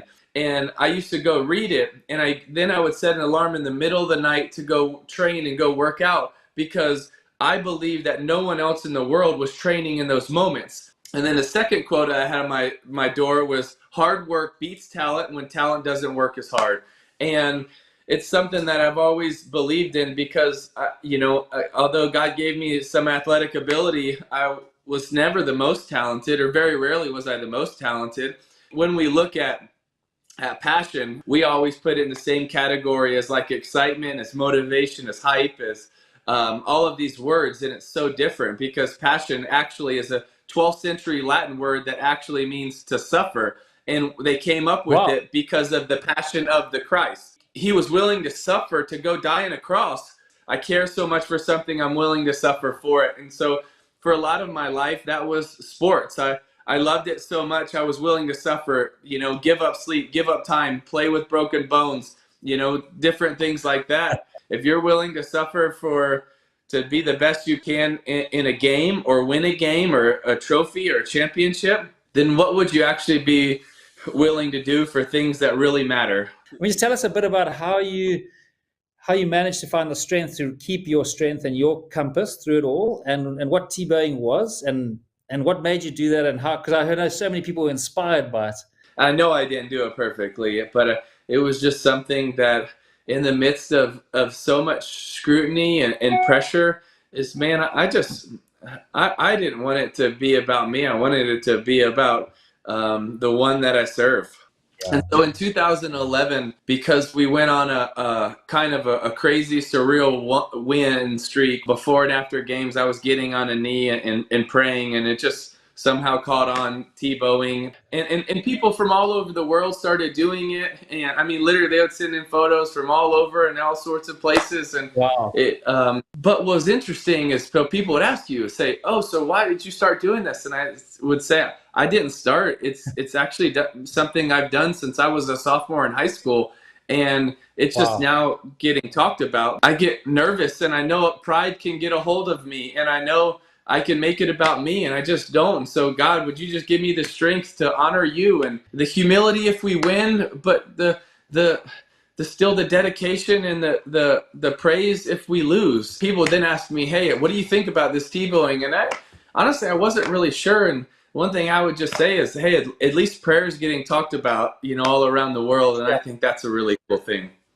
Thank you, Tim. And I'll stay on to take a few more questions and talk, but thank you. We want to let you go because I know you've got another thing. Thank you for joining us so much. Appreciate you, brother.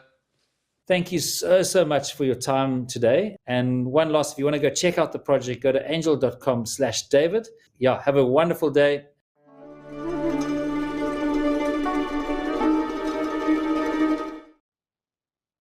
Oh, it's just so amazing to have someone like Tim working with us. Such a humble and awesome human being. And hope you guys enjoyed that section of the live stream with him. Just a really great guy. Thank you so much. There's been amazing investments coming in over this live stream as we go towards this year's close. And just really want to say thank you so much. Oh, there's another one from Delbert. Thank you. $1,000, which is a lot. Thank you so much. It's been really exciting to see as we go for the close of this year, just the participation tonight and how much people have been joining us. So thank you very much for everyone's invested. Bit of good news. We've got a winner from our Instagram page. And her name is Jill Garcia. So Jill, thank you so much for participating in that. And the team will get in touch and get that merchandise delivered to you. I think there's 3 items, if I remember: a bracelet, I think a shirt, and a bucket hat. But Jill, thank you for participating and being the winner on that. We really appreciate it. And the people will get in touch and get that to you. So that's exciting. We're going to go now, just so you know, and if you can stick with us and enjoy the evening, and please, if you've got questions, pop them in the stream, and we'll answer them. We love answering questions, or trying to as best we can. What we're going to do now is go into back in time over this year and look at a few live streams that illustrate our company culture, the story, and people from the company as well. One thing my wife and I are super passionate about is people and building team. And we've got the saying that people are more important than the product. Like, if you're just product focused and people become a means to an ends. There's a cool little comment that came up that says, I peeked into the merch shop. The puzzles are beautiful. Thank you. Yeah, those puzzles are actually from some of the original artwork for the movie. So when you go and do those puzzles, it's actually a genuine piece of artwork that's been done for the movie. So it's really, those puzzles have got great meaning. Going back to the team and the people and some of those live stream you're going to watch now, it's just going to give you insight into some of the people who work with us, the team culture. But one thing we really love is people. And so often God's wisdom is amazing because you put people first and actually the product is better anyway. But genuinely, one of our hearts is for people and working with awesome people. We love working with people. So what you're going to see is a few insights into the people we work with. My wife is one of the live streams. She did a walk around the studio. So if you want to see inside our studio, just hang around for that bit, which is coming up soon.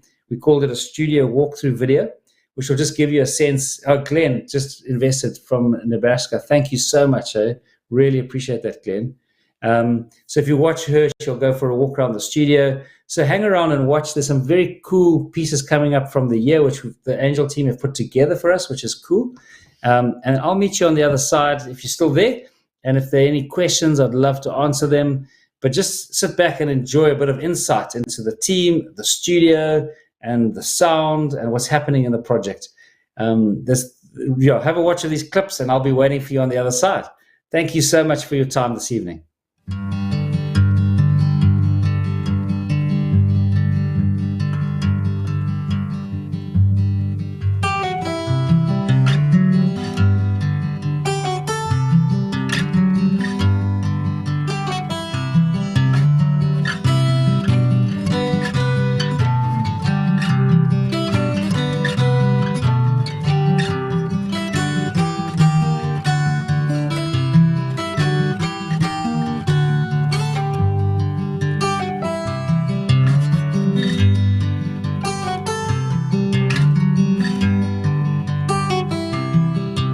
Welcome to Sunrise. Come through, I want to take you guys on a tour of this beautiful studio that we get to work in. Sunrise is situated on a wine farm, and we were very blessed with being allowed to convert a wine storage barn into this beautiful studio. This is our reception area, where a lot of business happens because it's got the fireplace. It's just such a fantastic place for people to come and relax. We've also designed it with a little bit of a story as you enter it, with our purpose statement, inspire through story. And it's not just the stories we tell, but it's the stories we as people bring. So Sunrise is more than this building. The building is an absolute treat and something we worked towards over the last 30 years. This little reception area is where I've tried to capture a little bit of history and for people to walk in and visually see who we are, to sort of give a bit of a story. So even this entrance area that has the fireplace, the couches, it's been designed in such a way to send across a message of this is home from home. Does that? Hey Matt! Maybe I can show you our Foley pits if you'd like to see that. Currently doing some experiments for David, trying to build an aeolophone, which is a wind machine. So we've sort of got this as a prototype. Oh wow. But just to try and sort of capture the sound of wind, and with God being a present feature in the film, we're thinking, is there a way we can subtly hint to things with Foley? The atrium. We have a separate studio here, although we're working together at the moment on the score. Yeah, over the last few weeks we've recorded with Los Angeles, New York, and Israel. I want to take you across to the art department. Hey Linton. Hey Jazzy. Hey Steven. Hello, I'm Steven, and I'm just busy drawing, which I love doing. So yeah, that's from my side, and it's lovely to have you guys come by and have a look. Yeah, working on some David stuff. That's it. Yeah. Linton. I'm kind of prepping some stuff for Brent to review and to work with the artists. I've got my chat window here, and all the artists message me with different things that they need looked at, and I kind of try and offer a solution as quickly as possible. These are just little sneak previews of the beautiful artwork behind the scenes in the David movie. Jazzy's learning. She's one of our interns, and skilling herself up while you have creatives. What's also important is keeping to schedule. So Kirsty makes sure that's being done. It's a bit of a mix match down here because we have marketing, licensing, merchandising. There's Brent, the director, hiding, sitting with his earphones on. How are you doing, Brent? Action! Come on, people. Fine. Action, because Brent is about to go for a run because we have a sun run twice a week with the staff. Tim as well is just keeping us all on schedule. Rach is hiding in the corner over there. She does all the social media. The part I would not enjoy, but she seems to love it and she's passionate about it. So she is the one who keeps you guys updated. Simon is our graphic artist. So Simon and I work together quite a bit on the licensing and merchandising and hoping to bring you really fantastic products. This is our social area, and we love it. It was specifically designed like this to allow people to gather together while they're working, to bring the crossover from the mezzanine level down to this level. It feels really important that we build relationships outside of our departments because we are all one team.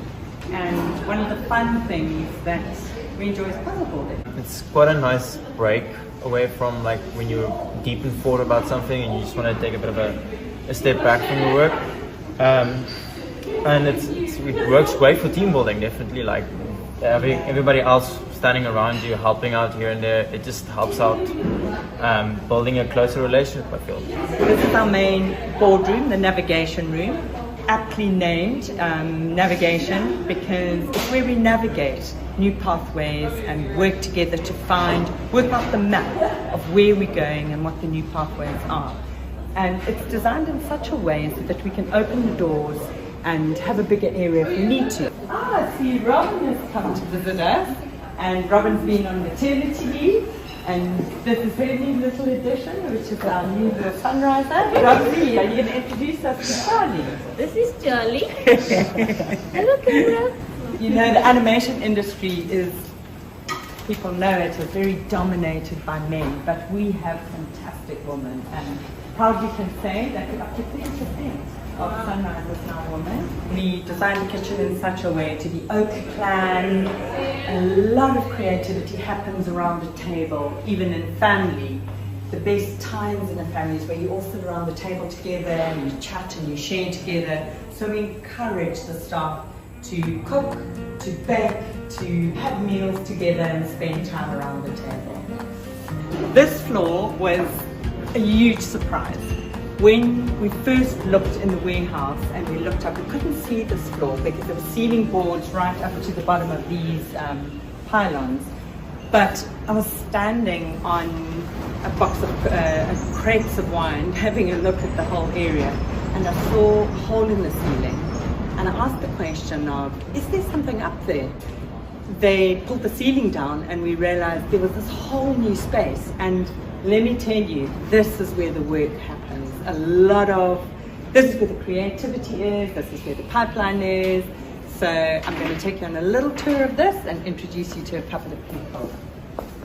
Hi, I'm Ahmed, modeling supervisor at Sunrise. Take care of all asset modeling and set dressing stuff. Cool, so this is the rigging department, so they get basic skeleton structures built into them. So the animated and the layout guys can start moving the characters around and start placing props. So yeah, that's all rigging on that side. Then down over here, we've got the layout department, which is the first time we see the sets getting put together with characters. The first time we see stuff through basic camera placements as well. And then it moves from there to animation. That's where we start refining cameras, refining character poses, prop placements, etc. And after that, we've got the look department. That's where they start texturing all the assets. So even though we see empty desks, these guys are actually remoting in from home. So yeah, we've actually got a full studio upstairs over here.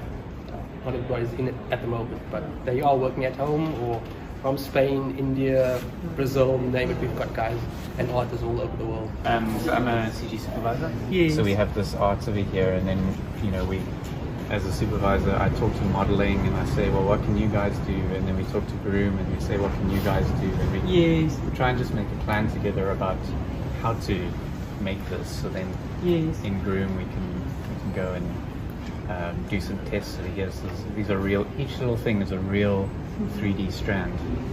My primary role is VFX supervisor, so I kind of lead on from where Kevin is, and make sure that data then flows downstream to the post department. Working quite closely on the technical side with a lot of the post teams, just to make sure that what the art director and director have envisioned carries through, and from story beats that we make magic happen. You guys certainly make magic happen. Tell us a little bit about yourself, Lance. Oh, yeah. Well, I've been at Sunrise for 5 years now. Yeah. I'm the compositing lead for 3 of those 5 years. Yeah. I initially started in motion design. Tell us a bit about yourself, Freddie. Well, yeah, I just enjoy doing animation, doing lighting and comping. That's what I do. Yeah, and I've been doing it for a while, and that's my passion, just making pictures look pretty. I'm VFX lead here on Jungle Beat 2, and yeah, I just enjoy making all the smokes and the fires and the things. And we're going right down to the threads on David, so Yes. it's going to be quite detailed. I'm Jonathan. I am technical director. So basically, I make everyone else's jobs easier to do their job. Yes. So if the artists need a tool, or they're struggling to get something done, or something's not working right in their various scenes or production pipeline steps, it's my job to go in there and to figure out how to fix it. It's teamwork. Teamwork makes the dream work, and like all of the different departments coming together. Yes. Like I doubt any one person could make the film as good as it is. But since we've got a team, it's like so much better. We have 2 fantastic edit suites. I see Tabe's busy in there, so come let's meet Tabe. Hey Tabe, how you doing? Good, thanks. So good. So I get a series of storyboards and pictures and such, and obviously I have the script, and then obviously I would sort of work out the pacing and see, just work out how it would sound as naturally as it would, based off of the script, making sure that it all works and it's all just coherent and cohesive. So it's putting storyboard and script together. Storyboard and script together. Okay. Sometimes I'm guided by, well, this one's a unique one because there is a song section, so I already have the song here.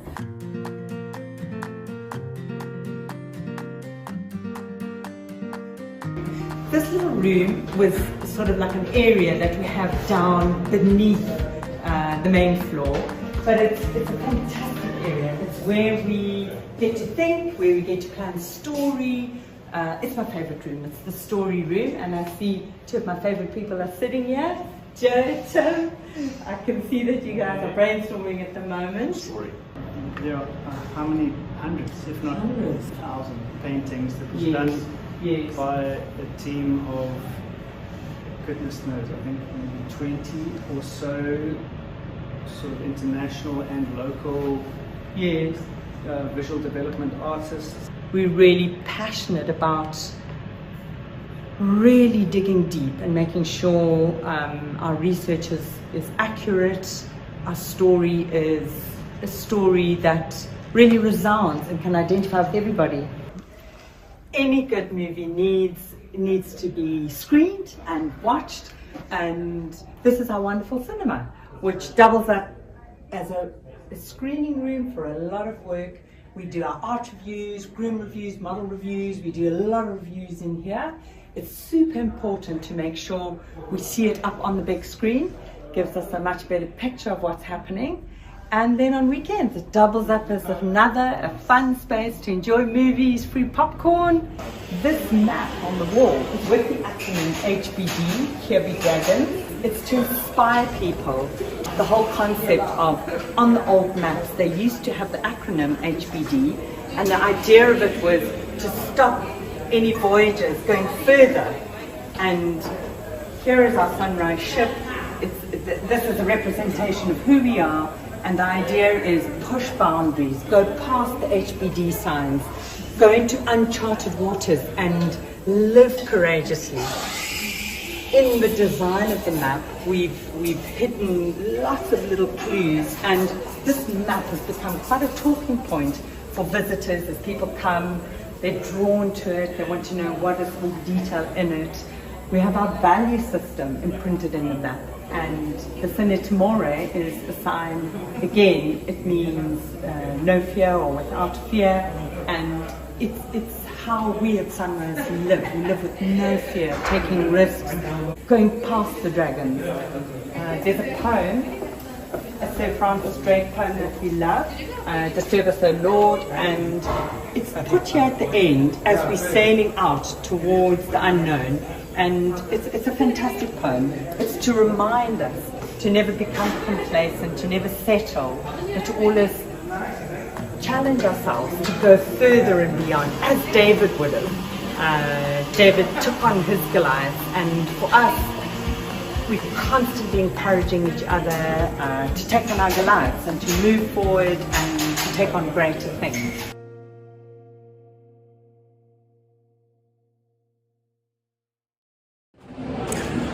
So you've had a tour of the inside of the studio, and I thought I would take you for a walk outside the studio and up the mountain, where we often go for walks for inspiration, or have a walk for a meeting, just to get out. So this is that.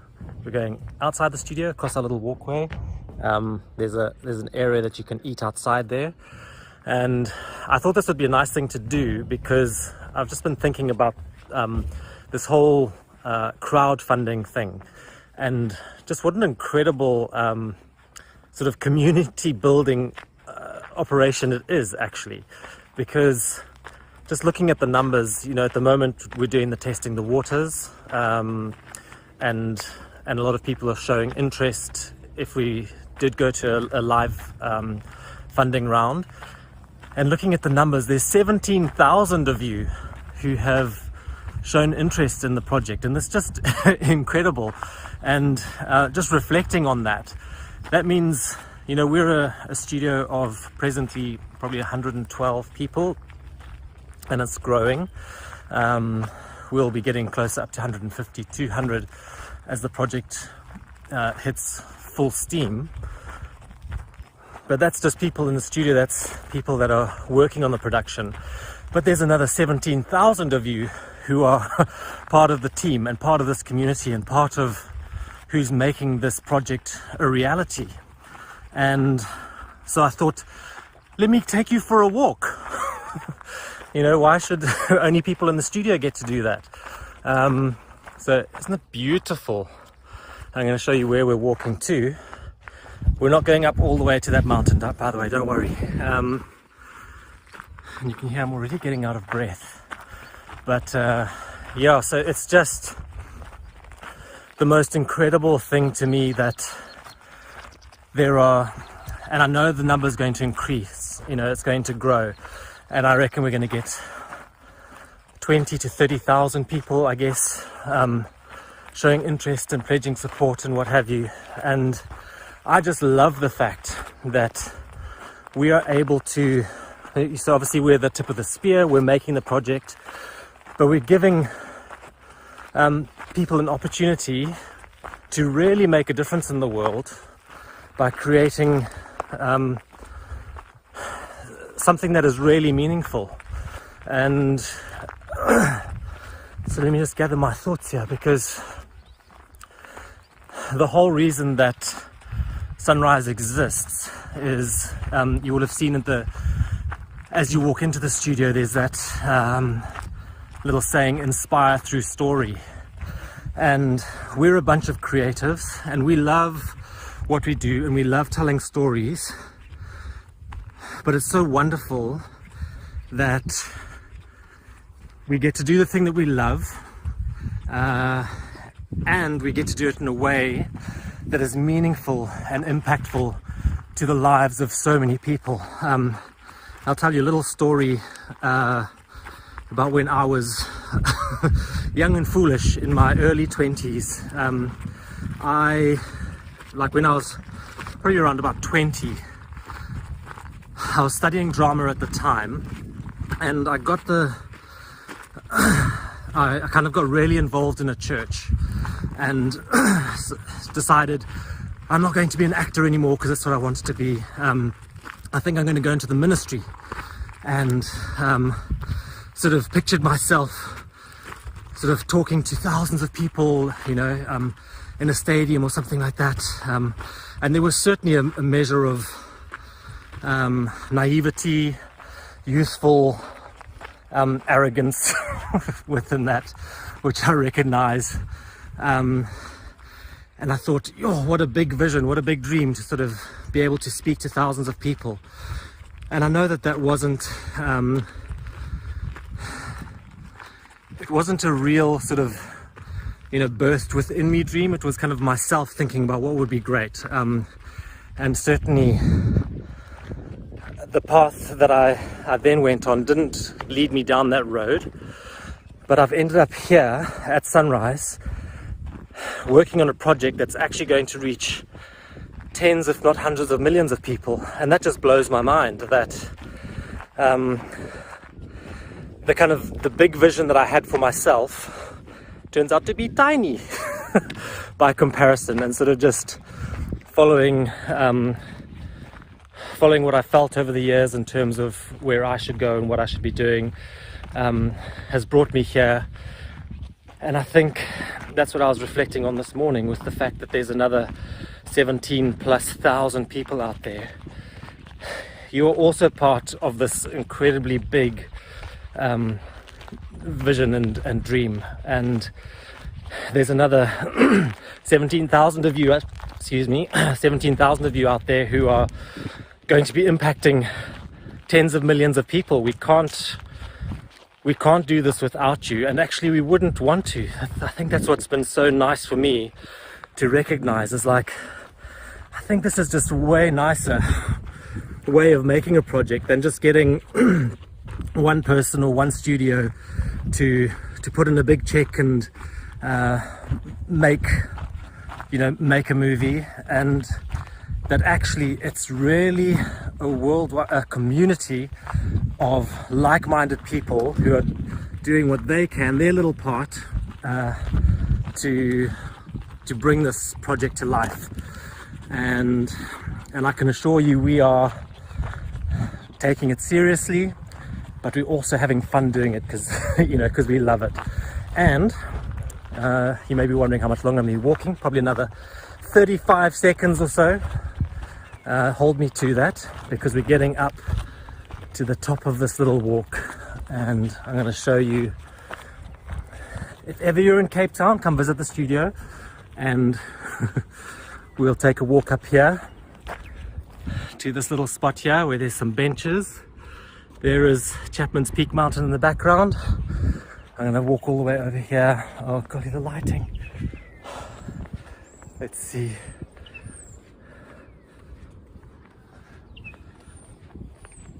So this is where we sometimes come, and we sit on these beautiful benches here, and we get to look out at the most magnificent view of Norfolk Beach down there. And there you go. Thank you for coming for a walk with me. And now back to you, Brent, live.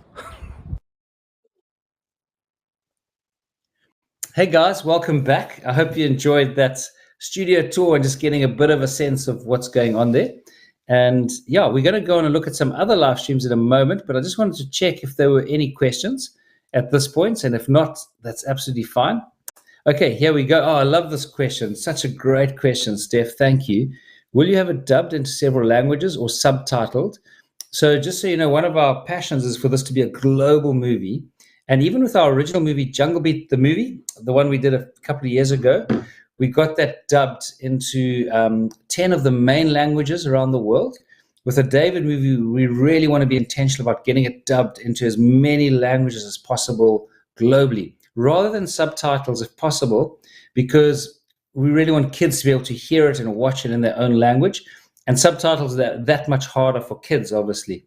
So just so you know, we've got a really big goal to get it dubbed into as many languages as possible. And there's some really good companies around the world now that do this. And so it's actually much easier to do now than it was even 5 years ago. So it's very achievable. It's really our goal to get a high quality product in French, Spanish, German, Japanese, Korean, because the whole movie is that it's very international, very global. So it's a great question. Primarily, we'll be aiming at dubbing it, and then a few cases might be subtitled. Okay, question from, so will the movie show all of David's life or just young? Great question. I'm loving all these, so good. Just, you know, the movie itself covers the story of the part of David's life from young David, the shepherd boy, through to where he becomes king of Judah. So that's the period of life that the movie's covering. Where we don't cover after where he becomes king of Judah. There's a there where civil war Judah and Israel for 7 years, and then he becomes king of Israel and Judah. And there's a whole lot of other aspects of David's life that carry on. So for the kids movie, we've chosen young David to where he becomes anointed king of Judah. Of course, about a third of the way through that part of the story, there's the battle with Goliath, and then his wilderness experience when he flees from Saul. and then there's the story towards the end. So it's young David through to where he becomes King of Judah. So that answers that question for you. We are doing the little young David shorts, but that's all young David, by the way.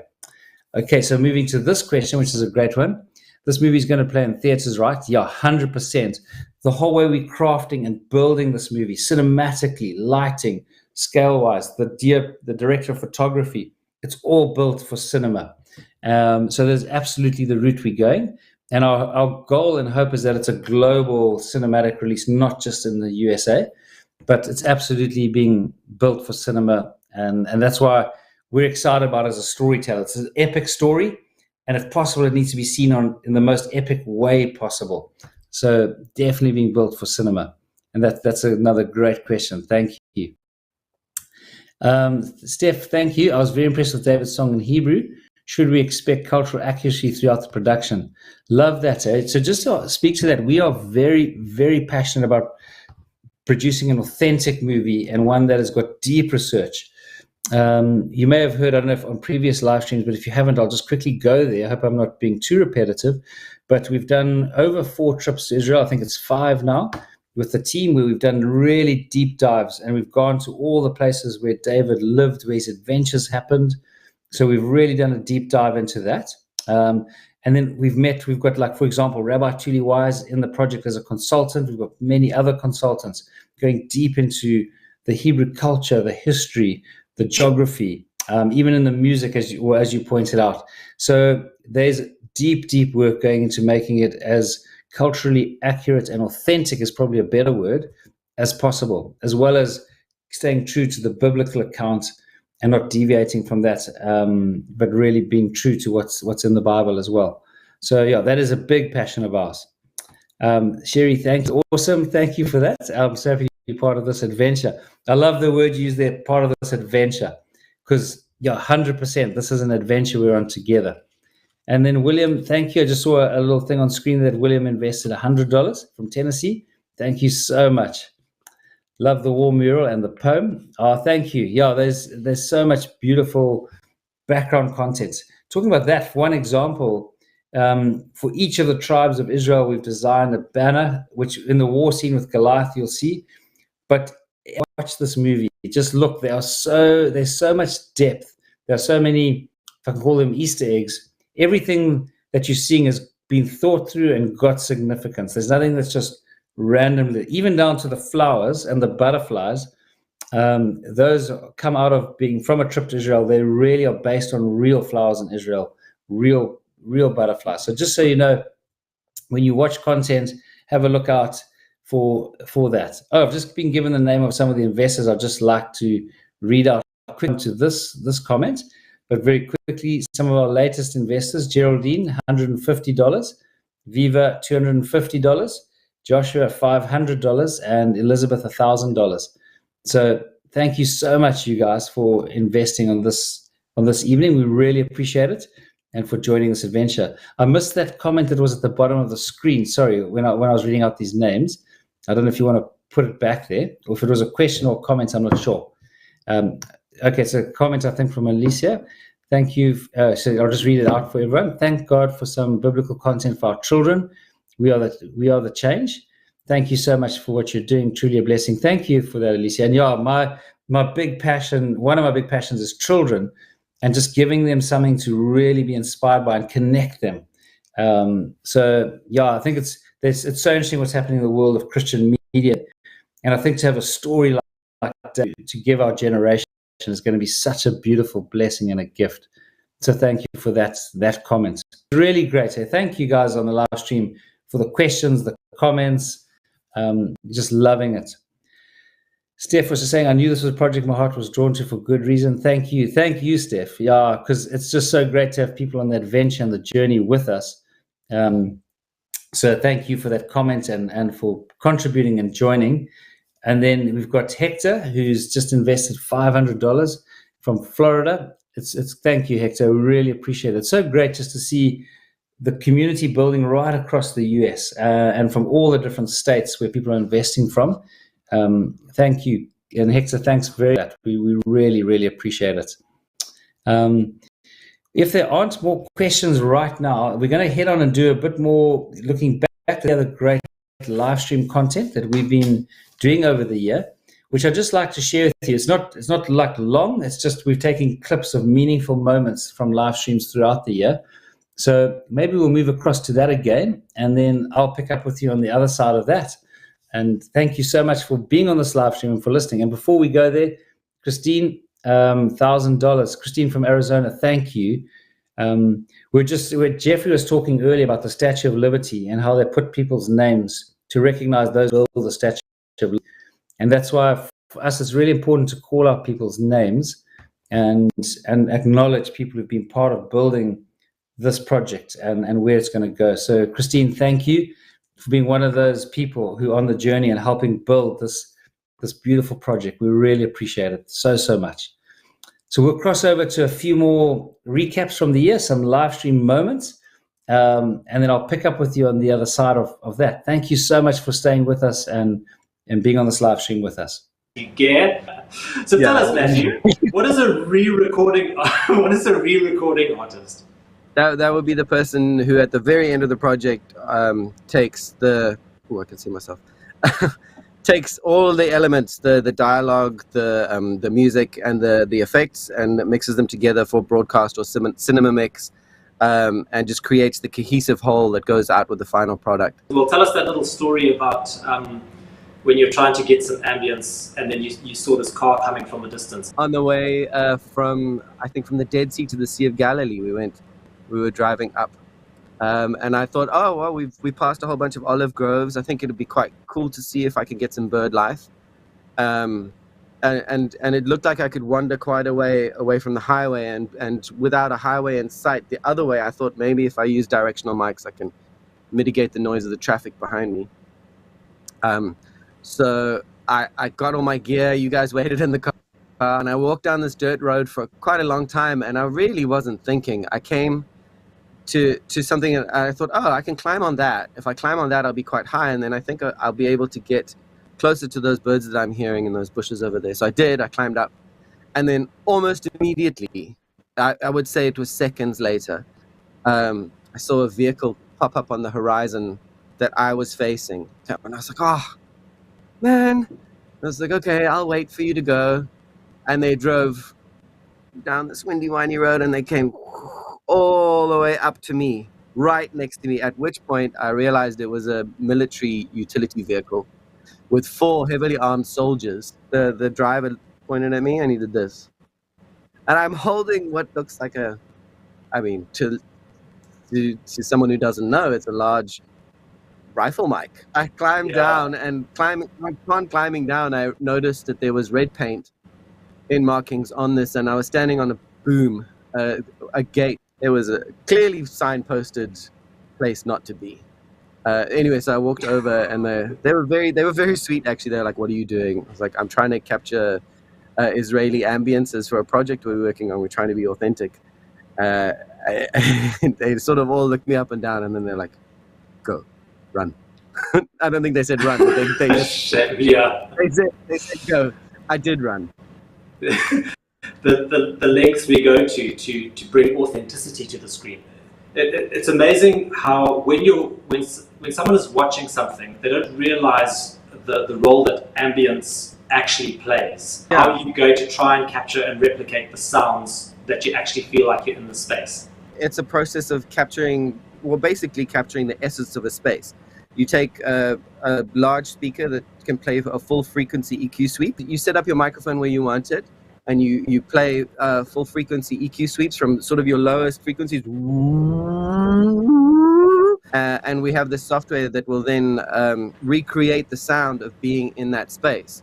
So say we find a cave, which is what I really want to do. I want to go out into the Karoo and find some of those sandstone caves and record reverbs, and we'll create our own reverbs tailor-made for this project. Let's talk about voice, and actually I want to go straight to one of the challenges that we had on the demo was we had sheep, and not only that, we had a lamb, and that lamb needed to have emotion. It needed to act. So what did you do? So on a whim, one day, my wife visited with my son Jude, who was 6 months at the time. He was 6 months old, I think. And I just bought a bag of balls. I'll show you just now. They're in the Foley pot. Just sort of. Oh, there you go. Them. And I showed Jude them, and he was sitting there, and he was quite enamored. He had just started to sit, and so he was playing with these, and he started to make little sounds, which I thought, that's interesting. So I quickly put up a microphone, and just sat him there and played, and got him to play with the balls with Danny. That's my wife, sitting there with her back to us. And he played with those balls for, I can't remember how long it was, but for half an hour or so. And so over the next 2 weeks, we did that every day, I think, and we recorded a whole heap of little coos, little gasps, little shrieks. So I went through and I cut out teeny little breaths and teeny little things that I thought had the right emotion. Like, okay, I know he's not scared here because he was playing with the ball, but that little gasp in sounds like he could be scared. And I just, from my library of Jude sounds, I pieced together a vocal track, which worked really well. And then the big discovery was taking a pitch shift plugin and doing little micro pitches, like little staggered pitches within Jude's voice. So instead of him going, ah, he went, ah, at the end. And that was the final, key that unlocked everything. Well, let's have a little look around your studio, I reckon, and then we can talk a little bit about sound effects. So these are our Foley pits. See, we can create surfaces that we need. So we've got wood, we've got dirt that we can wet as well, and we've got sort of a grassy area, and then right at the back, we've got concrete. We've got lots of cool little toys, like things that make sound. I don't know if you can. That is my favorite thing in that room. And I'm not sure if you'll be able to hear it. It's our attempt at making an aeoliphone, which is a fancy way of saying wind machine. So we've got various fabrics that go on here, and you turn the handle, and you can do a gentle breeze or a raging storm. So we've spoken about ambience, so the background sound. We've spoken about a little bit about voice. We didn't actually get to the human actor, but we'll get there. We've spoken about sound effects, creating those, which is Foley and what have you. So these are all bits and pieces. But there's one other thing, obviously, which is a huge part of sound, which is music. So there's a video clip now that I'd love to share of this beautiful vocalist who's just singing into the score for the demo, which I wonder if the audience notices, but they'll certainly feel it when it plays. So if you guys can play that clip, I think it's just so lovely.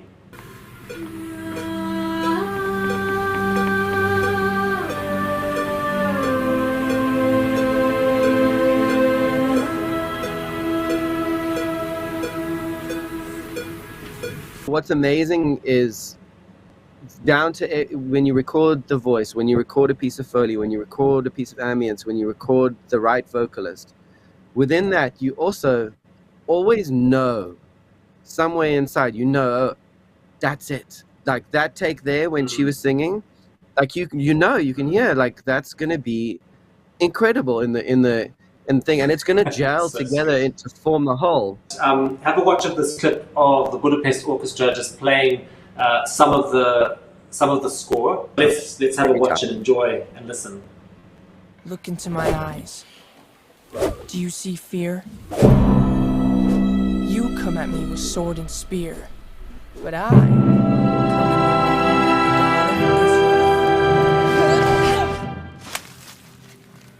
Yes! Right between the eyes! Did you see that? Anyone? Of course not. Okay then. One more time. Tally, no!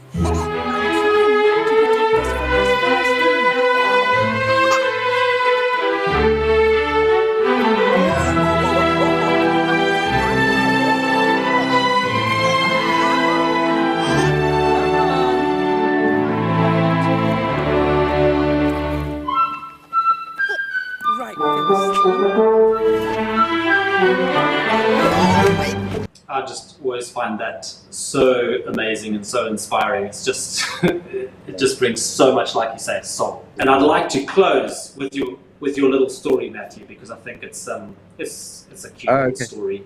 My cute little story. Of your authentic instrument that you bought when we were on our research trip. Tell us. In the old town in Jerusalem, I wasn't swindled so much as I was taken on a good ride, and I have a great story to tell about this. What turned out to be a Moroccan gimbri, which is actually wonderful. It hangs on my wall at home. But he definitely saw me coming. I was looking to buy an oud. This is what I wanted to buy. And he said, no, you come with me. He said, I can see you. You need something special. He took me down. I knew I was getting taken along, but I was so in it. And he pulled this down from like way up. He was like, look at this. It's beautiful. I mean, it is kind of cool. It's made out of goat here, I think. But then he said, this is olive wood. It's not. He said, look at this, like this craftsmanship. It's really, really roughly hewn. It kind of looks a bit like a bedpost.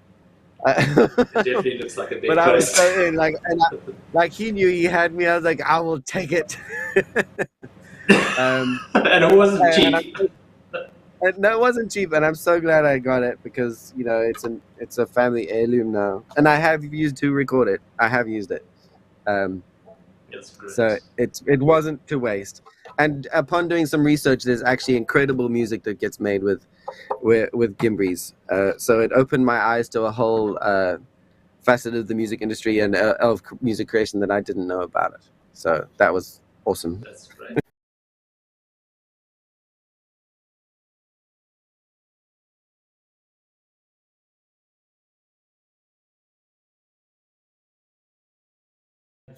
So many great people on this live stream. Oh, there, I'm back on full screen now. Before I close off, we've got so much other great live stream content, but I think we're out of time. So I just wanted to check if there are any more questions, comments just to wrap up with, and then I'll wrap up with a happy Christmas. But I just wanted to check. There's a question here, David, talking about Easter eggs and such. Will you have some sort of guide where we'll learn about all those details that we might miss? Wow, that is a great question.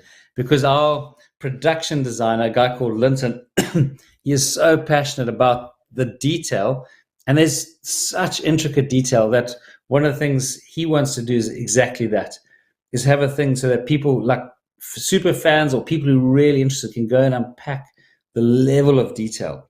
Because there's just so much there that if you didn't know, you would obviously just walk past it or miss it. But there's literally there's micro detail in everything.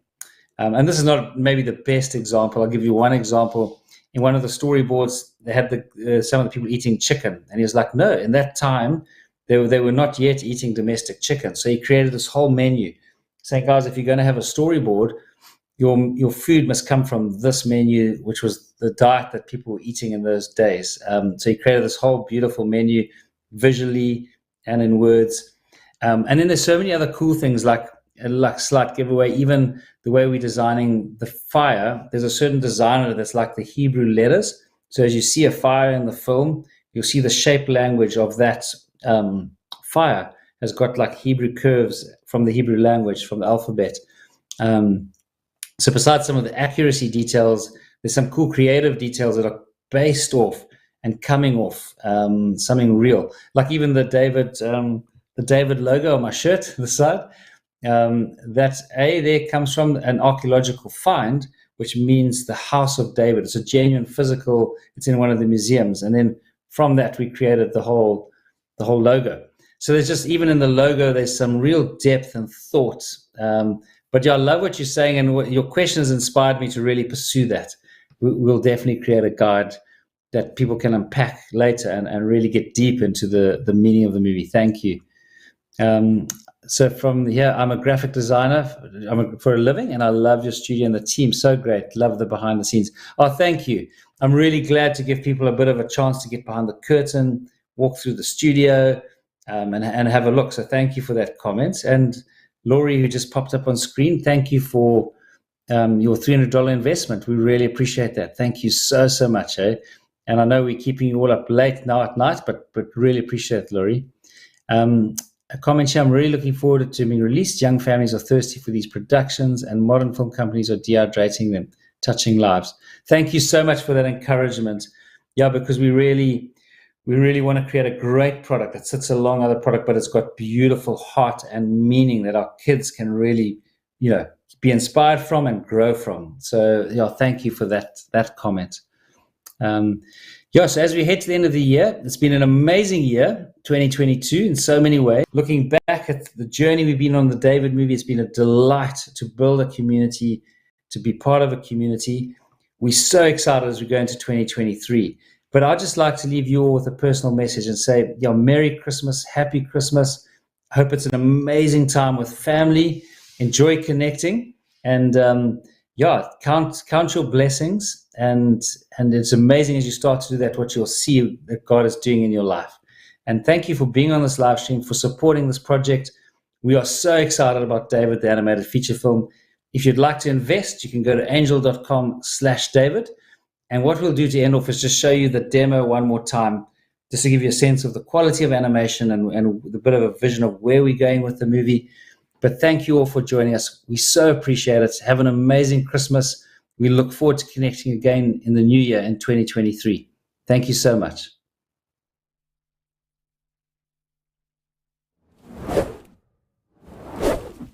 Look into my eyes. Do you see fear?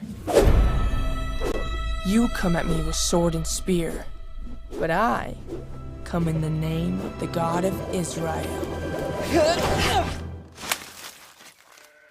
Yes! Right between the eyes! Did you see that? Anyone? Of course not. Okay then, one more time. Tally, no! I'm trying to protect us from this Philistine. Whoa! No, not that way. Come on. Back to your mom. Right, Philistine. Oh, wait! Right between the eyes. Oh, of course. That one you saw. Tally! Tally, no!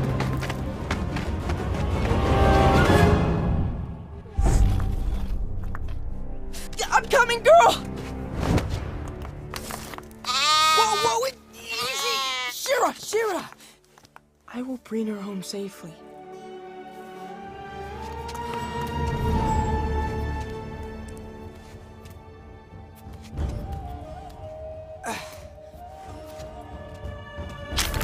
Whoa!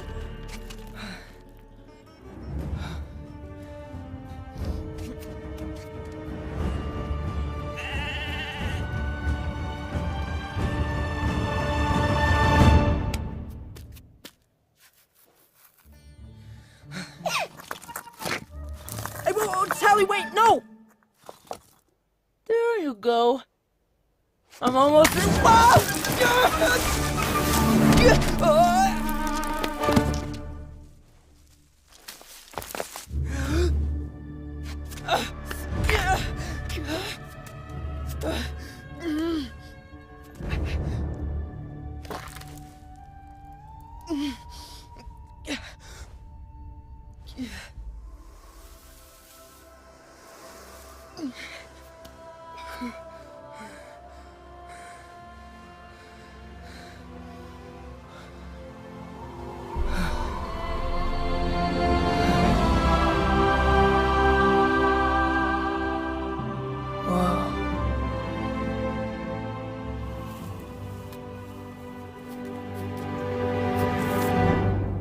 Okay. Oh! Whew! Tally, stop! No!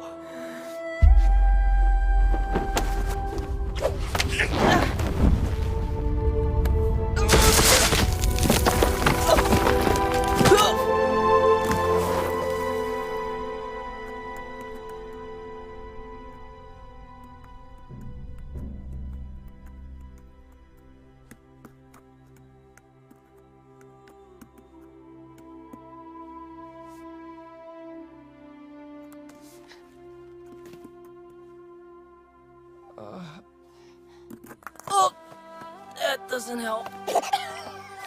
That does. Stop. Thank you.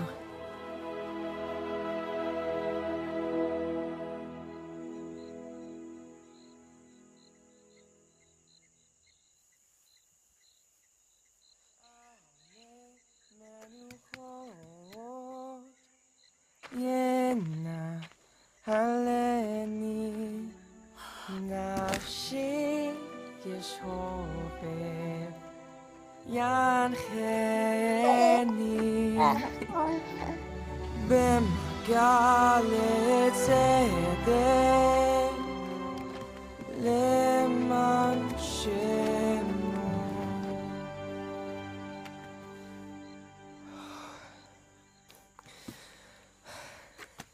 Hehehe